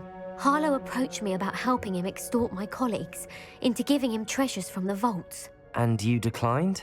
Of course I declined. Repeatedly. I thought they'd given up, until I came home one night and found my husband gone, and a note affixed to my door with a knife. The note stated that I only had a few days to reconsider helping with some banking needs, and that my husband would appreciate it if I acted quickly. But the help Harlow wants is help that I cannot give, and my dearest Isco is paying the price. Thank you, Mrs. Rabe. Knowing the lengths that Harlow will go to is helpful, albeit more than disturbing. Mr. Bickle was trying to help us, but now he's gone. I don't know what to do. I shall do all I can to get evidence against Harlow, Mrs. Rabe. Very well. Here's the note I received. You must be careful as well. Please don't put yourself in danger. Here all along. Mr. Dibble, may I speak with you? It's about Theophilus Harlow. I've nothing to say about him. May I interest you in a stunning cravat today? Please, sir, I'd like to help. I spoke to Mrs. Bickle. You know the Bickles? All right. But we must be discreet. Can't have Mr. Hill hearing this. I know Mr. Hill. He was kind to me the day of the troll attack. Oh, he's a good man. But even he wouldn't understand about Harlow. It started a few weeks ago. I was distracted, reading a note, when you-know-who came into the shop. I hid the note behind the counter and offered to help him. He stared at me for a moment, then asked me to check on an order he'd placed. I went into the storeroom to check on what turned out to be a non-existent order. When I returned, he was holding the note. What was in the note? It was a note from Rosie Hill, Mr. Hill's daughter. You see, we've been, well, secretly engaged these past 6 months. We haven't told Mr. Hill yet. I dare say he has higher hopes for her. Harlow advised me in no uncertain terms that my relationship with Rosie, not to mention my employment here, depended upon my cooperation. What does he ask you to do? It all happened so quickly. In an instant, he took a very expensive scarf from the counter, pocketed it, and smiled.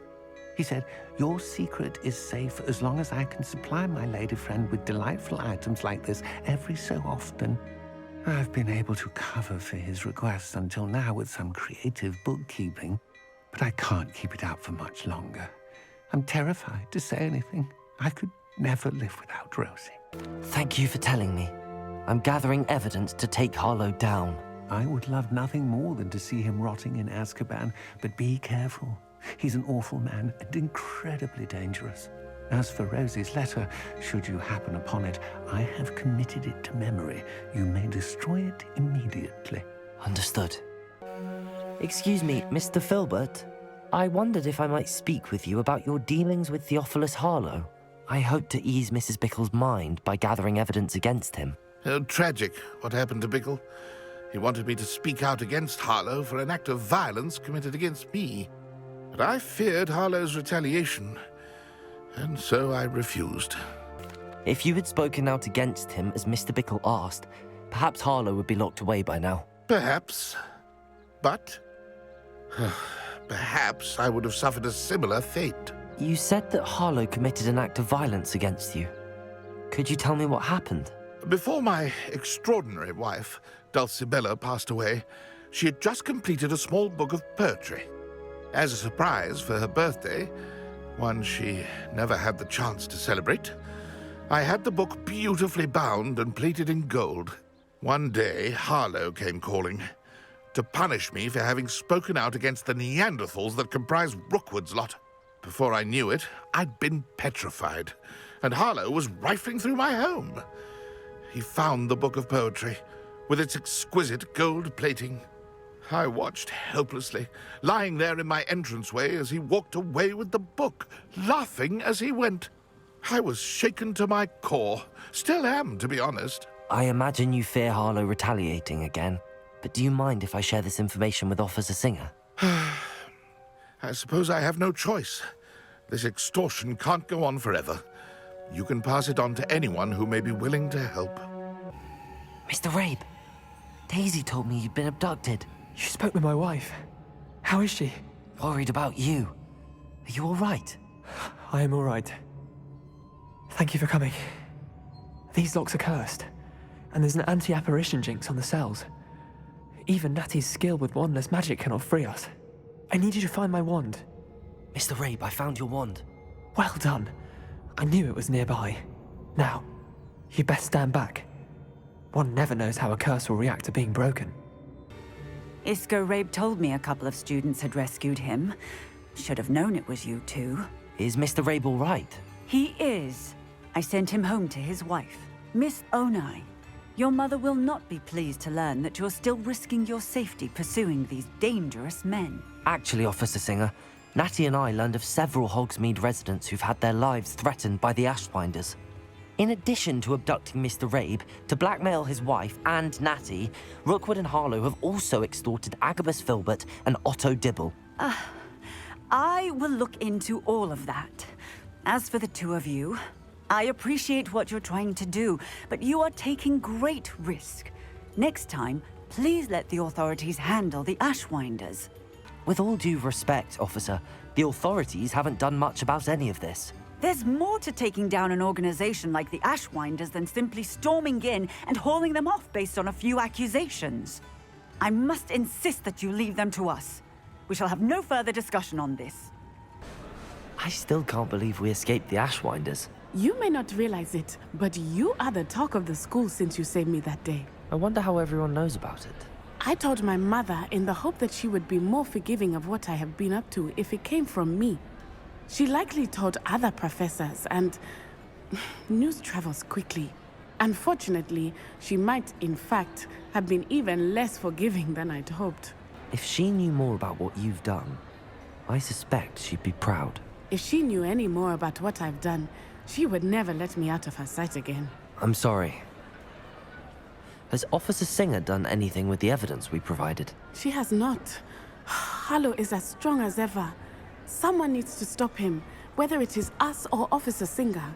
If someone had stopped the monsters like him in Matabeleland, my father would be alive today. What exactly happened to your father?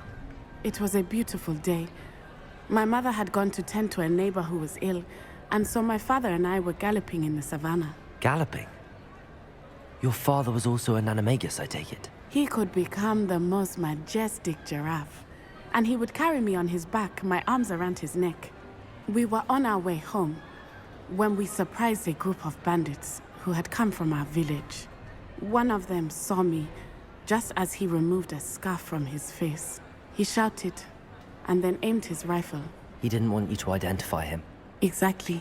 In an instant, my father bowed his neck to protect me and was hit. As he fell, my father changed back into his human form.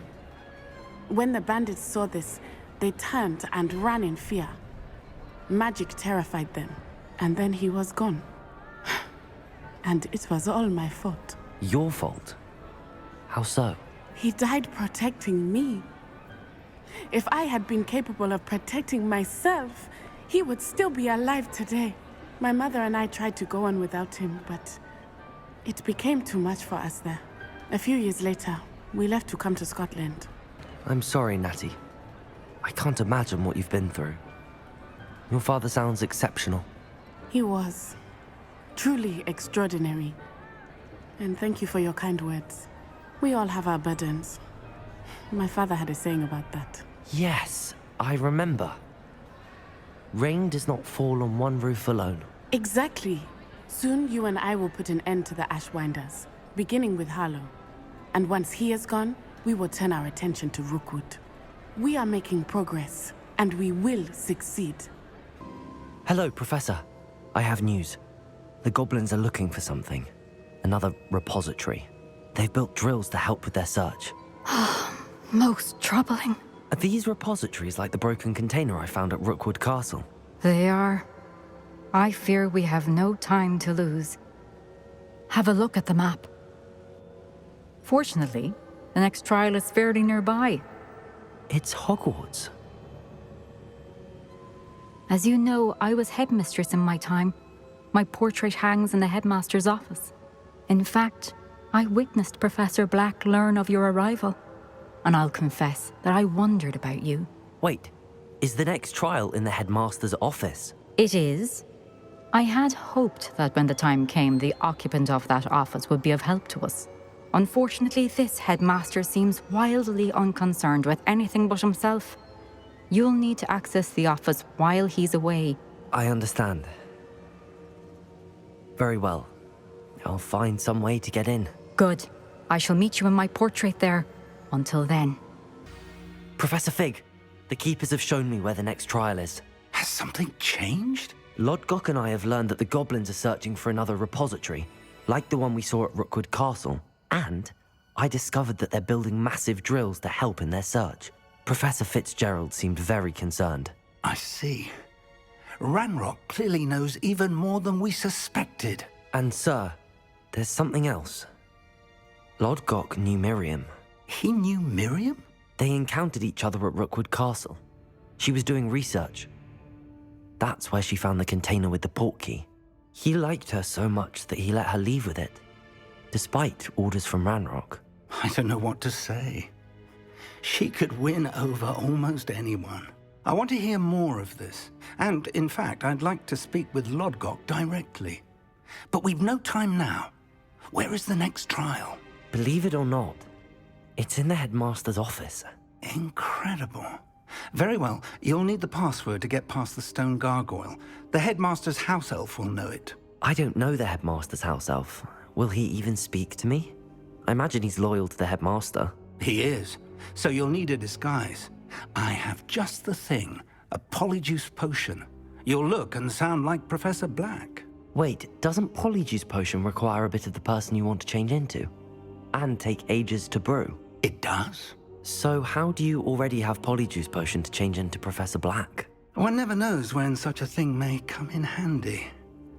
Let's just say I felt the need to be prepared for anything after my fruitless trip to the Ministry on his behalf.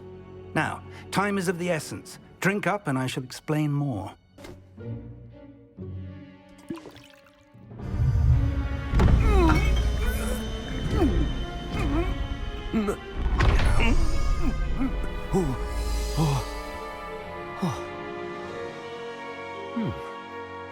How do you feel?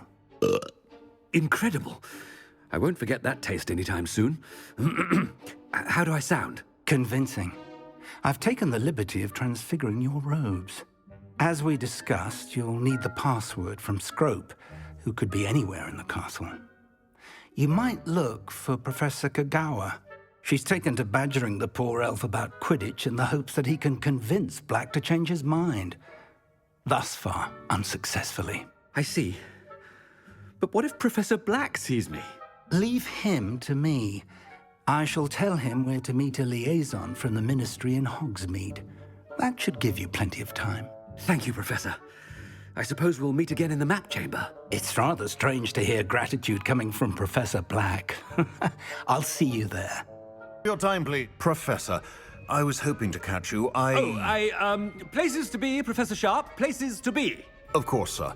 Only, you'd asked me about a particular potion, and I did? I did, yes.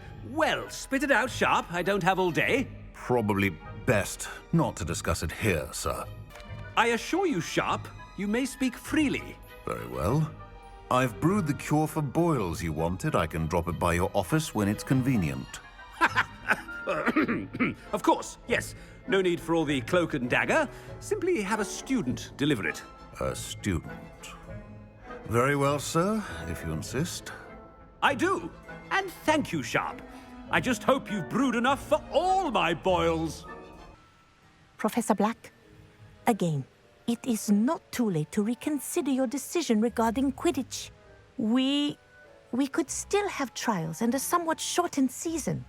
It would be better than none at all. But the injury, Madam Kagawa. Professor, more than one student has taken a bludger to the head on our pitch. I dare say it knocked some sense into them. And they're fine now. The fact that it happened to be a pureblood, well, that's no reason to... What nonsense! That you would trivialize the health of a student over a silly game. A silly game? You are quite impossible sometimes. Sir, I've a good mind to write to the Department of Magical Games and Sports at the Ministry about you. Good idea. I can even provide the parchment should you need it. Now, where is my elf? Parchment? Very well, I will, and with pleasure. And I spotted Scrope in the Great Hall. Seems to be avoiding me. I wonder why. Good day, Madam Kagawa. Hello, Professor Black. Ah, Professor Weasley. How delightful to see you. Sir? Since I have you here, I wonder if I might, speak with you about Professor Fig. Oh, very well. I've decided to give him a bit more, leeway with his time. Leeway, Professor? Are you sure that's wise? I confess I do worry for his students. He's rarely here as it is. Ah, well, yes. He's handling some official ministry business for me. I see. But, sir, if I may, I am wary of how much time the new fifth year seems to be spending away from the castle, supposedly on Professor Fig's behalf. I've heard unsettling rumors of their escapades. Everything from sneaking into the Forbidden Forest to confronting Ranrock's loyalists and Rookwood's lot. What? Goodness. You cannot believe everything you hear, Professor. No, you cannot. I mean, I shall keep an eye on Fig. You simply keep doing the wonderful job that you're doing. Simply wonderful. Thank you.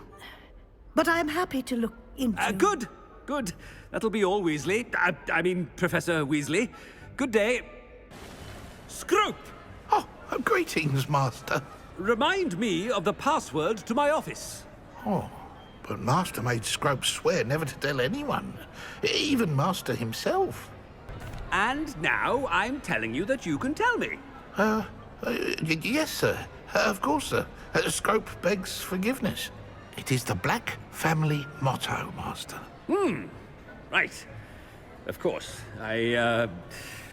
Master does remember it. It's pure bloods forever, isn't it?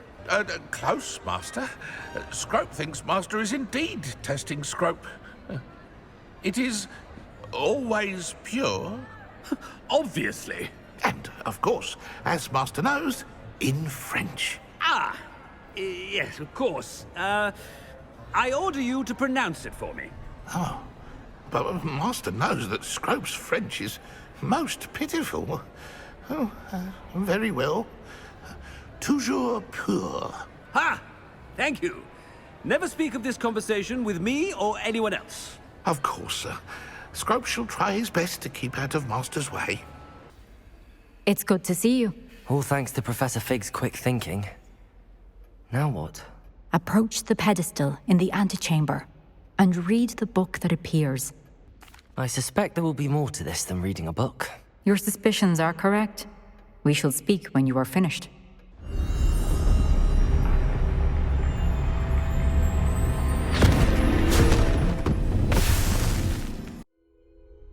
Where am I? Professor Fitzgerald? Can you hear me? I am here. In this place, you may call me Neve.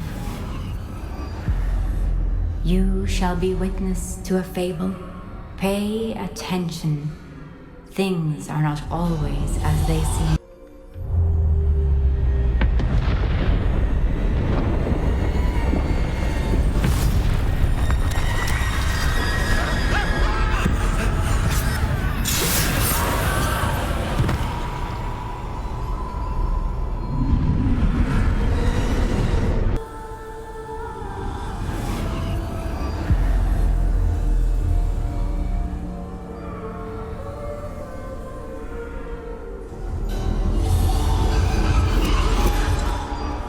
You have outrun death thus far, but have yet to find me.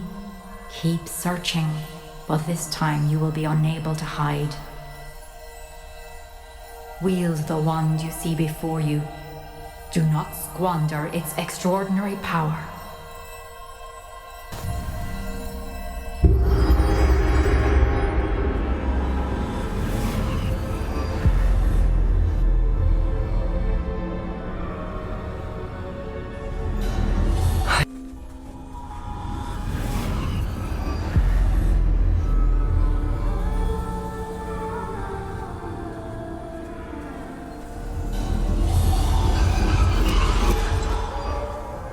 Stone. This must be for me.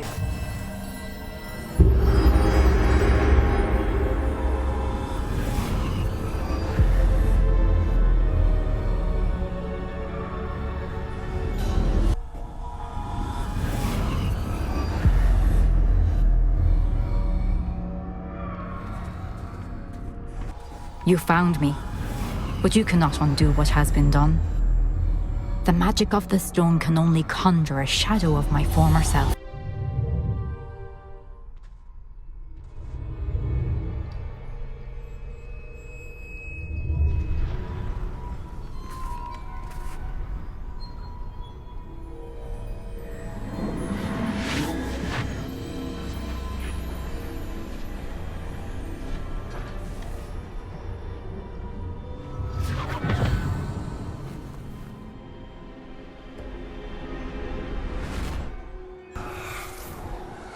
Isadora, what you did for your father was remarkable.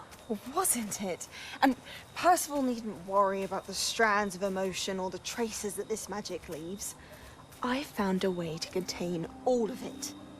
You haven't stopped. Goblin Silver. You spoke to a goblin about this. Don't worry, he has no idea what we're containing. We don't know what effect any of this may have. The emotions, the dark traits. You sound like Percival. And as it happens, I do know. It is a source of strength, of focus.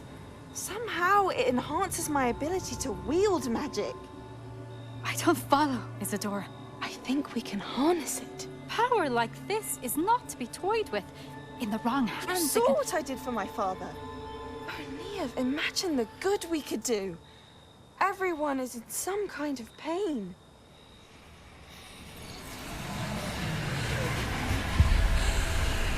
What are you doing?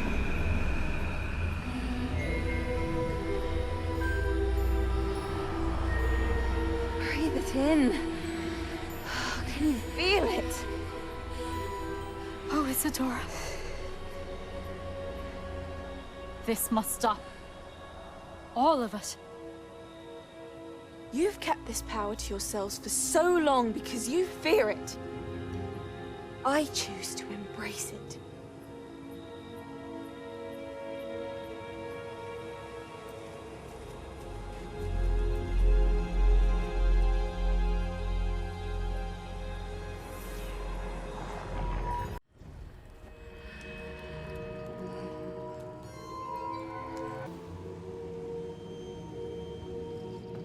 Is it true? Has someone completed the first 3 trials? It is, and I have. But you are so... Young? I know. You must be Professor Bakar. I am. Pleased to meet you. The pensive memory I just witnessed, was Isadora inhaling painful emotions? She was. I was amazed to see that it seemed to give her some sort of power, and that she could harness it. But how? I worry that you seem more intrigued than repulsed. I hesitate to reveal the location of my pensive to someone who, perhaps, has yet to understand the responsibility of power. I can assure you, Professor, I do. In fact, what you don't yet know is that a dangerous goblin called Ranrock has accessed the repository at Rookwood Castle. He has learned to harness the contents of it as a source of immense power. He plans to use that power against wizardkind. We have no time to waste. I see. Nonetheless, the knowledge you shall gain after you witness my memories is too valuable to share without further consideration. I shall require time to confer with the other keepers. It seems we have no choice but to wait, frustrating as it is. I heard what you told Professor Bakar. Isadora was inhaling emotions to gain power? She was. And she pulled emotions, as she did from her father, from Professor Fitzgerald, without permission. Monstrous. What's more, she said that she found a way to store the traces of magic she extracted in goblin silver. The repositories? Possibly. There's something I didn't get a chance to tell you earlier. Ranrock has been digging at locations tied to the 5 names he found in the journals of a goblin metalworker named Bragball. 5 names? The Keepers, and who else? Isadora Morganac? Precisely. That's how he's been one step ahead of us. Gringotts, the Tower, Rookwood Castle. If the Keepers won't tell you where the next trial is yet, I say we at least maintain a watch on Ranrock. Perhaps he'll lead us to more information. Perhaps. I hope to hear from Lodgok soon. I haven't heard anything since I learned of the drills. Oh, and as you've probably guessed by now, your Polyjuice plan worked like a charm. I knew it would. I may have done too good a job distracting Black. I had no idea he can't hold his fire whiskey. I received your owl. Thank you. I'm glad you came. I spotted droves of Ranrock's loyalists coming up from the coast. Overheard one of them say they're headed to another cavern, like the one we found. How are they still one step ahead of us? They can't know about the triptych. I don't know. I did see another memory. This time, it was a keeper named Neve Fitzgerald. She was unnerved by Isadora's use of ancient magic.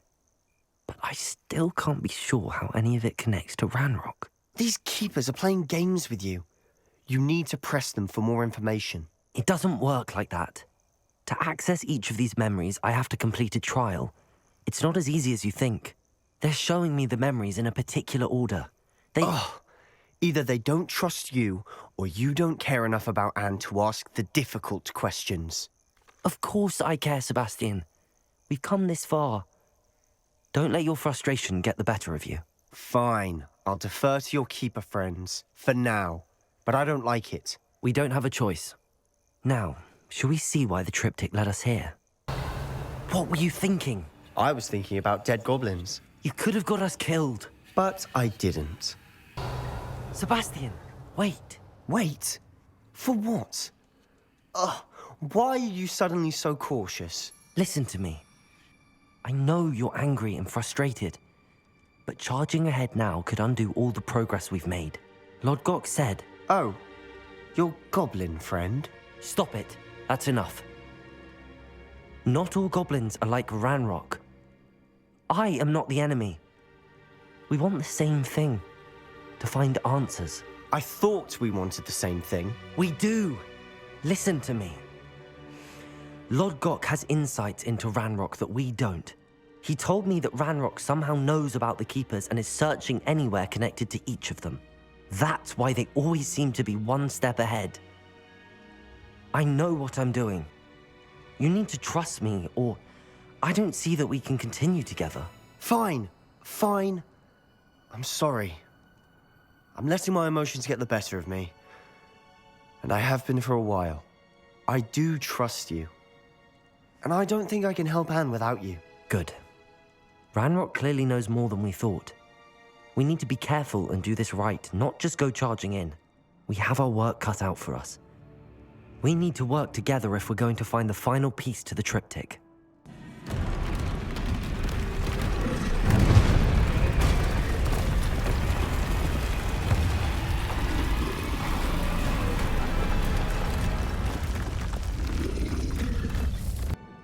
Isadora should not have had to keep all this secret. I know from the memories I've seen that the Keepers and Isadora didn't see eye to eye on the use of ancient magic.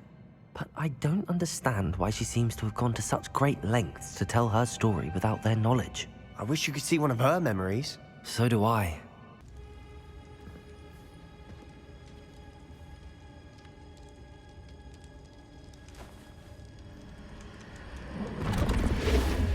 Huh.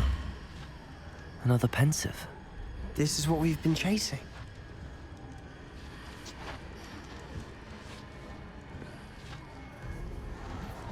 I wonder... What is it? Let's find out.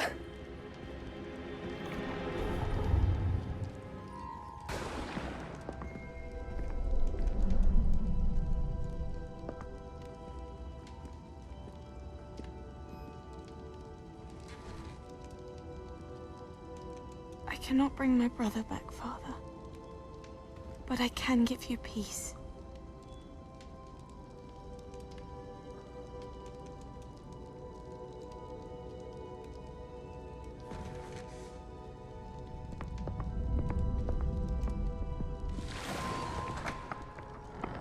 Please, have a seat. Isadora, we are all most intrigued to hear. We're ready. I've something to show you. Father, these are my colleagues from Hogwarts. Father hasn't spoken since my brother died. On my travels, I confirmed that which I've always believed. That we have the power to take away pain.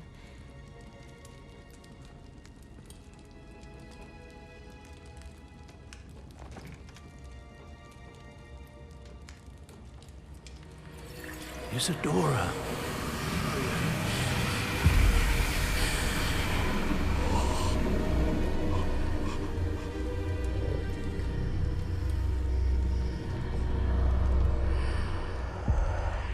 What have you done? I took his pain.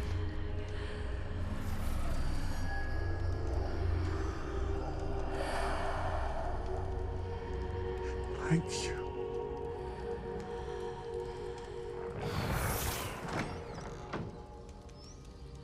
That worked? It did indeed. Of course it did. It's goblin silver. I need something much bigger. All right. It would help if you could tell me more about what it is you're storing.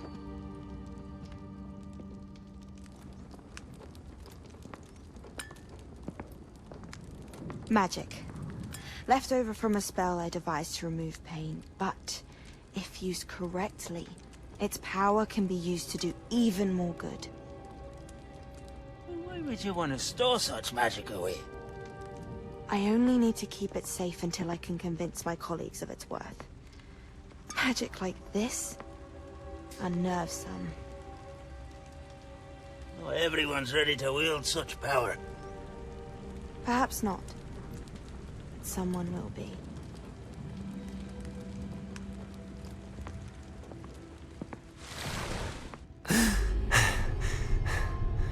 She took away the pain. I knew it. I knew there was a way to help Anne. Something isn't right, Sebastian. What do you mean? You saw what she did. No, not the memories, the portrait. I think the reason Isadora hasn't appeared is because she can't. I don't follow. We have seen that view before. The abandoned home in Felcroft, the destroyed painting. It was her. So someone destroyed a bit of enchanted canvas, but we found the memory. Yes, you're right. We saw what she wanted us to see. We saw what she could do, what you can do. But I don't know how to do what Isadora did. Well, then you shall learn.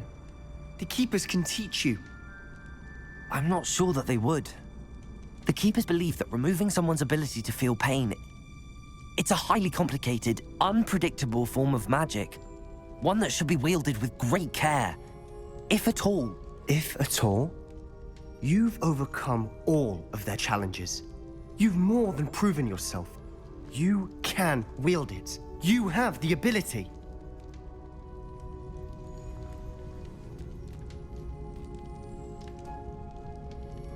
Please, talk to the Keepers. If not for me, then for Anne.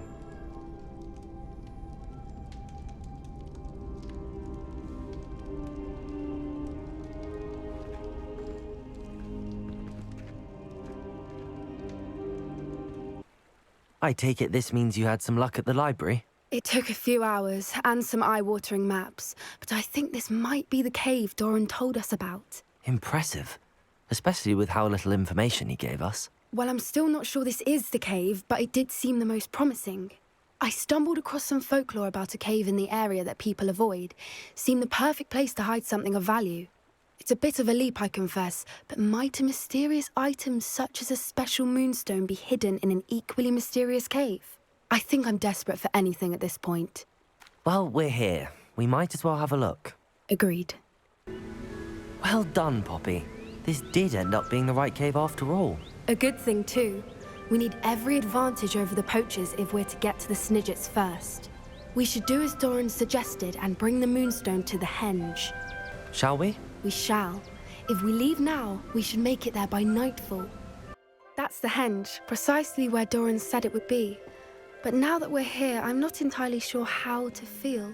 We knew we were at the cave for the moonstone, but Doran didn't tell us what to expect when we placed the stone in the henge.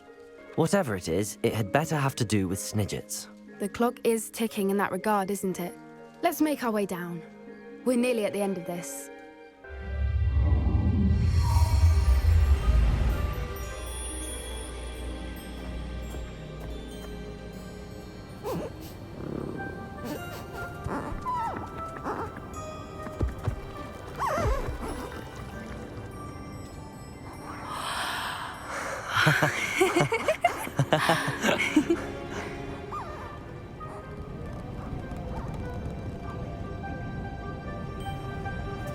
Whoa! Oh. That was a mooncalf dance. Do you know how rare it is to see even one? They only ever happen under a full moon. Though I suppose the moonstone allowed it to happen now. Is the pattern they left behind on the ground normal? All part of the dance. No one pattern is ever the same, though. We'll need to draw this one to get a better sense of it. Can't wait to tell Gran that I've managed to see not one, but 2 mooncalf dances. She'll be jealous. You've seen this before? It was pure luck the first time. I was on Highwing, or I'd never have spotted it. It was the night Well, the night I met Highwing, actually, I'd love to hear about how you and Highwing met. I'd actually like you to know. About 5 years ago, Highwing had been captured by poachers. At first, they planned to sell her, but soon decided they wanted to kill her instead. More money, I suppose. I'd finally had enough. I freed Highwing and we ran. We'd flown for ages when I spotted mooncalves dancing below and we landed to watch them. It felt like an omen, a good one, a sign that the worst was over. What do you mean you'd had enough and the worst was over? You see, the night I freed Highwing was also the night I ran away from home. A poacher camp. I come from a family of poachers. Merlin? I don't know what to say, Poppy. I can't imagine what that must have been like for you. I never fitted in, but the older I got, the more apparent it became. Gran tried for years to convince my parents to let me live with her. Suffice it to say, when I left with Highwing, I flew straight for her house. How brave. I'm glad you escaped. So am I. There were so many creatures I was unable to help when I was younger. Now that's all I want to do. From everything I've seen, you're doing precisely that. I've had a bit of help. I've never told anyone any of this, but I'm glad that you know. It's nice to have someone to talk about it with. I'm glad you told me. We should get back to Doran. He'll need to see the symbol, and we've got poachers to beat. Are you finished with the drawing? Just barely. I think the pattern's a bird. At least that's what it looks like. Didn't the journal say the key to finding the Snidget lies in the moonlight? Of course. That's it. We need to show this to Doran. Not that I'd know where to find him at this hour. Perhaps we should head back to the castle and we can track him down after a good night's sleep. Agreed. I'm ready to leave if you are. Natty, is everything all right? There are times when my father's absence drifts to the back of my mind, and I feel peace for a day or two. But this is not one of those times. I miss him. I miss running with him. I miss Matibeleland. He should still be here. And it's my fault that he isn't. It's not your fault, Natty. There's nothing you could have done to prevent it. That is what my mother says. But he died protecting me. And I cannot help but feel guilty over that. I find myself reliving the moment more often than I would like. I believe I would feel less helpless if I could truly put an end to Harlow and the rest of Rookwood's miserable lot. Each day they remain free, they do more damage, leaving people like Archie Bickle to suffer the consequences. I agree, Natty. We'll get them. I've never seen someone so committed to a cause. Thank you. I believe we will get them, beginning with Harlow. Just like Gringotts. But I'm in the driver's seat this time. Something seems wrong. How deep will this take? Ranrock's gonna be pleased with our progress. Who was on that car? Up with the average car, will ya? That has to be the end up ahead. Another drill is complete. The wizarding world will crumble.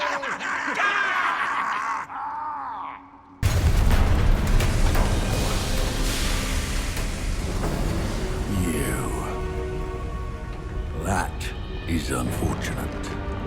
No matter, we will build another. I found this one lurking outside. Lord Gok, come to make amends, little brother. I came to stop this. What is this you've brought me?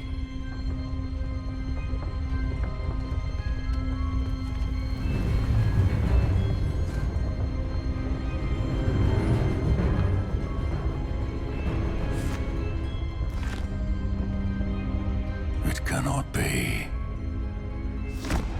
All this time, you knew. You knew where it was.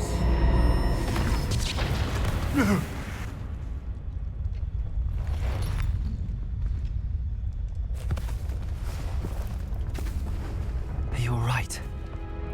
I'll never understand you, Lord Gok. So gullible. That witch did not consider you an equal. She, like all wizard kind, sought only to use you. You're wrong, Ranrock. The young ones are especially deceitful. They are taught to hide their disgust for us, as they exploit us. Astonishing that our ancestors ever trusted each other. All this time, looking everywhere for the final repository, searching in vain for Bragbor's last journal. Wasted my time, chasing a child.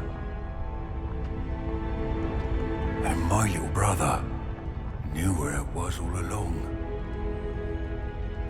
But now, I don't need you. I don't need any of you.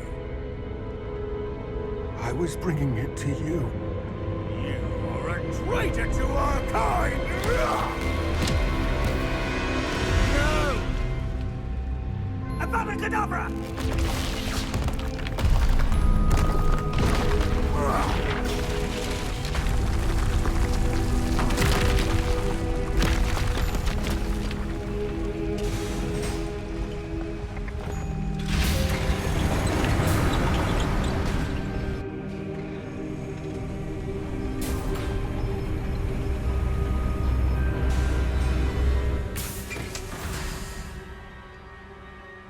Poor Lodgok.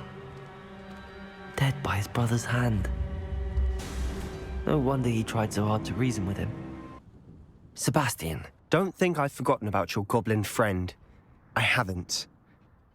But I appreciate you setting our earlier discussion aside for now. Of course. I can't believe my uncle wants to leave Feldcroft. Anne's going to stall him. She must. We need time. Time? For what? I've learned more about the relic.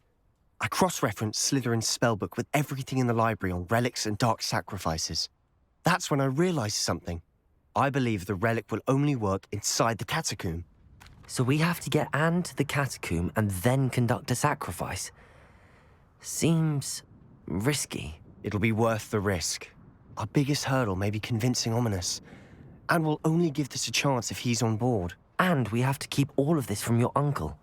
If he goes to the headmaster, we could be expelled. Let me handle Ominous this time. As for my uncle, he's not an Auror anymore. What he doesn't know, well, won't hurt us. Good luck with Ominous. Until we meet again. I shall let you know when the four of us should meet at the catacomb. Look for my owl. I received your owl. Where's Sebastian? Inside the catacomb. Frankly, I was surprised you weren't with him. Ominous, Stop. You swore you wouldn't let Sebastian take this one step further. Yet here we are. He won't listen to reason.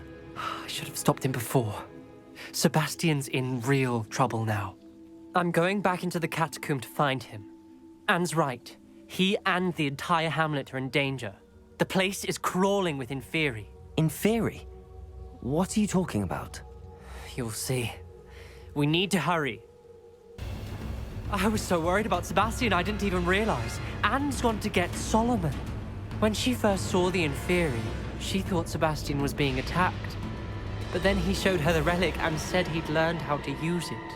The carvings on the relic were Inferi, and Sebastian somehow created them. Not exactly. He's controlling them. This is powerful dark magic. Creating Inferi is incredibly difficult, but controlling them... As Anne and I frantically barricaded the Inferi to keep them from escaping, Sebastian kept mumbling about healing Anne. When Anne said she couldn't stay here, I didn't realize what she meant. Solomon threatened to go to the headmaster if he heard of Sebastian dealing with dark magic. I need to get to Hogwarts. I must get to Professor Black first. Twist the story a bit, make him think it's a family fight. I'll be back as soon as I can. See if you can talk some sense into Sebastian. Sebastian... I told you! The relic is the answer. I've been trying to reverse the dark magic that injured Anne, but this will allow me to control it. Just as I can control the Inferi. Control? I had to fight the Inferi.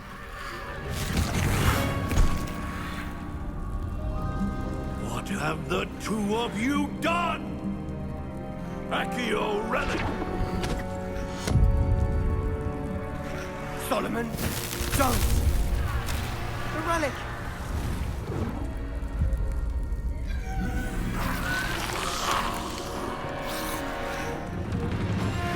You'll pay for this!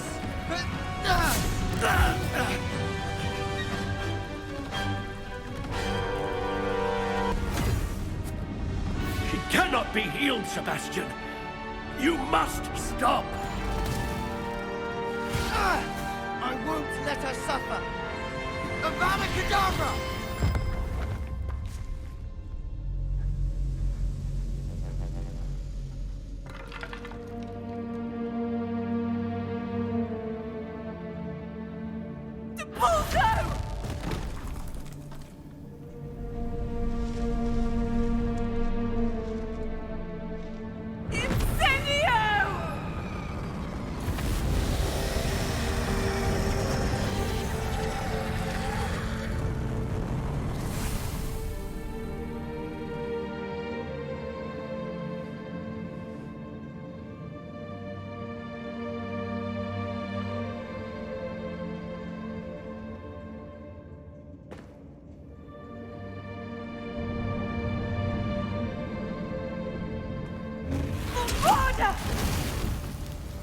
No!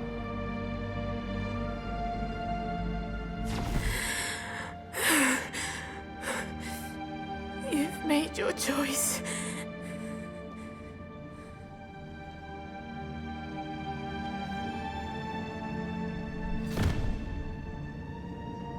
Oh, Anne. What have you done?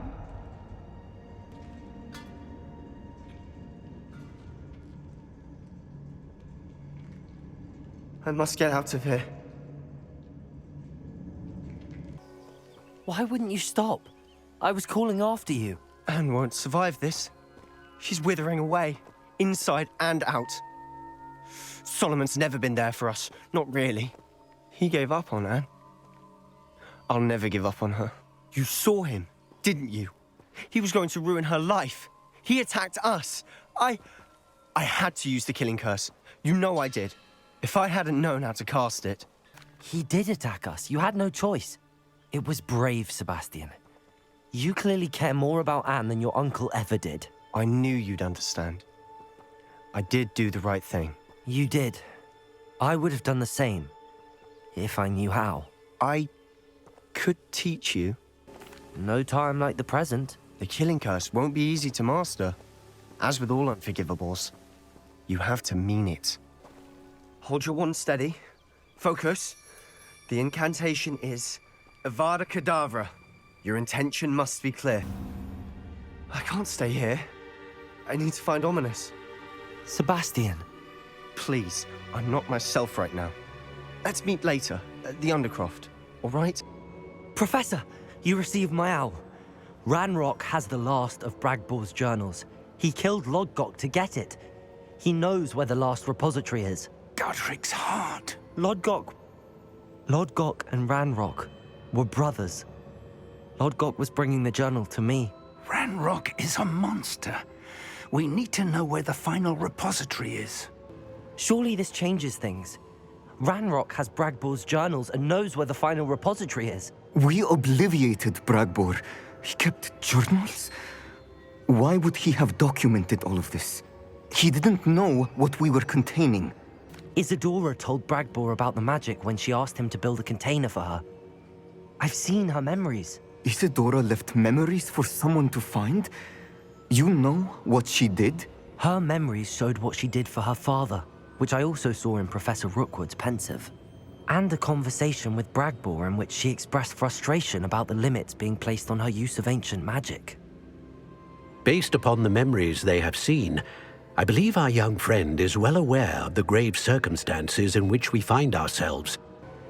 The next trial will involve an exceptional level of magical skill and a nuanced ability to interact with beasts. Find a face of stone and tendrils. I should advise you that you must engage with any beast that is part of the trial on your own. Professor Bakar will meet you in his pensive room. An exceptional level of magical skill? Nuanced ability to interact with beasts? I suppose we should begin our search for a face of stone and tendrils, whatever that may be. Very well. Professor Weasley has been keeping an eye on me. Perhaps we should meet there, so she has no reason to raise concerns with Professor Black. I shall see you near the coast. Perhaps then you can tell me a little more about the memories of Isadora that you witnessed. Is that a... It is. I believe I know what must be done.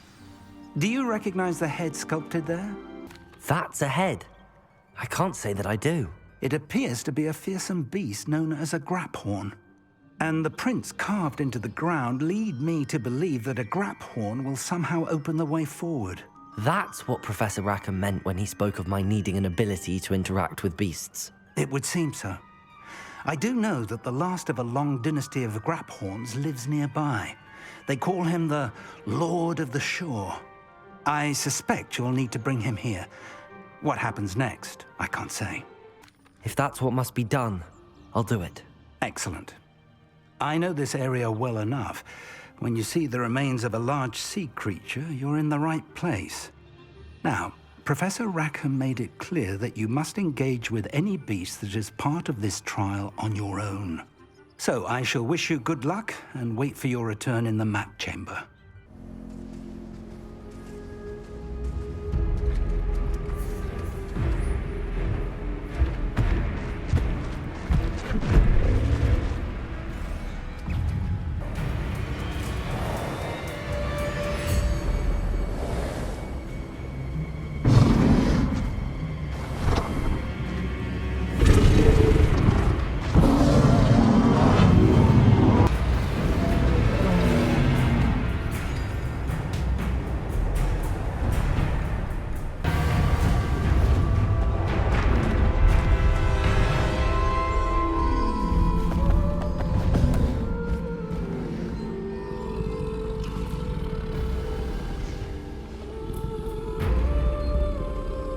I need your help, friend.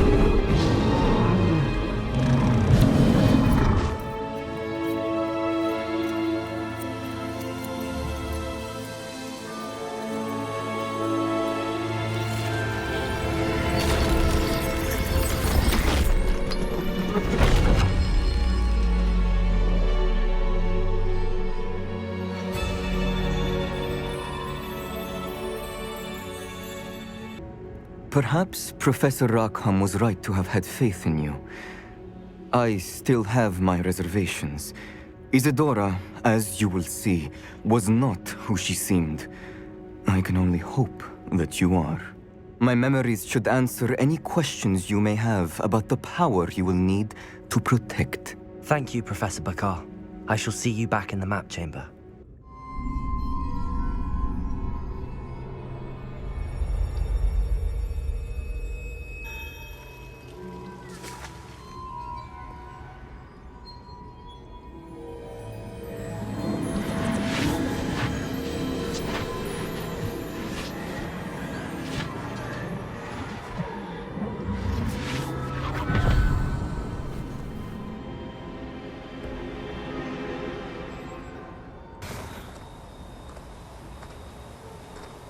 Hello?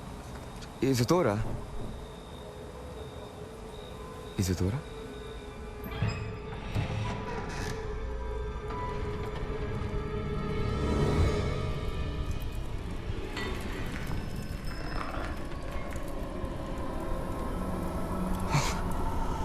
Mr. Morganach,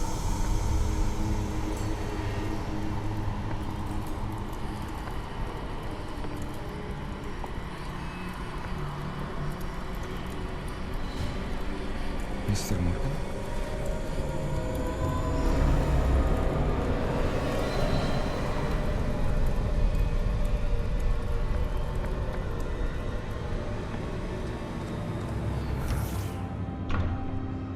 Son, I'm glad you're here. Isadora was not at her home. I know.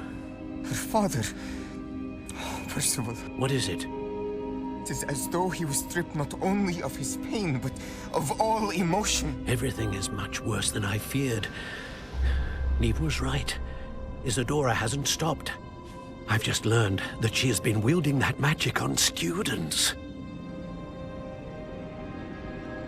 We must gather the others.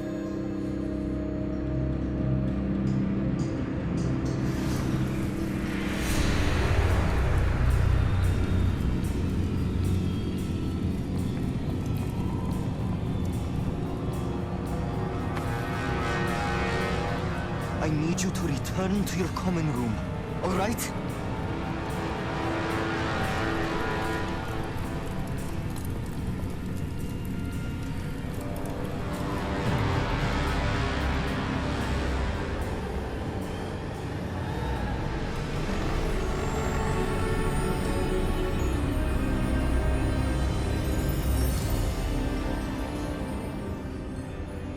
What have you done? Take a breath. Students, Isadora. Everyone feels pain. And why? Because of your arrogance? Your obsession with secrets? He won't suffer any longer. Not my father, not my students, no one. Isadora, set down your wand. Professor, you taught me to hone my power, not throw it away. I did not teach you this. Expelliarmus!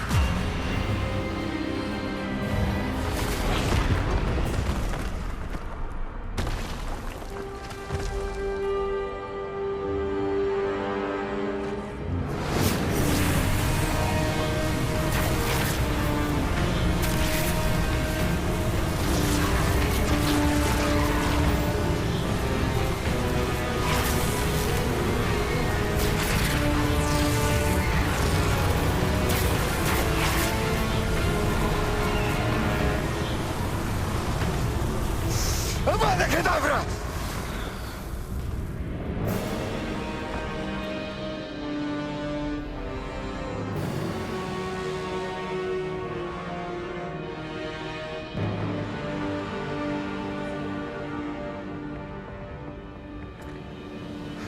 She's alive.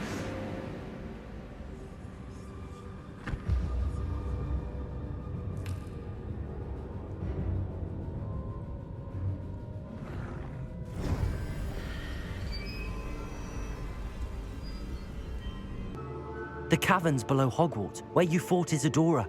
Is that the location of the final repository? It is. You see, we could not destroy the strands of emotion Isadora had stolen from so many. So we did all that we could to keep them safe. We also realized that until they could be destroyed, the magic used to create them was a danger to wizard kind. Hence, we became keepers. Keepers of an unfathomable secret. We knew that someday, one with the ability to see traces of ancient magic might be seduced by its power. We built the trials to lead that person to us, to allow them to prove themselves worthy of the knowledge we'd kept hidden and the responsibility that accompanies it. Have I not proven myself, Professor? I need to get to that repository before Ranrock does. You have, and you will. But the repository is protected by powerful ancient magic. To enter, you must craft a special wand from the 4 artifacts you found above our pensives. So the repository is safe from Ranrock for now? If he is, as you suspect, capable of using the power of the other repository, I fear he will be able to breach our defenses. Then I must go now and craft this wand. Perhaps Mr. Ollivander will help me. Another Ollivander? I'm not surprised. As I am sure he will tell you, this wand may be used for only one purpose.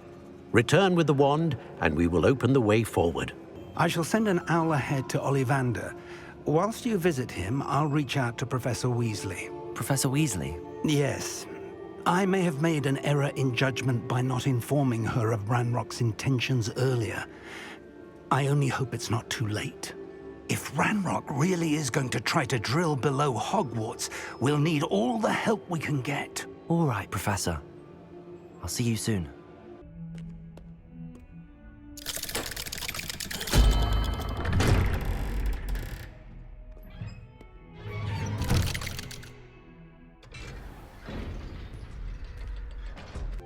Sebastian. Did you hear that? You saw what happened. I never wanted to hurt my uncle. I know. I can't believe he's gone. How did things go so wrong?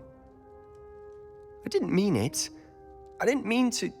Oh, Anne, I was only trying to help. I can't leave now. Anne needs me more than ever. You understand. You can talk to Ominous. Make him understand. He listens to you. I need to be with Anne. Don't worry, Sebastian. I shall speak with Ominous. Thank you. You're a good friend, truly. Ominous? What a mess. I can't believe it. After I last saw you, I went straight to Hogwarts. Before I had time to talk to Black, I heard from Anne. I rushed to Feldcroft and found her with Solomon's body. She was beside herself with grief. Part of her wants Sebastian to face the consequences, another part can't bear the thought of it. I don't want to lose Sebastian, but I don't think we have a choice. We do have a choice. What good will it do to turn him in now? He clearly regrets everything.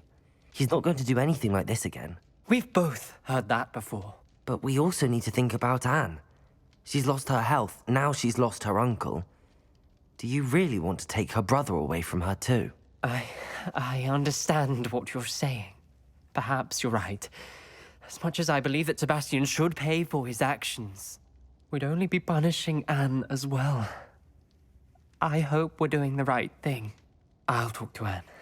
If it comes from me, she'll agree with this decision. Thank you, Ominous. You're a good friend.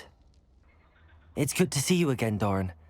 Did Poppy tell you about everything that's happened? She did, and I am glad to see that you are both safely returned. I did question the wisdom of sending you on a path at a time when that path was unknown at best, deadly at worst. But the acumen of the centaurs is neither personal nor partial. The skies tell us what is to come, and often we do not know what we have seen until it has come to pass. You knew the poachers would try and kill Poppy and me. I did not know, my young friend, but I shall say that I was not surprised. It was in much the same manner that I expected our first meeting. I don't suppose you'd like to start from the beginning. I think Poppy and I could use that. Of course. I find it is often the best place to start, is it not? Many, many moons ago, I divined a series of events. Their meaning long evaded me, until you brought news of the Snidgets and their poacher pursuers. I believe the symbol created by the Mooncalves dance marks the place the Snidgets are hidden. And serendipitously, I believe that I know the very place. Please, go on. I have seen that symbol only once, on a rock face in the cliffs of the forest. You should make haste there. The Snidgets that have been kept there for so many years may no longer be safe. If you're right about this place, then we should make our way there. I shall see you there. I got here as soon as I could. Did you see the symbol above the entrance? It's the one the Mooncalves made at the henge. Of course Doran implied as much, but to see it up there... Could this actually be where the Snidgets are hidden? Let's find out. Doran's waiting for us just up ahead. I'm ready if you are.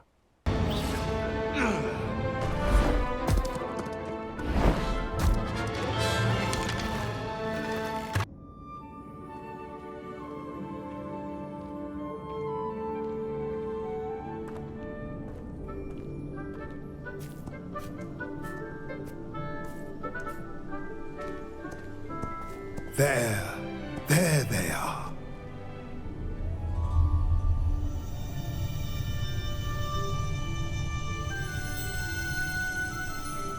Now, all that remains is to break the charm. You want us to...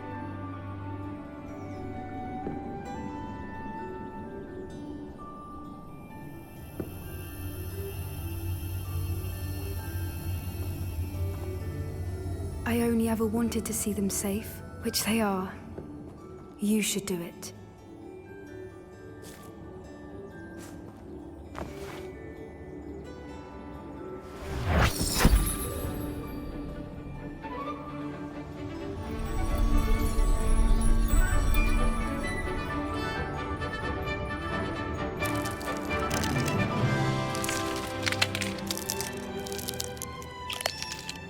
Merlin, they're lovely.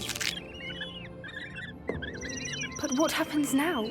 They can't care for themselves, and surely once word gets out of their reappearance... No harm will come to them. The centaurs will see to that. You have my word. Thank you, Doran, for helping us to find them and to fight for them. It is you who deserves the merit, child. You did what the poachers would never have. Remember that.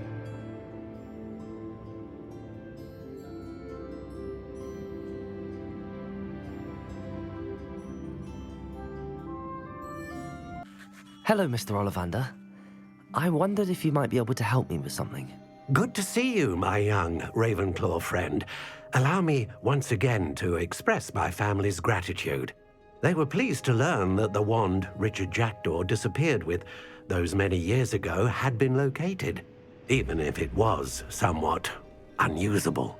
Glad to hear it. Now, I received an owl from Eleazar, Professor Fig. He was a bit cryptic, said you need to have a special wand crafted, that you'd bring me the materials. Yes, sir. I have them here. Oh, my. How extraordinary. Remarkable design. I will be honest, I have never crafted a wand in this fashion. Repaired broken wands, of course, but this is something else entirely. Keeping me on my toes, aren't you? I think I can work with what you've brought me. Let me see what I can do.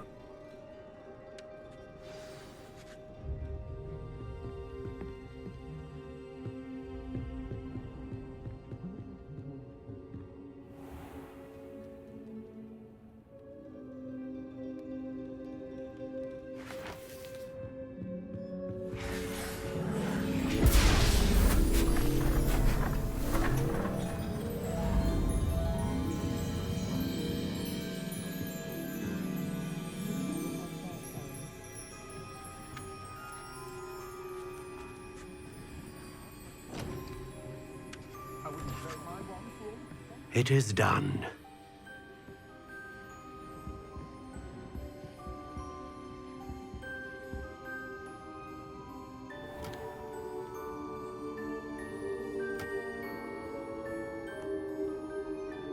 I should warn you, I've never seen a wand like this before.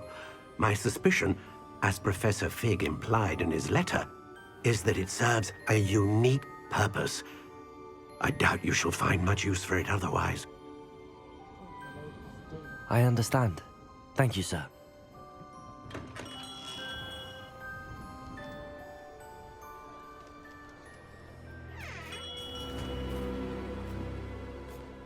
I'm afraid you're on your own. I've ensured that we have a moment to ourselves. Oh, come, come. No need for such theatrics. In light of what Ranrock now knows, you must agree that our interests are aligned. Our interests will never be aligned. You would let goblins take what is rightfully ours? The final repository belongs to wizard kind. We would be fools not to work together. What's that you've got there? Might this sudden visit to the Wand Maker have something to do with our mutual pursuit? I have no idea what you're talking about. That repository is my birthright! Charles Rookwood wouldn't have wanted you near it. The arrogance. Should have known better than to try and reason with a child. I've always said, children should be seen and not heard.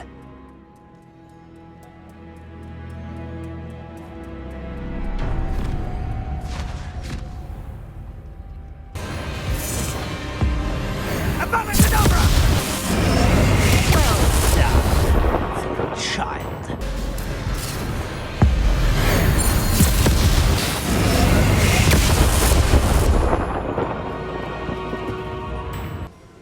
Victor Rookwood is dead. He confronted me as I left Ollivander's with the Keeper's wand. I had to defend myself. Godric's heart. Are you all right?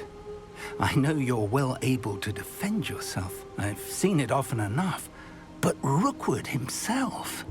He would have killed me once he found the repository, if not before. I had no choice. You're right. You had no choice. You did what you had to do.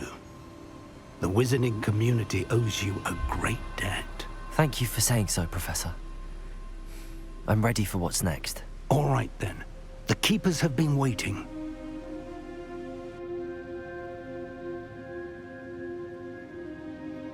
You have completed all of our trials, and you have done so under circumstances even I did not foresee. You understand now why all of this was necessary. The portkey, the vault, the locket, the book, the trials.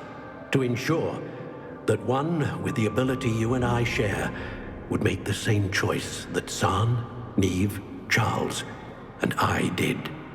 Now that you have witnessed my memory, you understand all that is at stake. Not everyone is what they seem.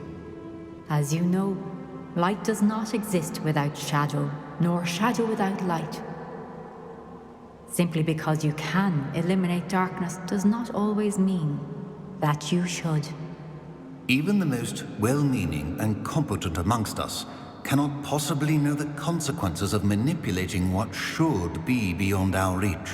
What lies in the repository must never be released. Resist the temptation to destroy or control it. The magic that you have so carefully honed must now be used only to protect the secret we keep.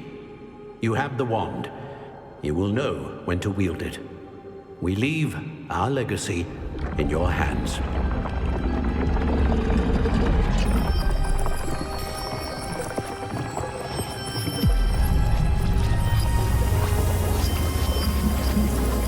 Astonishing. That must be the way to the repository.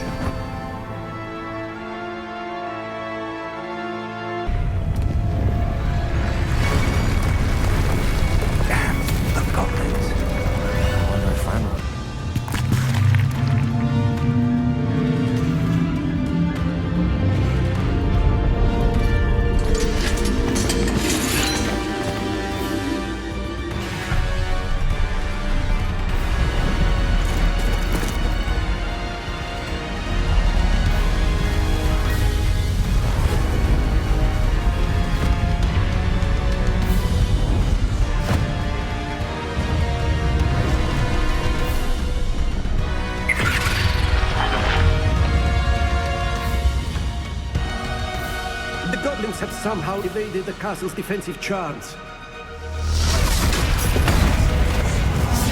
Steer us this way! We shall make quick work of them!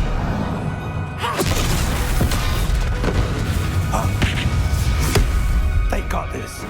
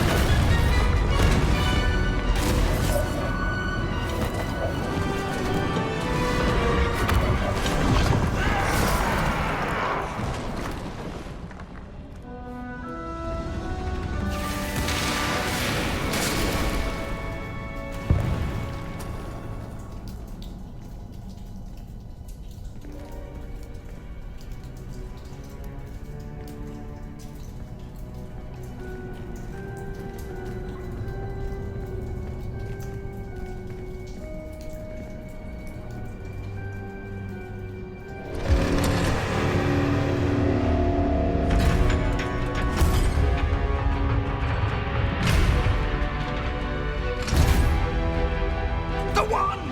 Quickly!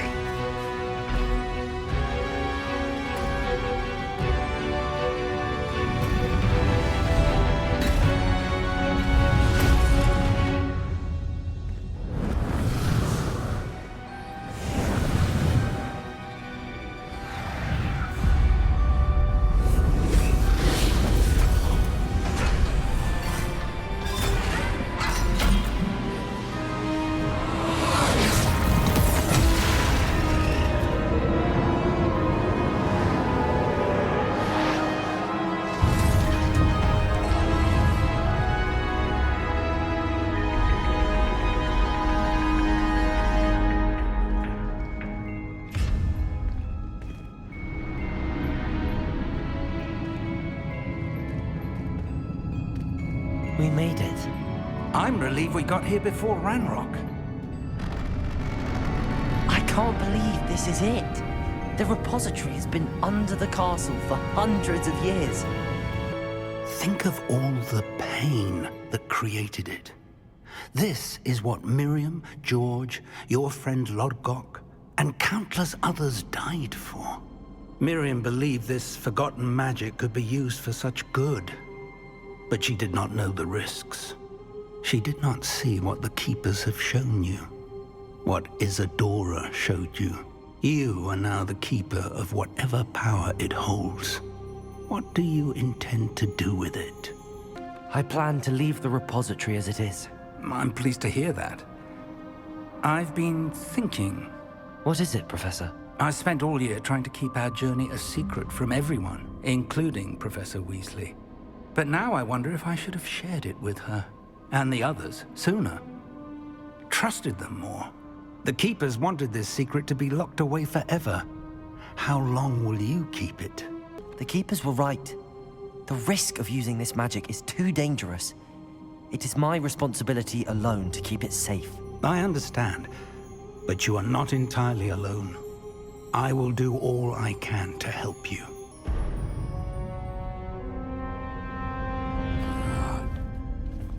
Arrogance of wizard kind. Goblins built this repository. It belongs to us. Enough, Ranrock. It was never yours. I've been wanting to play with this. Miriam's wand. If she'd simply handed over the container, all of this could have been avoided. Foolish, self-important witch. Seems you were two of a kind. She didn't know when to give up either.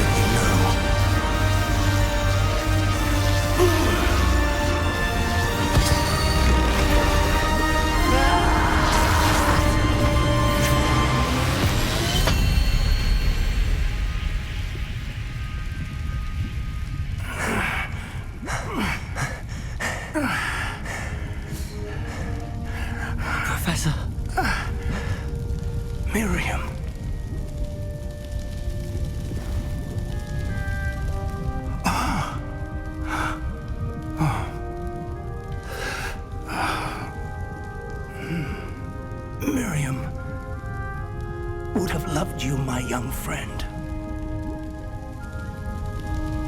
The wizarding world could not be in more capable hands.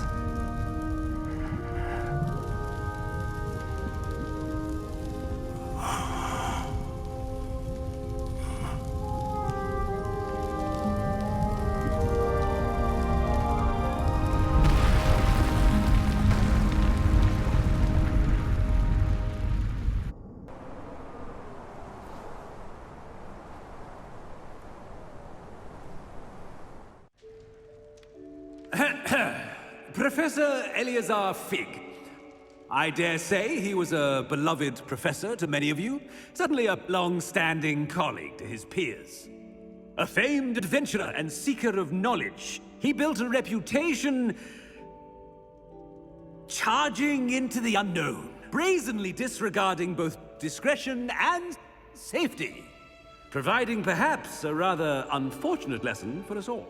His devotion to adventure was rivaled only by his dedication to Hogwarts. And of course, to his wife, Midi, whom we lost much too soon as well. Yeah.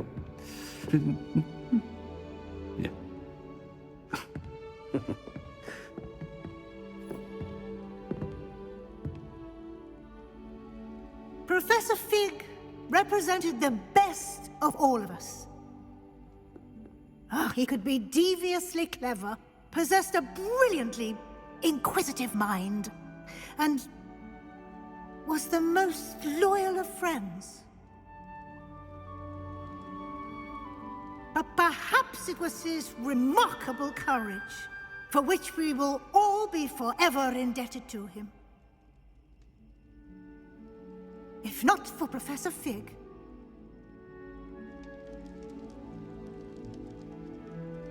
well, I can say with confidence that if not for him, many of us, let alone Hogwarts, would not be here today. Those that knew him best will agree that we must now honor him as only Hogwarts can, by wisely, resourcefully, justly and bravely facing all that lies ahead. To Professor Fig!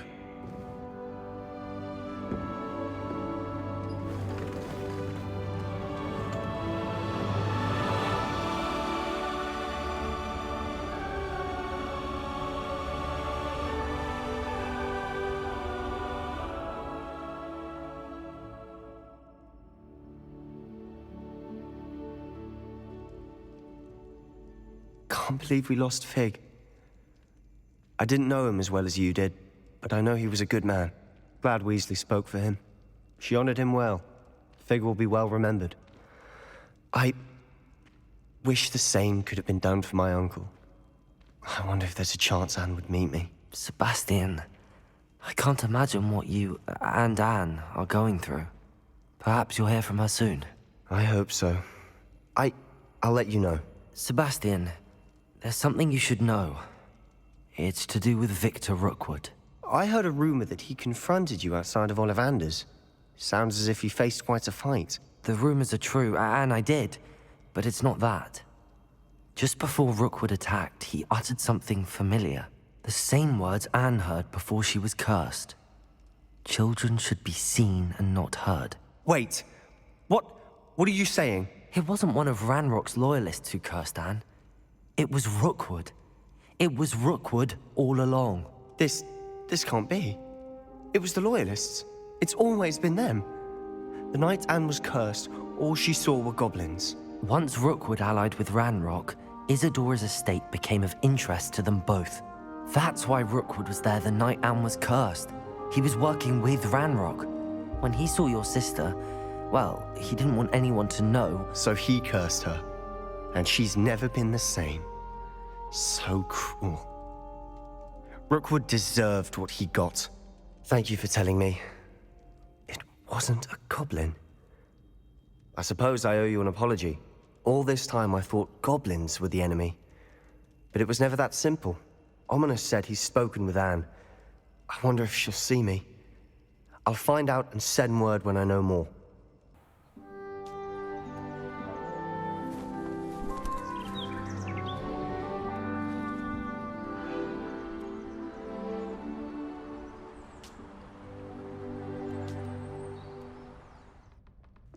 Professor Weasley? You wanted to see me? I did. We haven't had a chance to speak since I know you were quite close with Professor Fig. Hogwarts won't be the same without him. No, it won't. But I can assure you that he would want us to press on, and that he would rest easy knowing that the future of the wizarding world is in hands like yours. Thank you, Professor. You've had quite a year, both inside and outside of Hogwarts. I've heard all sorts of rumors. You've ridden a graphorn, befriended a goblin, rescued hippogriffs, even helped Mr. Ollivander track down a family wand. How did you... It's harder to keep secrets around here than one might suspect. I'm just glad you found such a good friend in Miss Sweeting. It's nice to see her engaging more with her classmates. There have evidently been Snidget sightings in the area lately. If the centaurs are to be believed, 2 Hogwarts students are behind it. I'm certain I don't know what... No need to discuss it further. What I would like to discuss is your wizard's field guide. May I see it? Of course.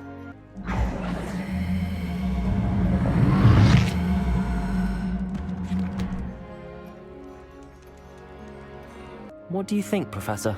I think you've been busy this year. I see some progress here, but quite a bit of your field guide has yet to be completed.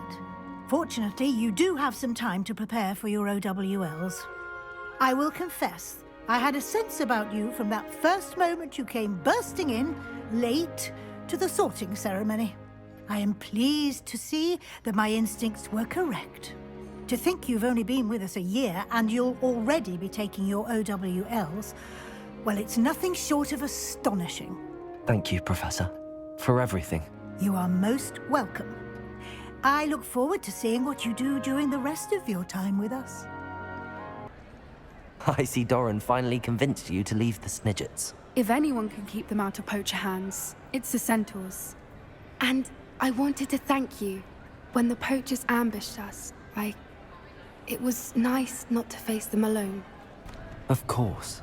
It's the sort of thing friends do for each other, isn't it? I suppose so. I am glad you came to Hogwarts. It's already been my best year. I wouldn't want a repeat of Horntail Hall, of course, but I did enjoy the 3 broomsticks. Had no idea how lovely it was there. Had you never been to the 3 broomsticks? I used to spend most of my time with Highwing, and well, I don't know how Serona feels about hippogriffs popping in for a butterbeer. Highwing's the only one I would have gone with. Or Gran, of course. Highwing is nice company, but perhaps it's time to add a few more friends to your circle. I am starting to see the appeal of human friends. It was nice to talk about my parents and Gran with someone, and share Highwing. It has all been a pleasure, Poppy. Do try and stay out of trouble. Don't know that I can. We've taken on poachers twice now, successfully. I rather think you've helped me develop a taste for it. And with centaurs as allies, I might actually go looking for trouble. I'm ready to finish Harlow once and for all. What is your plan? I received an owl from Mrs. Bickle. She wondered if we were having any luck going after Harlow. Suggested we could gather evidence from a friend near Manor Cape. But she warned us to stay out of it. Was rather adamant about it. Precisely. Harlow knows that we saved Archie, and that we rescued Mr. Rabe. The letter didn't come from Mrs. Bickle, did it? I do not believe it did. Harlow intends to ambush us. But now we have the upper hand. We can prepare. We are stronger than Harlow, and he knows it. That's why he's resorting to this sort of trickery. We must go. Agreed. Let's finish this. Brilliant. To see such potential go to waste. Little Nat Sione, innit? And her excruciatingly loyal companion. You two have done quite a bit of damage to my business interests. But I must grudgingly give you some credit. What was once a mere annoyance has become remarkably problematic. Fortunately, I pride myself on my problem-solving skills.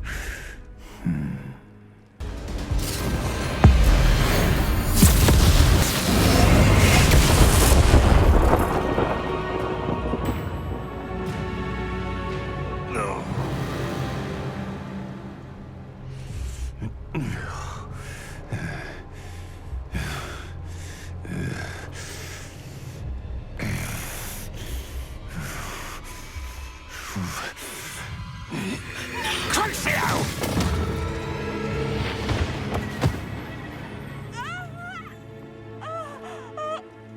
Natty! No! Natty!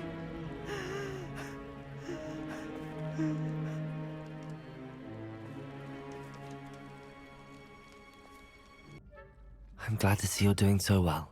I am doing better than it appears. I am only here because my mother insisted, just to be safe. I was relieved when she told me that you were all right.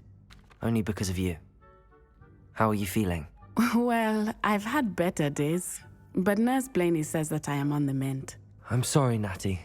It's my fault you got hurt. What? No. Do not blame yourself for this.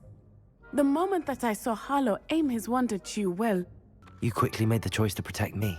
I did what I had to, and I would do it again. I could not simply stand there and let you get hurt. Then I shouldn't feel guilty. Of course not. There was nothing that you... Oh my... I cannot believe that it took me this long to see it. He made a choice, based on instinct. My father, you, my friend, are no more to blame for my injuries today than I am to blame for my father's sacrifice years ago. From what I know of him, it seems there's a lot of your father in you. That's very kind of you to say. I hope that you are right. This has all been a bit much, hasn't it? A battle here at Hogwarts, everything we have done to take down Harlow and the rest of Rookwood's lot. But we have done it. Rookwood is dead, Harlow is on his way to Azkaban, and the rest of them are on the run. A few of the dregs will still be about, fighting for their lost cause. But Rookwood's enterprise has fallen apart. Everything is safer now because of us. Because of you. Thank you, but we make a formidable team. You, my fellow traveler, have enriched my time at Hogwarts beyond anything I could have imagined. Thank you. I believe your friendship to be one of the most important in my life.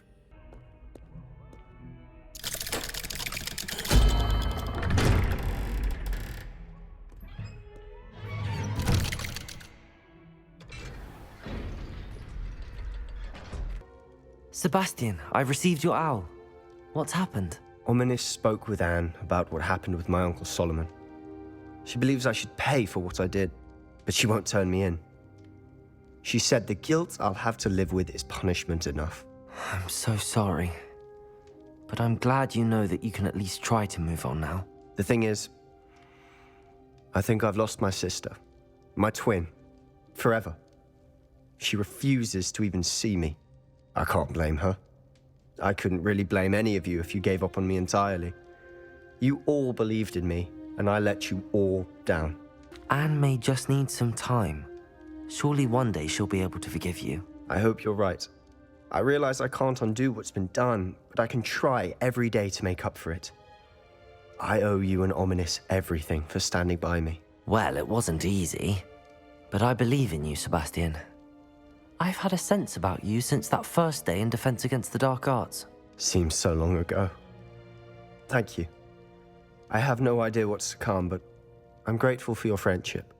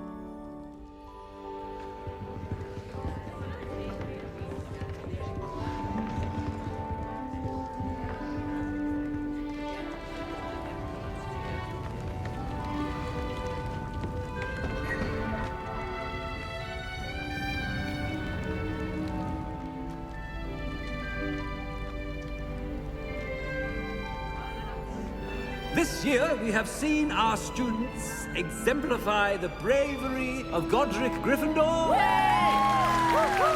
Allow me to finish. The loyalty of Helga Hufflepuff.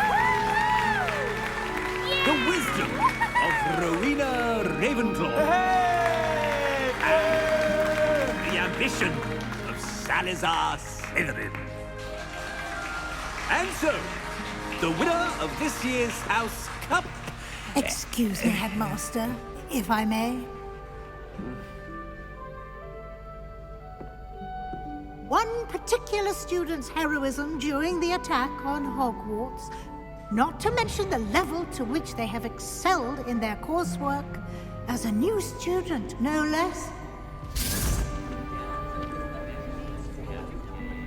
Well, it would seem that it certainly merits, I'd say, 100 points to their house. Wouldn't you agree? Ah, yes. Thank you, Professor Weasley. I suppose we have our winner.